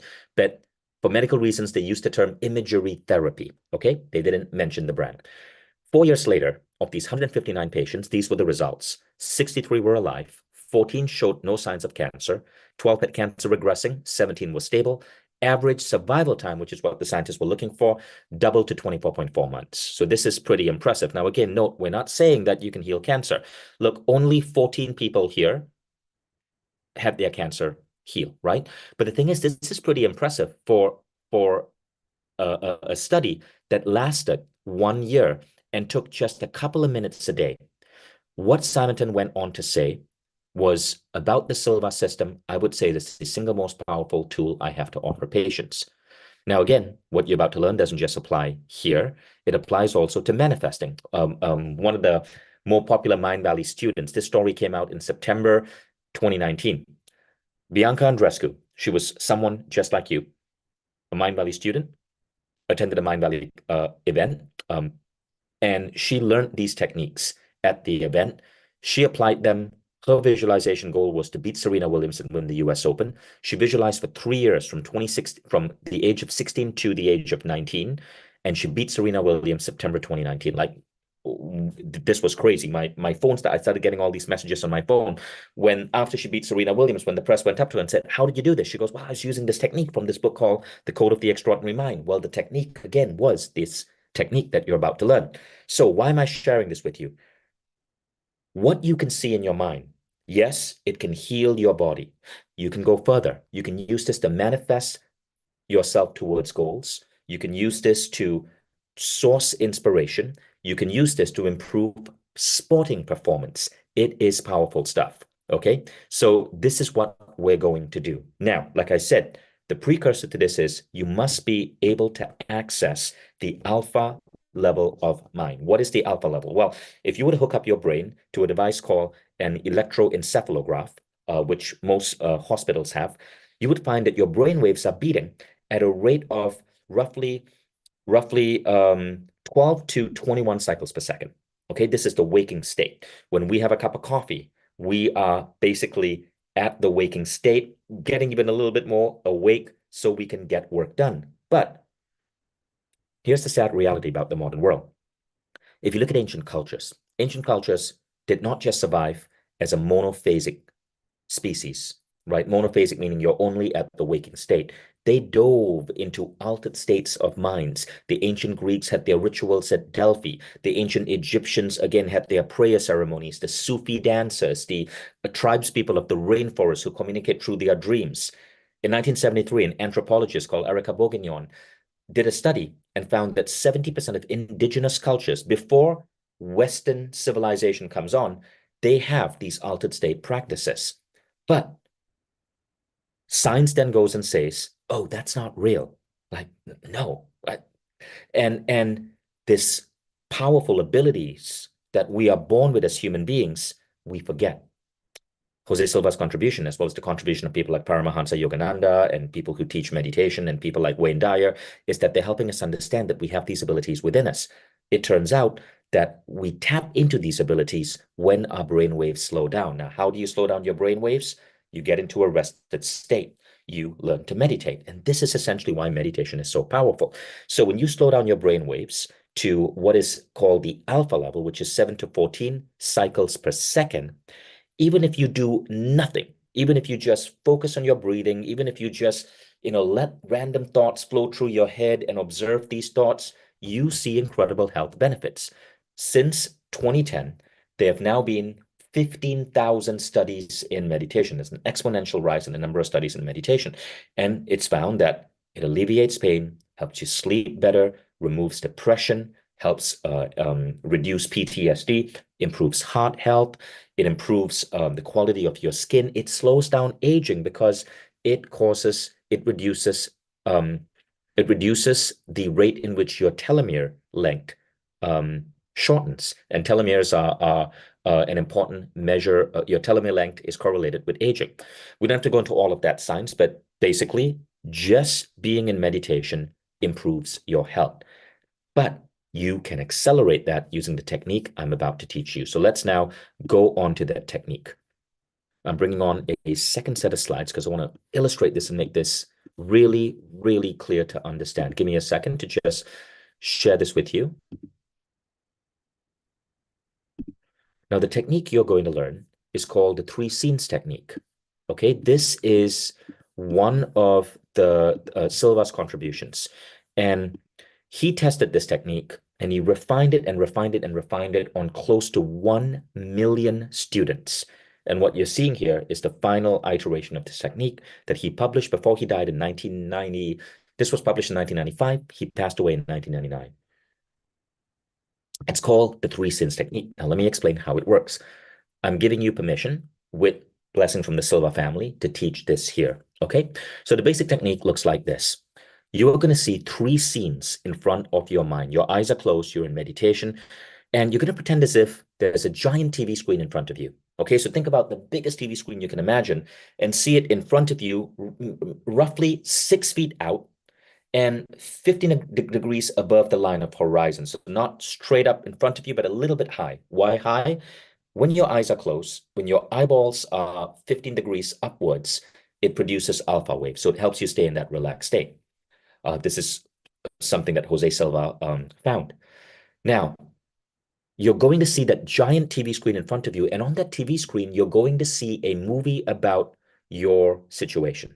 Okay, so let's forget health for a moment. Let's talk about a goal you want to manifest. Okay, so let's say you live in a crummy apartment. You want to be in a nicer apartment. So scene 1, directly in front of you, you're going to see and feel the pain. See yourself in that crummy apartment. See yourself not having space for your stuff. See yourself having like windows that don't shut properly. See yourself, not being able to have enough space to host friends over. Feel the pain. Then you're going to take that TV screen and you're going to imagine you're moving it 15 degrees to the left. I'm going to show you a diagram in a bit. Here, you're going to see any symbolic or real action taking place to resolve the situation. So real action might be you are browsing the real estate ads. Symbolic action might be something that is subjective. You could be, creating a vision board of the ideal apartment that you want to do. But either way, you're seeing yourself take action. Now, the final scene, you see the end result. You see the final apartment. You see how beautiful it is. You see the beautiful sun coming in through the window. You bring in all the emotions of that final scene. Okay, so again, first scene, giant TV in front of you. Project as if you're watching a movie, as if you're looking at a YouTube video, your current predicament. If it's health, you're going to see yourself in pain. Let's say you have a busted knee. You're going to see yourself hobbling around with that pain in your knee, maybe holding your knee, not being able to go upstairs without someone assisting you. Feel the pain. You move the scene 15 degrees to the left and you see the second scene. You see yourself taking some action to heal the pain. Now, that action could be the steps that the doctor gave you, maybe physiotherapy. It could also be symbolic. And this is the most interesting thing.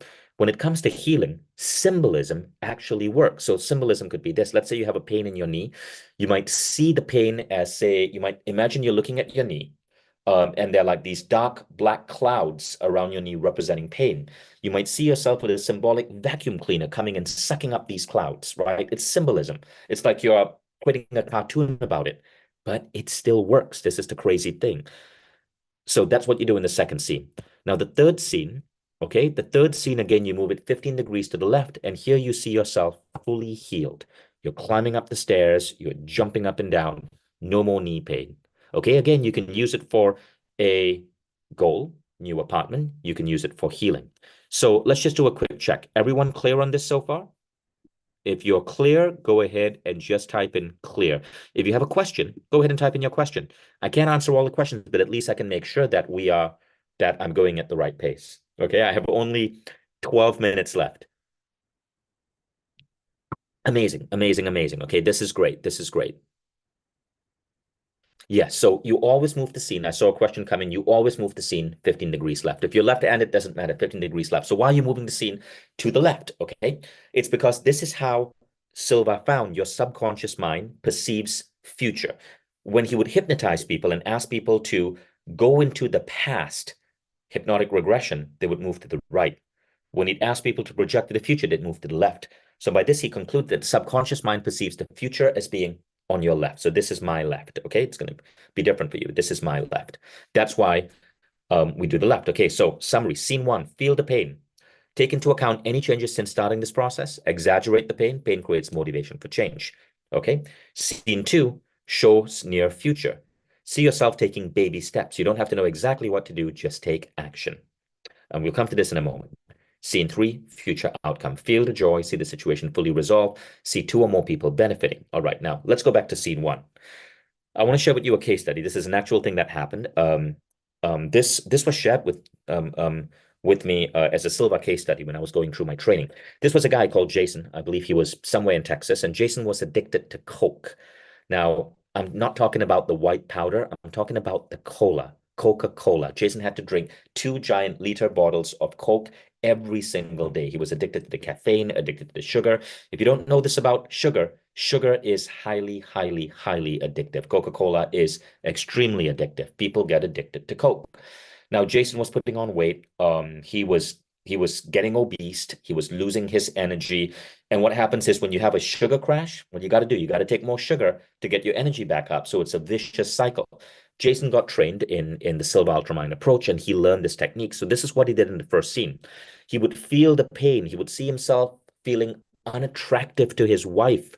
He would feel himself feeling slow, lethargic. You exaggerate the pain. You want to show that, man, I don't want this. He would see himself like chugging Coke at lunch, at breakfast, at dinner.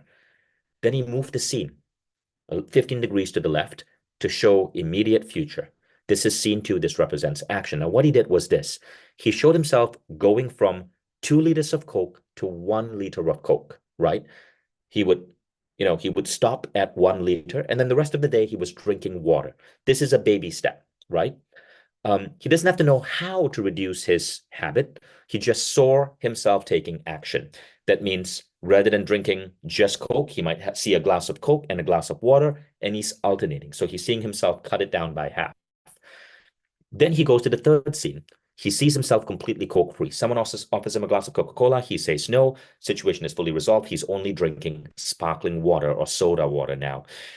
What does Jose Silva mean by see 2 or more people benefiting? He would see his wife benefiting as well. Silva found that if you see other people benefiting from your healing, you seem to accelerate it. So he would see his wife benefiting. Maybe their intimacy is better. Maybe she's more attracted to him. He's lost all of this weight. He's fit. He's energetic, and so on.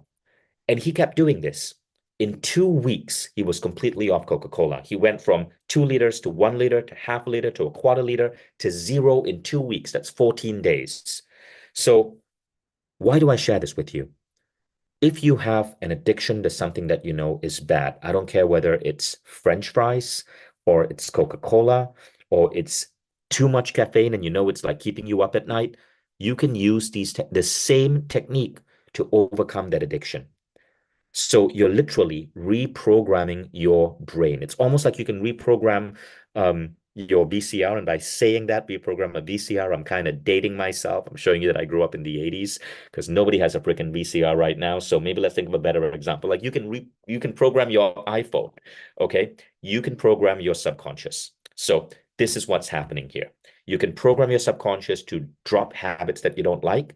And you can program your subconscious to heal. So what does it look like for healing? I shared we did a Carl Simonton study. This is what it looks like for the healing method, right? I shared with you my story of healing the skin. In number 1, see and feel the pain, feel the emotions and frustration. So in my case, I would see the pimples. I would see the horrible skin. I would see like myself getting bullied. In scene 2, you see some symbolic action.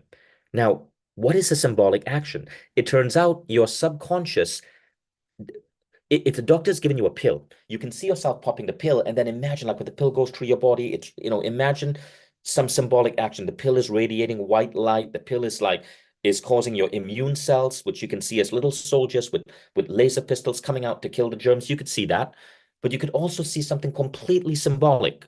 So what I saw when I was healing my skin is I saw myself in a beautiful forest. Above me was a blue sky. and to my left and right were greenery. I would first reach out to the sky and scoop out the sky as if it was cream, a blue cream. I would rub it on my face, and then I would shine a light from my palms onto my face. The sky cream would harden. I would pull it off like a mask, and off would come all of the dead skin. Then I would reach out to the forest around me and grab like a green cream. I would rub it on my face. Again, I would take my hands and imagine them like moving across my face like that, shining a white light. And this green cream would blend into my face and become perfect clear skin. That's all I did. 5 weeks, 3 minutes a day. Okay, so this entire visualization process, scene 1, scene 2, scene 3, takes 3 minutes. 3 minutes, but you do it 3 times a day. So it's 9 minutes in total. Make sense? This is assuming you're already in meditation. So I did this 3 times a day, 3 minutes each, 9 minutes a day, 5 weeks, completely healed my skin. And that's how you do it. Okay, so this is the Silva technique. Let me stop my sharing and let's go on to questions.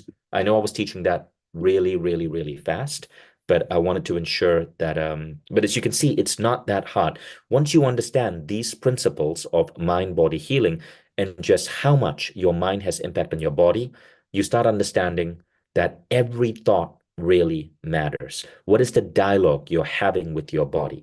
And once you understand this 3 scenes technique, you understand that you can go into states of meditation and not just gain from the benefits of being in that restful state. You gain from actually programming your mind. Okay, so how many of you here really got something out of that? I'd love for you to just share your key takeaway. Post it in the chat. Someone said, how long does it take to get to alpha? Well, a good person who meditates can do it in about 1 minute, right? There are supplements you can take. It's really about getting rested. You guys could check out supplements like L-theanine. They help you relax. They help you calm down. Beautiful, peaceful music in the background. I mean, a lot of this is provided by Mindvalley. You can go to mindvalleystates.com. We have a supplement called Zen. It's a powerful pill that really helps you calm down. You can, if you're a Mindvalley member, you can browse meditation tracks. There are many tracks over there with incredible sound technologies that help you calm down. A comfortable pillow, being able to be in an environment with good lighting that's maybe a little bit soundproof, being able to have a meditation practice, no matter what school of meditation you've learned, all of this helps. But if you're really proficient at this, you're able to get to alpha in about a minute.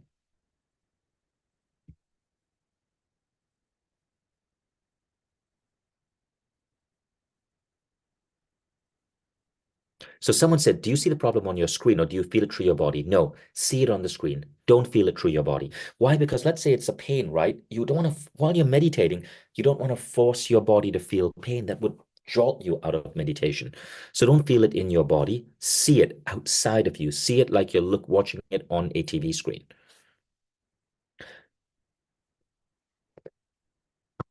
So someone said, will you be guiding us through this? No, unfortunately, we're out of time. I won't be able to do that, but I've given you enough. And the reason also I can't guide you through it is because whatever you use this for, all of you will have different needs. For some, it might be skin healing. For some, it might be a headache.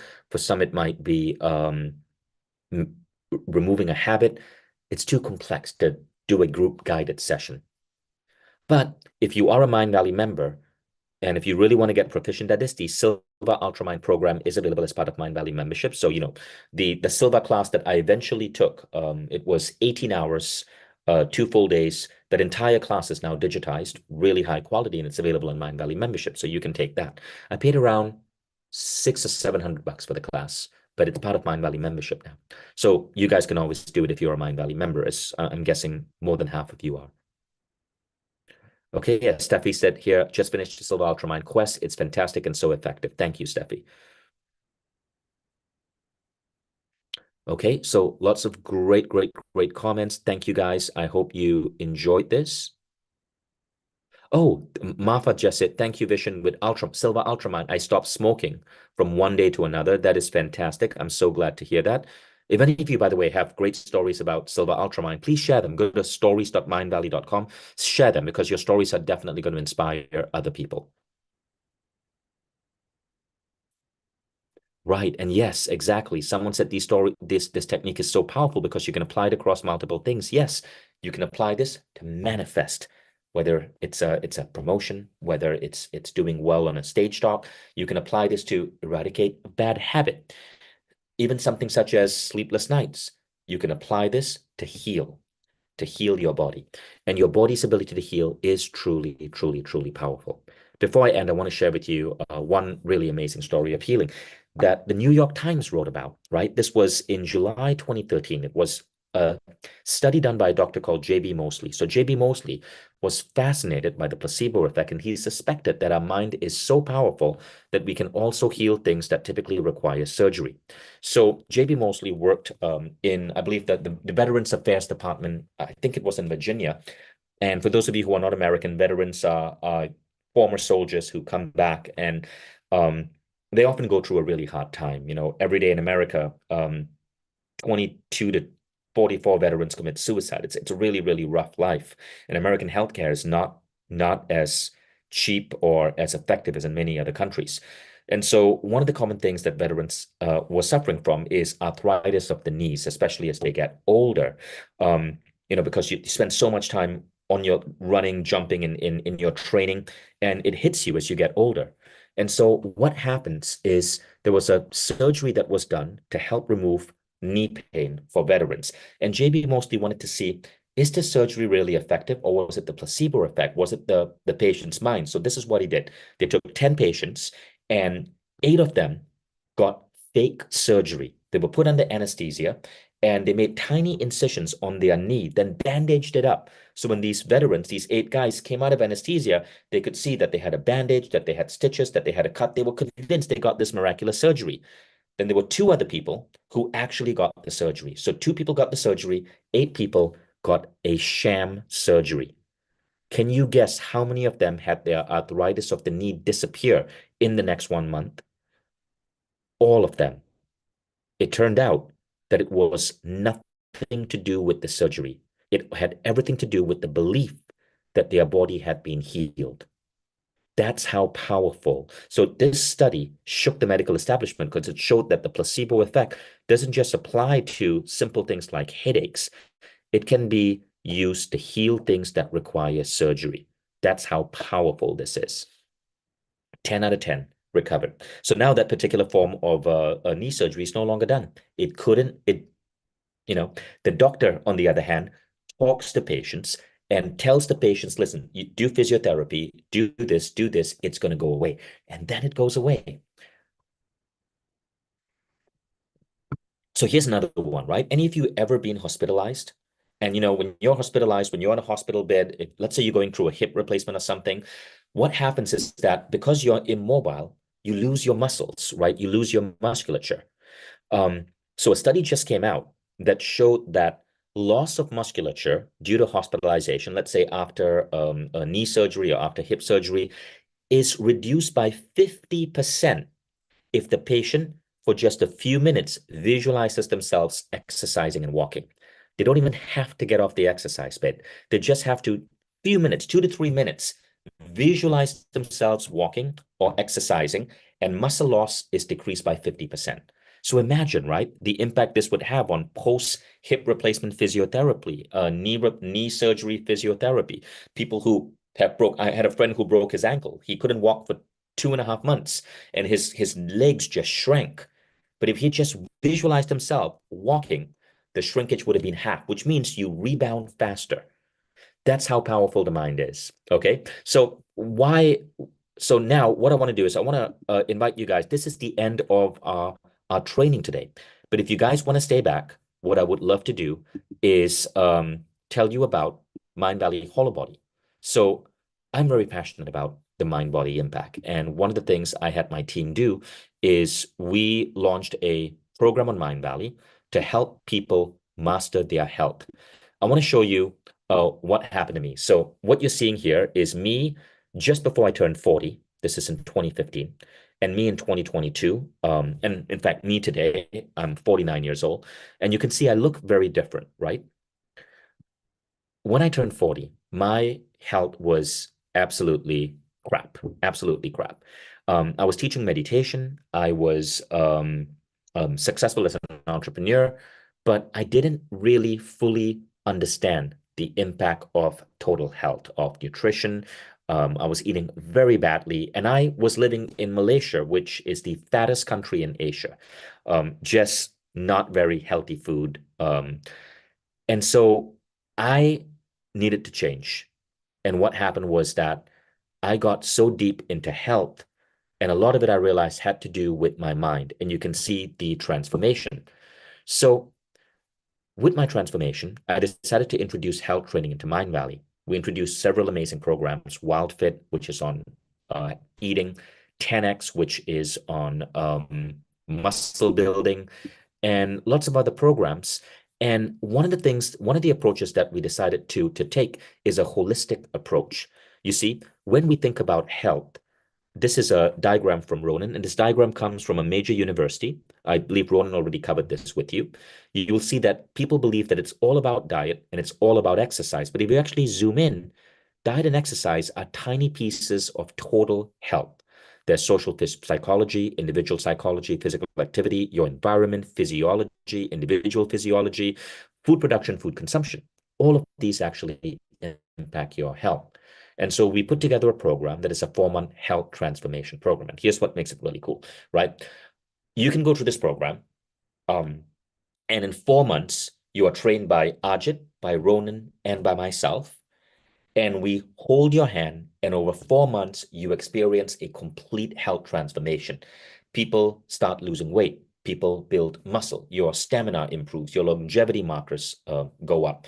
My last longevity test, I used trying to remember the name of the service I used, but in my last longevity test, which I did at 46, which was 2 years ago, I had the body of a 20-year-old. So I have incredible health markers, but a lot of it is because of this training. So this is a 4-month program, which I want to invite you guys to learn about. So stay back if you want to learn about it. If this is not for you, don't worry. But we'll tell you about this program. And here's the best part. At the end of this 4 months, you can take optional classes where you become a Mindvalley certified health coach. So you can do this program just because you want to improve your health. But if you want to take some extra classes, a couple of extra hours per week, in 4 months, you become a Mindvalley certified Holobody coach, where you can actually go out and transform people's health. Now, this is what the program looks like. It looks at the following 5 pillars of health. And I'd love to invite Ajit and Ronan to turn on your cameras, okay? So we can see you as well, and you guys can step in and help present some of these ideas with me. And for those of you saying thank you for the information, thank you for this knowledge. We so appreciate it. We just want to serve our community. Okay, so when it comes to health, these are the 5 pillars that we look at.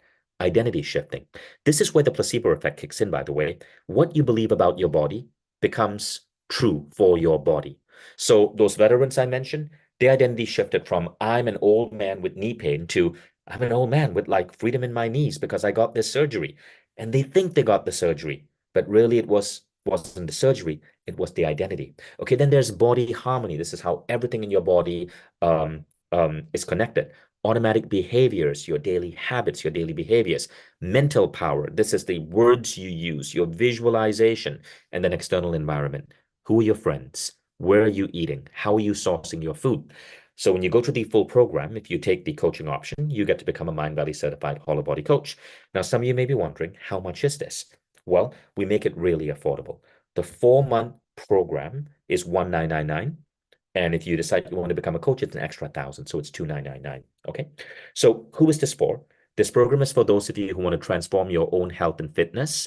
It's for any health or fitness professional who wants to level up. So maybe you are a fitness trainer, but you want to bring in the mind-body aspects. You want to bring in the holistic aspects. This is good for you. Maybe you're searching for the best way to help your loved ones return to health. This is amazing. I did this program because I wanted my kids to be healthy, and my kids, they are like just incredibly healthy. Or maybe you're a coach, maybe you're a life coach, and you want to expand your offerings to holistic health as well. So Holobody Coach teaches you to integrate 5 pillars of the Holobody structure into your life. It's results focused, not process focused, and it's adaptable to the modern world. Okay, and if you're ever thought about being a coach, it is a wonderful, wonderful, wonderful career path. I started my career because I got certified to become a silver coach. That's really what I did. I quit Silicon Valley. I was a VP of technology sales, earning really, really big money, but I just wasn't fulfilled. I quit to go through a training. I paid around, like, in today's money, $12,500 for that training to become a silver facilitator. And through that, I ended up building the company that eventually became Mindvalley. So I'm excited about what we offer here in terms of training coaches, because this is how I got started. But the beautiful part about this program is that you transform your health. Whether you decide to do the coaching credits or not, you transform your health. And in 4 months, you add years and years and years to your life. Let's look at some case studies, okay? Andre J. Burns, 15 pounds lost, and completely transformed her life. Saskia Alusalu, she represented Estonia in the Olympics. This, again, even being an Olympian, she said she learned so much from this program. Simone Vidas, she is a famous Estonian kickboxer. And she said, this quest gave me great tools to use on myself, my loved ones, and my clients. So she used this as a complementary practice to bring to her training. She's one of the top fitness coaches in Estonia. Jamie Foster, learning this material has elevated my ability to teach others how to transform their own body and mindset and set goals using habits that are sustainable. Now, of course, the key trainer here is our own Ronan Diego. Ronan is the guy who trained me. He's the guy I go through for my health advice. To this day, my gym workout that I do, the gym workout that I'm doing tomorrow, that I did day before yesterday, all specifically structured for me by Ronan. Okay, so this is how it's different. Traditional health coaching focuses overwhelmingly on nutrition and exercise. Holobody looks at spirit, mindset, your microbiome, sleep, psychology and personal beliefs, advanced science, metabolism, hormonal balance, and much more. You transform yourself, you transform your loved ones, you transform your coaches. Okay, so here's some of the benefits. And at first, I'd like to, before going here, I'd just like to invite Ronan or Ajit if they want to say anything. Please feel free to jump in. Hey, Ronan, nice to see you. Hey, good to see you. Can you see me? Beautiful. I love the dreads. You're going full Brazilian on us. Yeah, the style has evolved. It's a Bonovox style, and the glasses, and all the special effects.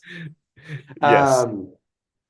Vision, what I want to say about the Holobody is that we have done, I think, about 4 cohorts of Holobody, and we have quite a number of programs on health in Mindvalley. But the Holobody program is the one that when people finish, they said, this is the one that changed the things for me, my perspective on health, the habits that I have. For the first time in my life, I see myself as the healthy person. It's not only things that I do to my body, is now I become that person that likes to exercise. Now I become that person that eats healthy. I become that person that has the knowledge, because we go in detail from beginner to advanced.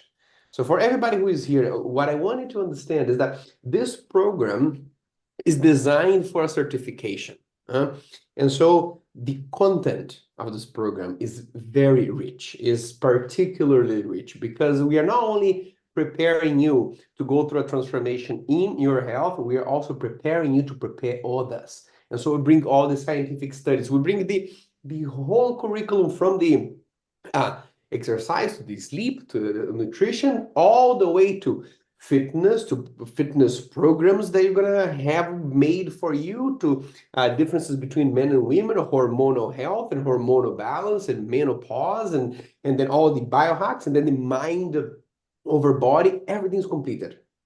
All those 10 steps, the 10 goals that I showed you before, maybe an hour ago, we go through them in detail, with action after action, doing this together and bringing the evidence and bringing the explanations before, so that you can also prepare others. So it's very rich, and it makes a difference, because people see that, and they often say that, out of all different programs, this is the one that made a permanent change in their healthy lifestyle. So let's go on to the benefits, okay? So why would you guys go on this 4-month health journey with us? Well, here are a couple of things. you create rapid and lasting body transformation. So in those 4 months, Ronan, what are some of the changes that people see? It will, a couple of things. If people have extra weight, for example, their body is in a state of overweight or obesity, this is one of the first things that they start to see. That the body starts to release weight, but they also start to see, because this is always very visible, people always pay attention to that, but then they also start to see that there's much more energy and vitality. That thing of being tired and exhausted is something that doesn't happen anymore. But that also comes from consistency. So people start to realize that their mind has changed. They're not sabotaging themselves anymore. That gap between, knowing things and doing them. Ajit, that was here just a half an hour ago, brings these tools as well on how you transform the knowledge into action. And so you start realizing, I'm being more consistent. And because of that, I'm applying sleep, exercise, nutrition better. Then the skin gets better, and then energy gets better, and then there's less self-sabotage. And so humor gets, mood gets better, and with that comes the bigger health benefits. So there are some people that get off medications after some time. There are medications for heart pressure, for blood pressure, for example. There are people who decreased their body weight to an extent that they went from pre-diabetes to metabolic healthy. There are people who had, pains, joint pains or lack of mobility. So there was a woman who had frozen shoulders and then started the fitness part of the program. And she said, in my next birthday, I was younger than the previous one because now I have mobility. Now I can raise my arms above my head. So after this consistency, you start seeing the deeper health benefits, more mobility, better weight, more energy, better skin, better digestion. We're going through the whole elimination diet. So then there's no bloating and gas and indigestion, and there is ease in the weight Perfect. management because the body releases inflammation. It goes deep. It's a ripple effect, right? So little things create these ripples that spread and spread and spread, and they impact every aspect of your life. And once your health is right, everything else starts to happen. For example, cognition, okay? There was a study done by Dr. Danny Lehman in 2022. He spoke about this in a podcast interview I did with him. Every extra bit of fat you put on in your body, primarily around the waist for men, primarily around the butt and thighs for women, actually slows down brain cognition. When you drop fat, your brain cognition gets better, which means better ideation, more productivity, less brain fog. And what does this mean? More wages, more salary, more results if you're an entrepreneur. It's all connected. Okay, so that was number one. Now, number two is you learn how to heal your body and reverse aging. You learn, and that's number three. Number four is personalized nutrition. You learn how to create a nutrition plan that is right for you. Number five, you learn to optimize your weight and metabolism. So a lot of people think that once you do this, man, I can never enjoy pizza again. I can never enjoy ice cream. No, you get to have, so I'm actually here where I'm doing this call. I'm in Belgium right now doing a road trip with my son and daughter. We've been eating ice cream. I've been having all the cappuccinos I want. Ate pizza last night, just ate some French fries. My body still stays the same. Why? Because of metabolic efficiency. You train your body. You train your body to work in the best way. Now, again, I'm not overeating any of these things, but I'm not completely restricted either, right? Yeah. Now, number six, you awaken peak productivity and personal power. Productivity goes up, personal power goes up, confidence goes up because you feel better. Mood swings disappear because, again, there's a huge correlation between gut health and mood, the serotonin correlation. Absolutely. And so you find that all of these other aspects of your life change. Now, seven, you learn to become an effective coach. Ajit teaches this part of it. And eight, you get to uplift and support your loved ones. Nine, you get to build a new career, income stream, or personal mission. Now, of course, 7, 8, and 9, for those of you who go further, you're not just doing the health transformation, you're opting for the coaching certification. So you have to do more lessons, but you're learning how to become a coach. Now, what I'd like to do is invite Ajit to give you very quickly just a summary of month 1, 2, 3, and 4, so you know what's covered in each month. Okay, Ajit? Absolutely. So the first month we focus on the fundamentals of coaching, the foundations of really understanding how to completely change yourself. This includes really changing your mindset and also learning fundamentals about what are the basic fundamentals of actual transformation in your health and in your body. So those are the two fundamentals, depending on what pathway you take. So we're going to offer you two different pathways. One is to immerse yourself in the Holobody program. Another one is to become a coach of the Holobody program. If you decide to become the coach of the Holobody program, you also get a certificate, which makes you a Holobody coach.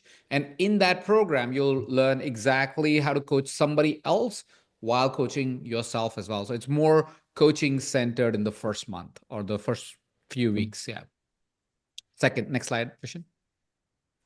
And I think now Ronan should take over because we're going to talk very specifically about health optimization. So month 2 is Ronan. Absolutely. That on month 2, on month 1, on addition to all the coaching abilities, we start the baseline of health transformation. So what means is that we are working on the foundations of nutrition, the foundations of exercise, the foundations of sleep, those 7 pillars, inner stillness, then sync with nature, deep connections, and sense of purpose. Those seven pillars of holistic health, we are implementing each one of them, and we are bringing the science of habit formation to help you establish new habits and let go of old ones. First month, alongside the coaching abilities, you're getting the foundational habits of a holistic health. And that goes with the question that somebody asked, Mark asked, so what is the difference between Holobody and other programs like Wild Fit or the Viome program? Those programs, they are focused on one area, there's nutrition. Holobody is a holistic program. So you have nutrition, you also have sleep, you also have exercise, you also have hormone optimization, you also have mindset, you also have, is the most complete health program the Mindvalley has. On month 2, you get to advanced optimization. So beyond the basics, you go into fitness. And fitness has different components. Whenever we think about fitness, we think only of strength, and that is the main component. And not only is the main component, you get a whole strength training program made for you with all the exercises, with all the guidelines and all the science behind how to do this well done. But you also learn balance, you also learn mobility, and you also learn cardiovascular efficiency. So that we go into the all aspects and body composition. So there are 5 aspects of total fitness, and we go into each one of them. And then we start optimizing the gut. So going to gut microbiome and go into food sensitivities. What makes a difference for each person under the realm of healthy food? So here we are going more specific into advanced areas. Then we go to month 3. If we can change the slide for me, this is when we're going to accelerating transformation. So here we are bringing the whole mind over body set of tools and knowledge. How you use your mind to accelerate the body transformation, to heal the body, how you transform your mindset. So all the things that you have learned become part of your identity. And we also go into difference of hormones, female body versus male body. What are the differences in training, in exercise, in sleep, in routines, in daily rituals, in morning and evening routines? We go into hormonal balance. A lot of people talk about hormonal imbalance. I don't get any results because my hormones are imbalanced. What does that mean, and how do you bring balance to your whole hormonal system? So that's where we go into month 3. And then on month 4 is when we build a lifestyle out of that. So month 1, 2, and 3, you learned a lot of things. You learn the basics, the foundations of the 7 holistic pillars. Then you want an advanced into gut microbiome optimization, into fitness optimization. Then you want into gender differences, into hormonal balance, mind over body. Now, how do you make that your lifestyle? How do you build sustainable habits so that after a year I meet you and you are still at it? It became part of your second nature. This habit behavior formation identity in NLP type of tools we bring in the last month, so that everything that we learn is absorbed into a new lifestyle. It becomes sustainable work. Amazing. All right. Thank you, Ronan. Thank you, Ajit. Now let's talk about how the training works, right? So we explained it's 1999 for 4 months, which is very, very affordable. Because think about what you typically spend on health, and what if we can reduce your expenditure on sick care because you are taking care of your body. The world isn't designed for that. The world is designed for sick care. Deepak Chopra once famously said, you know, if there is more money in treating cancer than curing cancer. And until then, there will never be a cure for cancer. That's an example of how we're designing a world for sick care. Now, the average American spends about $3,500 a year on sick care. This is what you spend because your health is going off. This program is 1999, and it sets you up with the tools, the philosophies, the methodology, the mindset, so that you are taking care of your health the right way. For example, I'm on zero prescription medication, right? Zero. I take a common men's pill to reduce hair loss. That's very common for men approaching 50. But other than that, zero prescription medication. I just don't need to. And I'm as healthy as I am, even more so than I was in my 20s. This is what I mean by being able to really master your health. But it's because of the training I got. And as I said, Ronan was my chief trainer since 2016. So total time is 3 hours a week. This is what you would be putting in. The money, as we said, is so outlandishly low, given the lifelong benefits. The 1999 isn't the issue. The 3 hours a week for 4 months, that's what we need people to commit to. Now, this is how those 3 hours are broken up. There's weekly training, which is 60 minutes. This is recorded. Live Q&A. This is with Ronan and Ajit, and sometimes myself. This is 60 minutes. This is live. And then coaching pods. Coaching pods are for those of you who are doing this to become a coach. You practice coaching each other. This is 90 minutes. Okay, so easy to follow weekly training. All of this is on the Mindvalley app. If you guys have been following the news, the Mindvalley app just got picked up to be featured by Apple. You can actually go and check out a new app in Apple stores around the world. And slowly by slowly, that new app is coming to iPhones and Android devices all around. You get to learn on that app. The live training happens on Zoom. We'll share with you the training times. If you cannot make the training time because maybe you're in an awkward time zone like Australia, the recordings are available. And then the coaching pods, these are for those of you who do option number 2, which is to become a coach. You practice with other people. So let's look at the live call schedule. Okay, so our welcome call is November 7th. It ends March 13th. So this program is November, December, January, February, and then it ends around mid-March. The live calls are Thursday, 7 a.m. LA, 9 a.m. Texas, 10 a.m. New York. Same call, just different time zones. And whoa, this is so American-centric. What is the timing here for London? Maybe one of our Mindvalley support staff could just post this in the chat. Could you 5 please p.m. give the timing? London, just confirm to me, London is 2 hours behind Tallinn. Yeah. If you could just No, if you so could then just 3 post p.m. it so London. people don't have to do. Right. Yeah. So we want to see. Yeah, I just want to see it for London, Dubai, Singapore. Thanks. Just so the rest of us can figure this out. Okay. Now that's not all. If you choose the certification option, there are a couple of really interesting bonuses for you guys. So again, maybe some of you want to do it just for your own health. If you do the certification option to become a coach, what happens is that you will also get trained by Ajit on how to start a coaching business. This is a course that you get, and how to grow your coaching business. Okay. Our coaches also, one of the things we really love is we love the little touches. All our coaches around the world get a particular pendant. The pendant design for a health coach is based on the falcon. And you get this beautiful falcon weather that is something that all our coaches absolutely love. Now, another really key thing about coaching is we love to unite our coaches in a community. And if you're a coach, if you join the coaching option, you get invited to our annual coaching conference. It's called Super Coach. It's happening next year in first weekend of August in Amsterdam.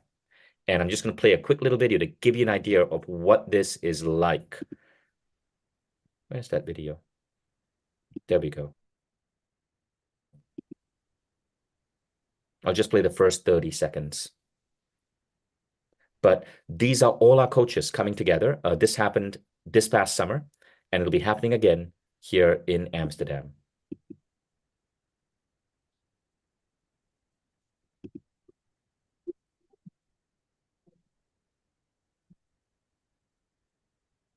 Confirming you can hear sound, Ronan?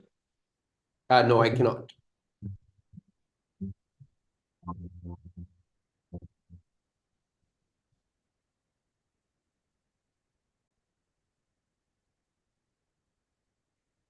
But I tell you what, guys, this is one of my favorite events of the whole year. When we get the coaches together at Super Coach, it's I'm about to shut it down. unbelievable. What we get in this event, everybody coming from the whole world who finished the certifications, did several year after year, is one of my favorite events of the whole year. I'm about to shut it down.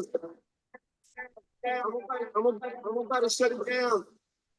Yeah, it's super fun. And we're all about community. The Mindvalley experience is really all about community. And that's why we do this event. So you get a free ticket. It's a $2,000 ticket. You get that completely free because we want you to come and meet us. We want you to come and meet our other coaches. Okay. And then, of course, there's an online community. Now, this is accredited by the EMCC, which is the European Mentoring and Coaching Council. And so one of the beautiful things about this is that a lot of the students who take this, they're able to make their investment back really, really, really fast, just because you aren't just transforming your health. You are able to now go out and use the tools that our team have put together for you to go and transform the health of others. Okay, so here are the pathways. So you can choose to transform your body with Holobody, 4 months, transform your body and become a Holobody coach, 4 months. Lessons are the same, but if you're going for the coaching option, you'll be getting additional lessons per week. So transform your body with Holobody is around 2 hours per week, roughly. If you go with the coaching option, it's 3 hours per week, roughly. Okay. So the audit option, auditing, if you've gone to a US university, is when you take a class, but you are taking it for the learning. You're not getting a grade for the class. If you audit, that's $2,000. That's when you're taking it for your personal transformation. You're not getting a certificate as a Holobody coach. Okay, so I hope everyone understands that. That's why it's significantly cheaper. This is the option for those of you who don't need to become a coach. You just want to learn your health. You just want to improve your health. Certification is for those of you who want to become a coach. Now you can choose which option you want. 2499, 3499. This is the standard price. At this event, we bring it down to 1999, 2999. Okay, so this $500 special discount is available just for the first group of students who come in. So we're going to be accepting, and of course, there are payment plans, $7,999 of 3 months or $1,139 3 months if you're going for the coaching system. So every year, we only bring in a certain number of students. This year, it's 650. Why do we do it this way? Well, if you're training coaches, you don't want to flood the market, right? You want to make sure that you're bringing in coaches at a small pace so that all of them have enough room for business. If everyone is saying I'm a Mindvalley Holobody certification certified coach, then how do you grow the business? So we want to make sure that we're bringing in students slowly. So there are seats open for 650 students. And the $500 discount is for the first 400. So if you're one of the first 400 that sign up, you get it for $1999. Otherwise, it is $2499. Your spot. Just take a picture of that QR code, and it'll take you straight to our website. Let me bring up that. Oh, and then let me put that up there for you now. Okay, and if our team could just put the website link in the chat.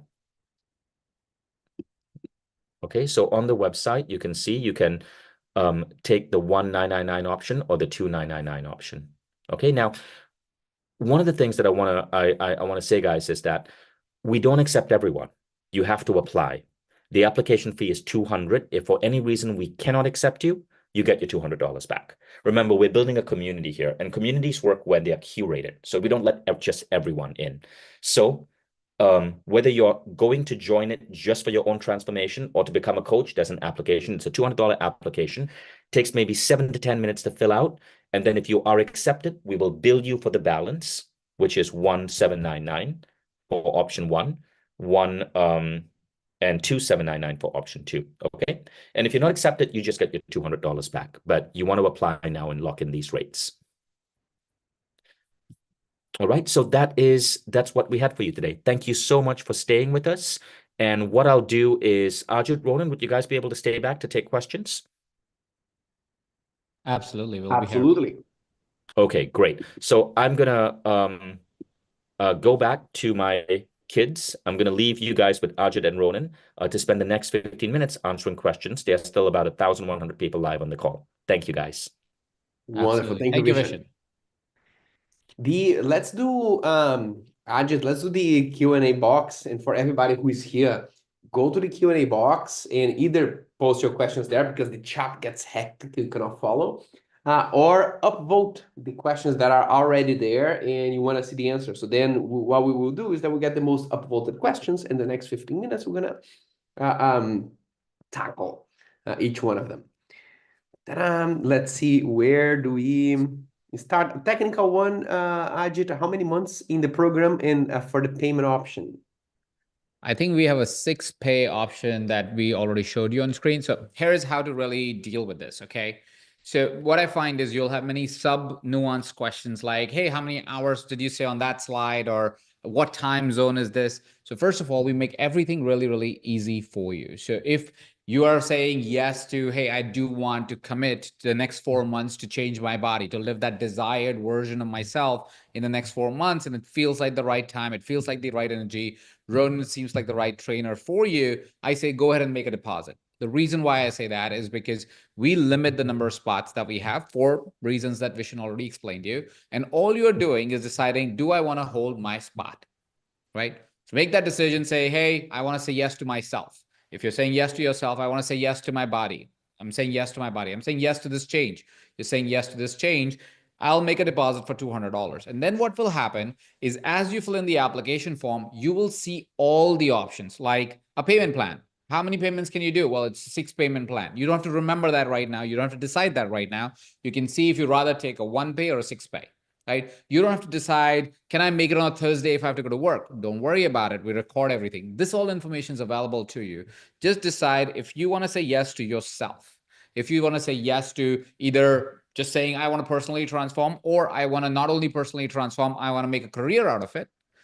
Either of those yeses, all you're really deciding is $200 as a refundable deposit, by the way, which means if you say, 3 days later go, you know what, I'd rather give my spot to somebody else, just ask for a refund. We are happy to do that to you. Your Mindvalley members, or some of you are at least, and you know that you can totally trust the organization. So that's how you decide. Don't decide for those little details. They will be there in your inbox, or you will have access to our support team to decide anytime.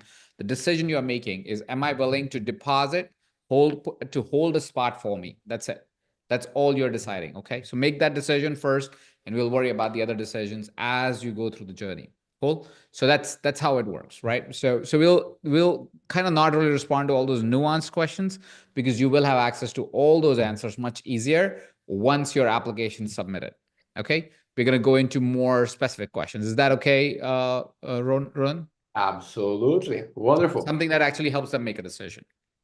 Yeah. Let me see. Jong is asking this. What about as new research studies come out, does the curriculum get updated, and will that be available to us? That's the advantage of us having one live call per week, every single week throughout the entire program. Because if there is anything that gets outdated, let's say, by study, the whole program has a live component. That is an hour and a half at least per week that we come live and we address all the questions and address any updates that we need that we need to do. That said, the program works on principles. Whenever there is new studies on the aspect of health, what these new studies are shedding light on are on nuances of principles. They are mostly shedding light on methods. We're not there are things that are established about health, how the way that the body works, the benefits of exercise, or the benefits of sleep, or how sleep works, or inflammation leading to chronic diseases. Then you have methods. You have a diet called the keto diet, the other called the paleo diet. These are strategies to apply principles. Usually, when there are studies that are refuting things that exist, they show, we thought that this method was good, but actually this one is better, but the principles are still the same. Yeah, the way that the body gets its own energy, creates metabolism, that is well established. And the whole program is based on principles and how to implement principles. And so it's very likely, and if it happens that something becomes outdated, of course, we'll update the program and have the live calls for that, but it's very unlikely it will be as much as, hey, it turns out the earth is flat, and the principle things. But if a principle gets outdated, of course, it's our responsibility to update the content of the program. Let's see which one is the next. All right, let's see. Okay, they're really specific questions you guys have here. Let's see. What are the dates in a year when I can start? I have commitment till March 2025. Well, the only time we promote a program, a certification, and the Holobody program is once a year. So this is the only time you can really sign in for it. But here is my invitation to kind of consider, if you think, oh, what if I have this other commitment or that other commitment, is ask yourself what's most important to you. One of the things that you may have noticed, and you may have noticed for yourself in life, is most of the things don't work out if your body's not working out the way it needs to work out. Or at least that's what I've noticed about myself. My body goes out of order, all my plans go out the window. All right. Oh, I want to be really present for my wife. I'm not present if I'm feeling bloated and I feel tired and lethargic because I ate the wrong food. Right. I want to really excel in my career. Well, if you got no energy, good luck excelling in your career. Right. So my invitation is see what's important. And based on what's important and what's the domino effect of that importance, choose the right decision for you instead of choosing something that is seemingly important but is so transient in life that maybe it should be deprioritized over health, especially. One of the things that you can't trade in your life, you can trade in for everything, but you can't trade in your body. The day your body doesn't support your journey, it's unlikely that you will have the journey that you were so set to have. So that's my invitation for you to consider. That's what was transformative for me in my life. Is the next certification until November next year? Yes, for Holobody, most likely that is what is going to be the case. So make it, again, you're deciding for saying yes for now, in the sense of saying, I'm saying yes to make a deposit and I can decide nuances. Here's the thing, 3 hours in a week is about the amount of time you use on your phone watching somebody else's reel telling you what you shouldn't do in your life. Or on Netflix watching a documentary or a series that only makes you feel worse about your current life in some way. Or is a segment of gossip that you watch on TV or whatever it might be. But 3 hours in anybody's life in today's world has no significant impact in the sense of, oh, this actually would have stopped my career or stopped my progress. It is not. So why not choose something that's actually going to transform and give you more energy, give you more resources, give you a better career, give you everything better in your life if you invested 3 hours towards that, versus this device that, you know, after you watching, you only want to eat more and don't feel good about yourself, or Netflix, or whatever that is these 3 hours are taking from your life. Instead of thinking about food, actually change your life in the 3 hours that otherwise you would dedicate to meaningless stuff. That's my invitation for you if you think 3 hours is a lot for you. There was a Here's one that I find relevant. Can you explain the difference between the 1999 and the 2999 options? If you're already a coach, do you need the 29999 option to coach others? It's completely up to you. It is, if you want to be a Holobody coach, then you want to do the 2999 option. But at the same point in time, you're like, no, I am a nutrition coach, and that's what is the kind of coaching I want to do. I can go learn Holobody, transform my life, and then I'll just be the nutrition coach that I was. Sure. If you want to be called a Mindvalley Holobody coach, well, you have to do the Holobody certification. So because the coaching is in context of the certification. So that's the only difference. But you know, if you're like, hey, I'm already a coach, I'm certified, I just want to call myself that, that's perfectly fine. Let's see. How often the program is offered? Once in a year? Once in kind of 18 months that sometimes? question. Yeah. Team, if you have pulled up questions, just text us the questions, because there's, again, like 50 questions here. It's hard to pull which exact question we should go for. So just one quick one, Ajit. Somebody said that they paid the deposit.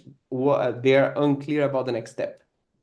So once you've made the deposit, what will happen is that you will get an email giving you the link for an application form.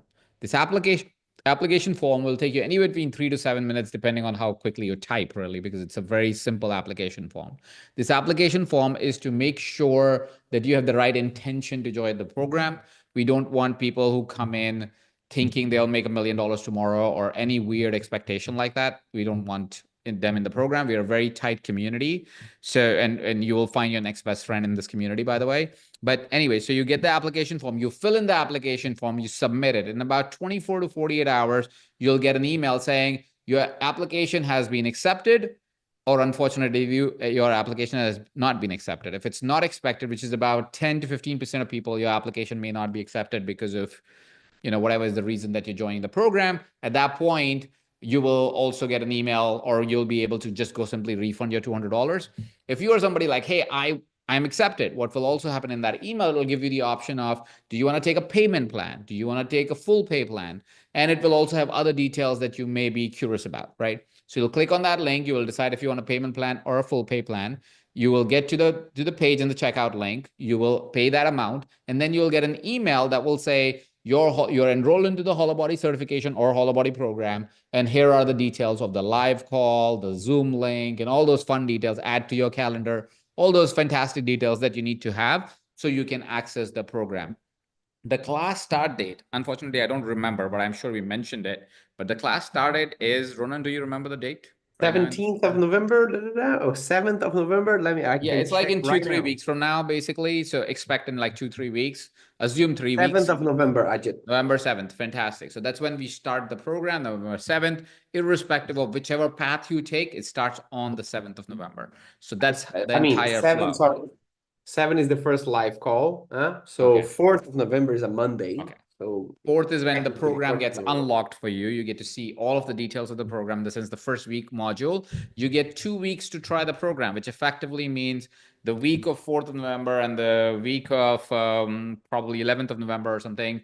You get to try the program, take it for a spin, see if you still like Ronan's hair or my hat. And if you still like us both enough, then you will stay in the program. If that doesn't feel like your vibe, then you will decide to send an email to my team or our team and just take a refund, and you'll be fine there. So you're completely protected. All you're deciding is right now, do I want to make a deposit because I am ready to say yes to myself?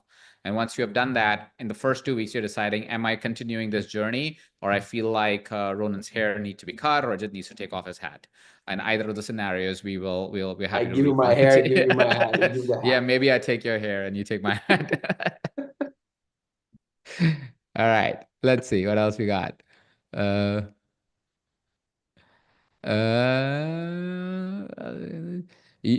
you do Holobody while doing WildFit? I think so, right, Vishit? Right, Ronan? There's Yeah, no absolutely you can. problem.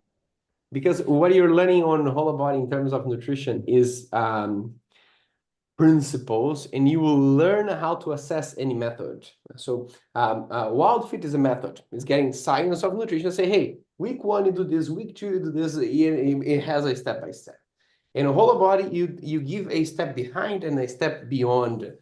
First, you understand what are needs in terms of nutrition, from all the way from different types of micronutrients, different types of food, from fasting, all those kind of things. You learn the science about these things. You apply these steps, and you learn how to look at WildFit, for example, or a paleo diet, or any other method, and understand why they work and whether or not they are good for you, and how to customize those things, because you start getting the mastery of the knowledge. You say, okay, I'm doing WildFit and I can customize this way because now I understand what is behind. And I like to just add to that is think about from the point of view of, yes, you can change your nutrition and it is a massive impact on your health. But if you're trying to build a desire, right? It's like saying, I have this whole map of 87 items, but I'll do one and I'll just take the maximum bang for the buck for that. And I'll forget about the 86. Yes, you will get some results from that one thing that you will do, but the remaining 86 is probably the path to your desired life, probably the path to your desired health, right? You don't only want to fix your nutrition, you also want to build muscle. You don't only want to build muscle, you want to change your behavior around how you see food, how you experience food, what's satiated, what doesn't satiated feel like. You want to be able to change people, not change per se, but be able to influence people around you so all of you can be healthy. It is found that if there is even one person that is unhealthy in your group of 5 friends, you're a sum of 5 people, even if one person is unhealthy, you are more likely to be unhealthy. Even if there was just one person, there's, I think, about a 60% deficit that is created, and everybody is that much more unhealthier with just one person. So you're not the sum of 5 people around you. You are influenced by the weakest link in your group. It is crazy. That's how much influence it is. And it is across wealth, relationship, health, everything. That the weakest link, or the person who is the most unsatisfied or not doing very well in that group, is the one that brings the whole group down. It's not a sum of 5 people. They actually don't bring the person up if they're not trained to do so. I've got some questions from the team, so I'm going to go over here, Ronan, and we'll dance with and you can see it as well because it's on the group chat. So the first one that I'm seeing is, can you do the normal Holobody course now and in the future pay the coach part? No, they are delivered together. So the only way to do this program is to either decide to go certification or decide to do Holobody. One question, sorry, I went middle of the program for some reason. One of the person asked, when the certification program start? It starts the same day, which is 4th of November, sorry. Is it possible to make an after upgrade from self-program to coaching? No, you cannot. You have to decide now. 3 hours per week for the training. How much time outside class roughly per week to do work on transform body, mind, etc. in the 4 months? Well, for the coaching part, I would say if you want to become proficient within the scope of the program, you need about an hour and a half outside. If you want to become really, really proficient, I am somebody who believes in grace and time. So I don't invite people to go crazy in the time frame and feel like after that they're too tired. So I am okay if you just did 3 hours. Ronan, how much time will people require out of the frame of the program for them to continue to work on their well-being? It will depend on the type of action that we are doing, right? Let's imagine I can't say, hey, it's going to take 1 hour to implement everything, because let's imagine that 1 week is about food sensitivities. And you may have a immense type of impact on your body by swapping one fruit from the other. But swapping one fruit from the other doesn't take time, huh? And can have a huge amount of impact on your body. Another week, we are talking about sleep. And let's say that you were a person that sleeps 6 hours a night. And then on that week, we're going to build your sleep routine so that you sleep 8 hours. So then that action will take 2 hours a day, in a way, but it gives you more energy. It will make you more efficient in the things that you do. So it's hard to say, hey, it's going to take this amount of time per action in the week, because it really depends on what we are doing on that week. What you will see, though, is that as your health gets better, your energy gets better and your cognition gets better. And so your mood and disposition, it takes... How many times haven't you just dragged work because you are there at work, but energy is not there, and so you get distracted because the energy is not there? These things start to go away, huh? And so the mind is sharp, the energy is there, and you have that willingness to do things because your blood sugar is more stable, and so the willpower of the body is also more stable. So there is a lot of ways in which you also gain time by having more health, more cognition, and more energy. So I can't really answer, hey, it's gonna take this much, because some weeks the action doesn't really take time on nutrition things that I already do. Some of them in others may take time because of a sleep schedule, for example, but that gives you ultimately more time and energy for the things that you already do. Perfect. I'll be out for a couple of weeks. Is it possible to get in progress after this? You absolutely can. It will take you more time, of course, because let's say you've missed a couple of weeks of training, you'll have to catch up, you'll have to study maybe over the weekends or however that is that works for you. We've had many students that either have other commitments in the starting or in the middle, sometimes towards the end. And so they catch up over time. And so they do feel like, oh, in the live Q&A calls, I can't really ask the most most present question, and they catch up. And so it takes them a little minute, but we do keep the access for you for the program for, I think, 3 months post program. So even if you need a few little more weeks to kind of catch up to the program, you'll have that opportunity. So you absolutely can, and people do it all the time. So it's not, you're not alone in there. Does the $200 amount includes the coaching certification? The $200 amount is a deposit for either of the programs. What does that mean? That means, say you decided to take the coaching certification, the Holobody coaching certification. The program is $2,999. What you will pay as deposit for $200 gets credited to the $2,999, which means the first payment, the $200, the deposit, will be considered as your first payment, and the checkout link will only be for $2,799 as one pay. And if you do payment plan, it'll round out to whatever that comes out to. Same is for if you did the Holobody program only, and let's say not the certification, the $200 gets credited towards your final payment. So instead of the second payment being, so the second payment that you will have after the $200 deposit is $1,799. So that $200 is credited towards your certification, keeping the price of the program as $1,999 or $2,999 for the first 300 or so people. So please make sure you made your deposit. That's why it's so important. Now comes, is this different training from individual programs by Ronan and Silva program on Mindvalley? I know it is definitely very different from the Silva program on Mindvalley. Ronan, how different is this program from the individual programs that you have on the Mindvalley membership? Yeah, imagine these individual programs as small pieces. Holobody is the whole puzzle together. It is holistic health. So first, you see that the other programs that you think that on Mindvalley are beyond fasting, for example, that are a piece of the thing, a piece of the whole holistic health, that is intermittent fasting, which you also get as a bonus in Holobody. In Holobody, fasting is one of the pieces that we bring inside of a whole holistic health system. Then you have the 10X program. That is a strength training program. It's a method. Just like Wild Fit is a method for nutrition, 10X is a method for strength training. And strength training is one of the pieces of Holobody. And eventually, when we get to Holobody, there is all 10X is offered as one of the methods, but there are also strength training methods that we offer you depending on the fitness level that you have. So you see that Holobody is a much more complete thing. And here I'm only talking about these two little pieces.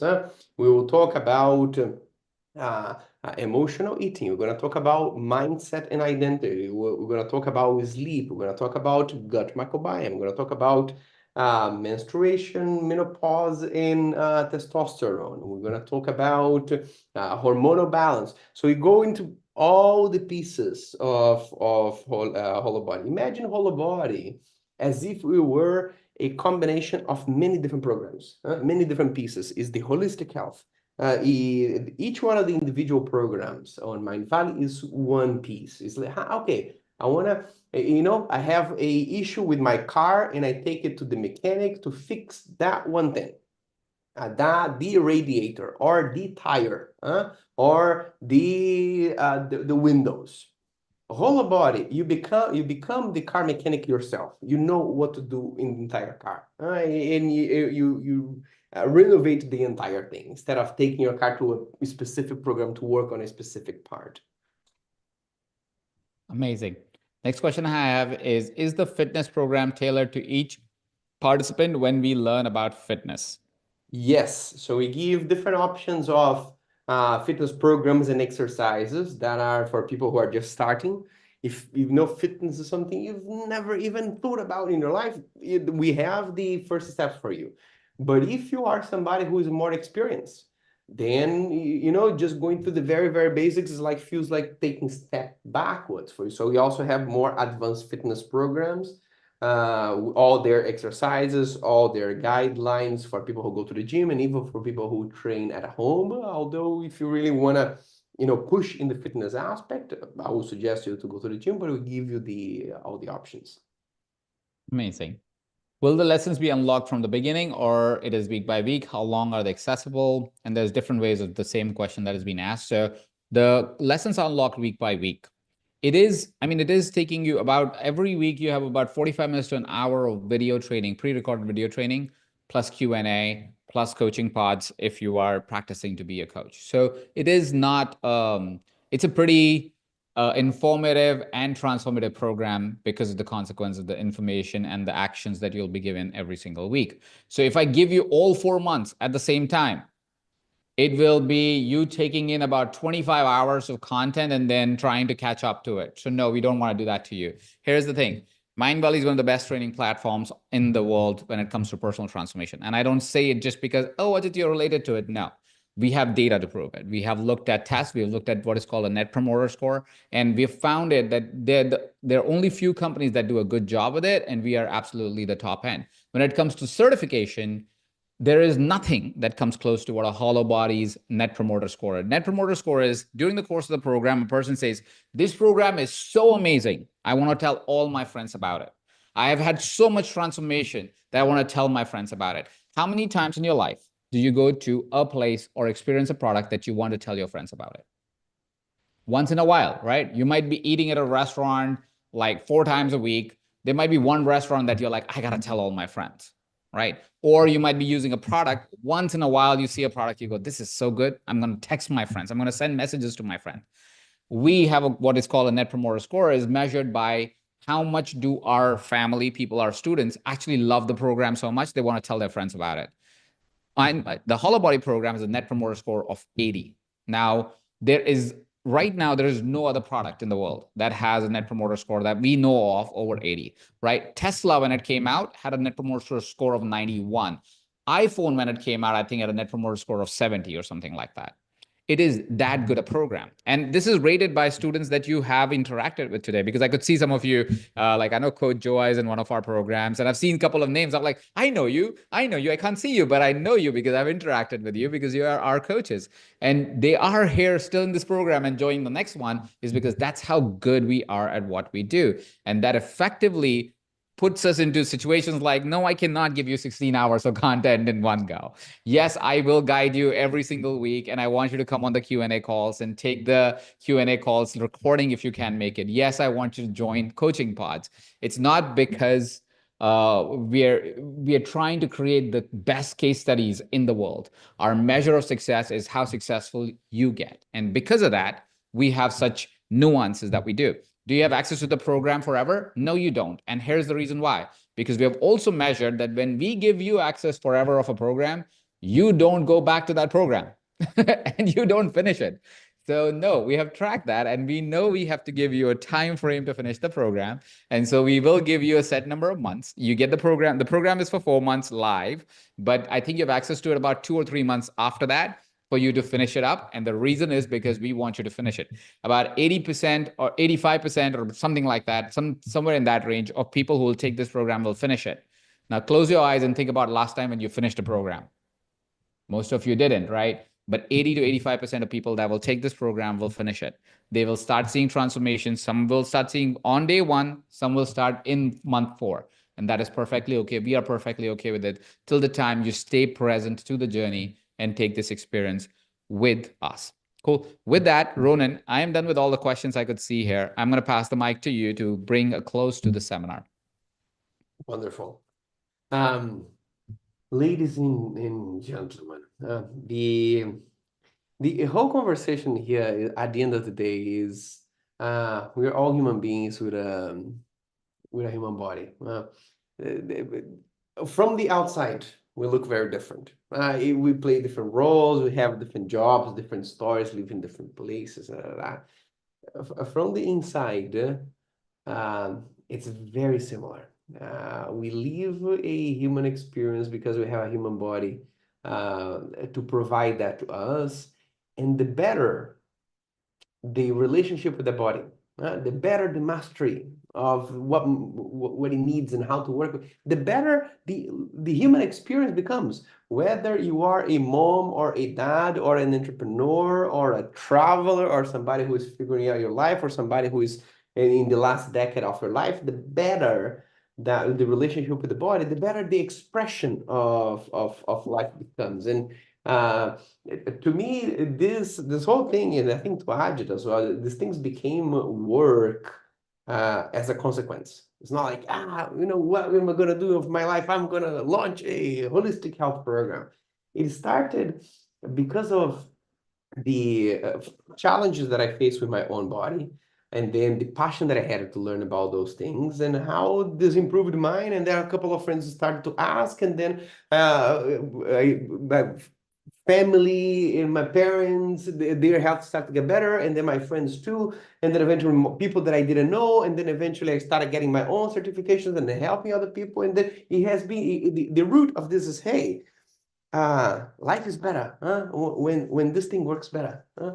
And can we share what we know with you and create a community in the world that understands this so well, that is so passionate about it, that will be a time that everybody whom you love will be taken care of in terms of their health, regardless of where they live in the world, because we have this community of people who understand the value of living a life from healthy principles and are there mastering this and sharing this on to others. I think the people who are joining Holobody right now, that is a beautiful experience coming up for you, but we are also a piece of a much larger vision that will remain after we're gone. And I think that's what we're here for. And that's why I'm so grateful to have everybody, to have Ajit here with us, to have the entire Mindvalley team making the seminar happen. Yes, I'm so grateful to be able to have like 5 hours on a Sunday and share with people things that we know. And a lot of you that won't even join a Holobody already got good things for you. And if that transforms one habit, one attitude towards health, I think our mission is accomplished. Ajit, my friend, thank you very much. Thank you very much. Thank you, everyone. Have a fantastic rest of the day, evening, morning, whatever that you're signed up for. And hope to see you all in a Holobody or Holobody certification, what is being called to you. Take care. Have a good one. I see you on Holobody, 4th of November. I'm there. You're there. Thank you, everybody, for coming. Thank you for the honor of the open mind and open heart to receive the inputs, the insights on how you experience the temple of your soul. Much love to everybody. Ciao.